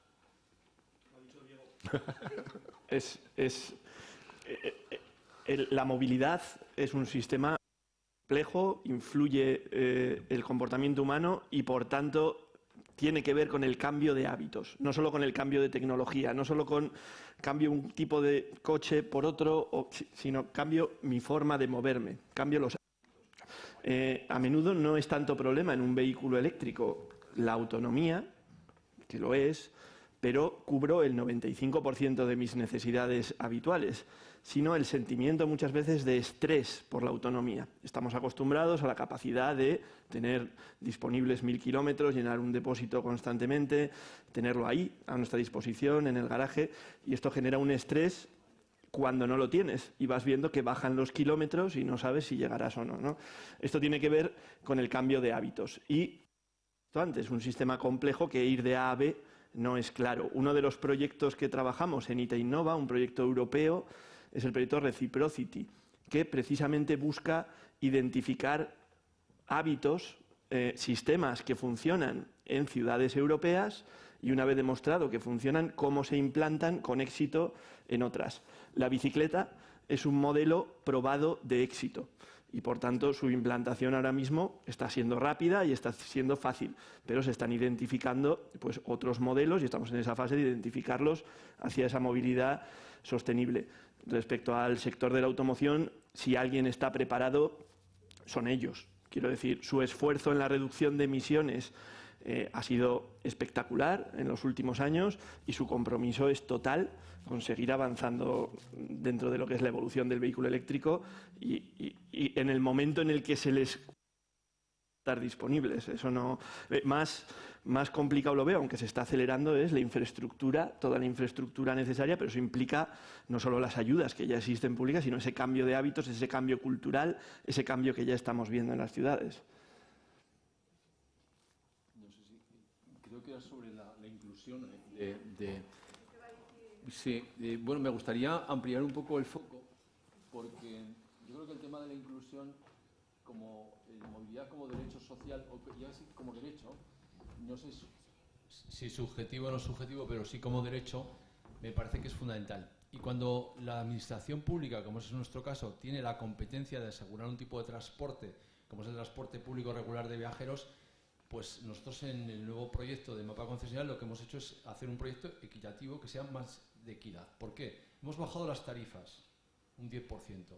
Y hemos intentado, lógicamente, que los descuentos a los segmentos más vulnerables sean muy potentes, tanto a gente más joven que utiliza el transporte público como a la gente más mayor. Y, por lo tanto, que sean tarifas homogéneas para todo el territorio. ¿Qué ocurre en digamos, la movilidad activa?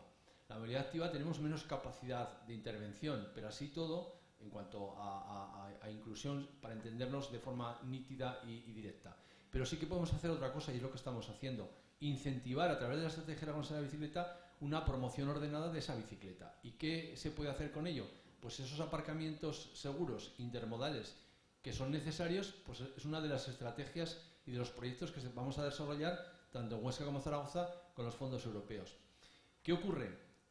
Y no quiero hablar por otra administración, porque yo creo que ellos son suficientes para ello. El Ayuntamiento de Zaragoza, que tiene la competencia en la zona urbana, pues nosotros podemos actuar en la zona metropolitana. Aún así todo, vamos a hacer proyectos conveniados con los ayuntamientos, tanto de Zaragoza como Huesca, aunque es verdad que los ayuntamientos de Zaragoza y de Huesca y Teruel han pedido también ayudas, como ha dicho Adrián Muela, por parte de los ayuntamientos para hacer acciones de estas características. Por lo tanto, yo creo que tiene que ser una acción conjunta entre unas administraciones y otras para llegar a ese fin, que es conseguir incentivar de una forma clara el uso de la bicicleta, de una manera que yo creo que es estos mecanismos, infraestructuras, ayudar a la gestión, promocionar, ayudar, pero lógicamente luego, como ha dicho Adán, en la movilidad hay un elemento básico que es el mapa conceptual de cada uno, y lo que quiere hacer y lo que no quiere hacer. Y yo creo que hay que interiorizar que la bicicleta es un instrumento y una herramienta fundamental para el desarrollo de las sociedades urbanas avanzadas y modernas. Pero bueno, esto es una cuestión también de tiempo. Pero no cabe duda de que la acción en las administraciones públicas está llegando.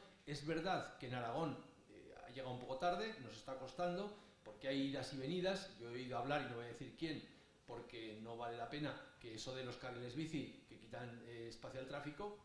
Pero bueno, esto es lo que hay, esto es un debate que no lo voy a descubrir yo. Por lo tanto, yo creo que estamos trabajando en esa línea.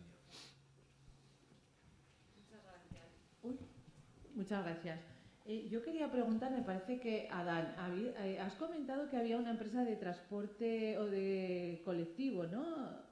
Bueno, surgen muchas en torno a compartir dos cosas. Compartir los vehículos, es lo que se denomina tokenización. Puedes pensarlo como las acciones de una empresa. Tú puedes comprar una parte de un vehículo, o puedes comprar una parte de una flota, o puedes compartir. Ya estamos viendo modelos de vehículo por suscripción, como Spotify. Es decir, yo me suscribo por 200 euros al mes y tengo acceso a un vehículo en unas condiciones concretas. Y, por otro lado, también existe la movilidad como servicio. Dejo de pensar en tener un vehículo, puedo tener, sino que pienso en el servicio, es decir, en desplazarme. Y para ese desplazamiento, pues tengo empresas que me dan ese servicio, pues desde una compañía de taxis, es decir, no descubrimos nuevo, a compartir el vehículo, a modelos más novedosos. Pero sí que te había escuchado que había algo ya en Aragón, ¿no? Había una empresa que se dedicaba ya a... No, lo decía porque hace años empezamos hace años empezamos también nosotros, no estaba yo entonces, en el Departamento de Cambio Climático, con la movilidad hacia los polígonos industriales, cuando se empezaba con... Y la verdad es que es un tema que bueno, pues luego cayó, hay otras... Las cosas han avanzado, estoy hablando de hace más de 10 años, y sí que yo creo que, por ejemplo, los polígonos industriales son áreas complicadísimas a veces de movilidad, ¿no? ¿Lo has comentado tú? Vale, sí, vale. Alma Mobility, que hicimos una jornada con ellos, que empezaron con el... y ha sido con Atlas Copo. Estos están operando en Zaragoza. Creo que tienen ahora 8 vehículos. La mayor parte de ellos son, por supuesto, Opel, como tiene que ser de la fábrica que tenemos aquí. Eso va por lo de la tierra. Y exacto, llevan 2 años y medio funcionando. Y sé que empezaron con Atlas Copo, pero ahora a alguna empresa de los polígonos de plaza pues les estás haciendo ya servicios. Vale, pero entonces es una empresa la que mueve a empleados de otras empresas. Exactamente. No es que sean particulares que se ponen en contacto, tipo un BlaBlaCar local. No, es como comenta Adán, un servicio de movilidad. Vale. Ellos tienen prioridad, hay una aplicación específica para cada empresa y entonces ellos hacen las reservas a través de esa aplicación, tanto como es la ida al puesto de trabajo como es la vuelta. Y luego, en el tiempo que está, que no utilizan el coche las personas de esa empresa, o se puede dejar en Zaragoza ciudad para que la utilice cualquier persona, porque es a través de una aplicación, o empleados de otra empresa que no coincidan con esos turnos lo utilizan, porque ellos lo que quieren es maximizar que el coche esté funcionando el mayor número de kilómetros y de momento posible. Y eso sí, es Atlas Lo desconocía porque Alma Mobility. Sí, pues lo desconocía porque al menos por la ciudad no se ven, ¿no? Es lo que te comentaba. A ver, Zaragoza, por las dimensiones que tiene y por todos los sistemas de transporte que ya tenemos allí, el tranvía, las bicis, los patinetes, las motos eléctricas, no es una ciudad como Madrid o Barcelona que tenga su centro, que si no entras en un coche de 0 emisiones no puedes entrar. Entonces, por eso el sistema que ha entrado en Zaragoza es distinto, es de el entorno y los polígonos. Vale, muchas gracias. ¿Alguna cuestión? Dime, María. El micro, por aquí, ahora te lo más pasa.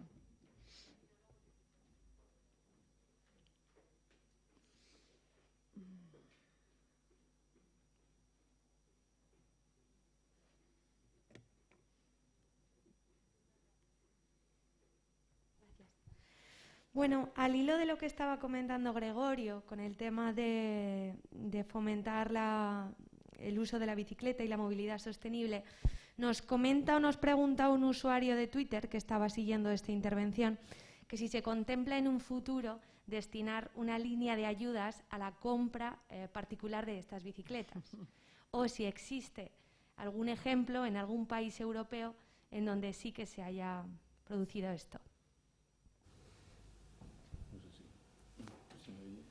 Mira, porque igual es que ¿Se me oye? Seguramente que sí, ¿no? No debe ser la petaca. Debe ser la petaca. Ahora sí. Se mueve. Me he movido. Sí. Es la movilidad. Bueno, en principio no tenemos previsto un tipo de ayudas porque seguramente esto entraría en competencia con otros departamentos, porque es de industria.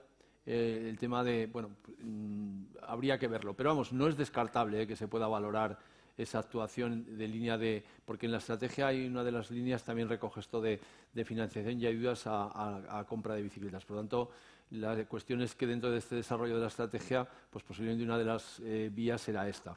Es verdad que en Europa nos llevan mucha ventaja en muchas cosas y evidentemente sí que hay ya proyectos y ayudas a todo este tipo de cosas. Pero yo creo que no será descartable que aquí, pues en poco tiempo, esto suceda también. Muchas gracias. ¿Alguna cuestión más? ¿Algo que...? Bueno, pues cerramos la sesión de hoy. Daros las gracias a los 3 ponentes que estáis participando, que habéis participado en esta sesión. A Adrián, el representante del Ministerio, que me imagino que no sé si estará escuchándonos o no, pero muchas gracias también por su intervención, y a todos vosotros. Y mañana pues estaremos... también Aragon Climate Week se desplaza al Caixa Forum y tendremos varias mesas y varios debates sobre los temas hacia la neutralidad climática. Muchas gracias a todos.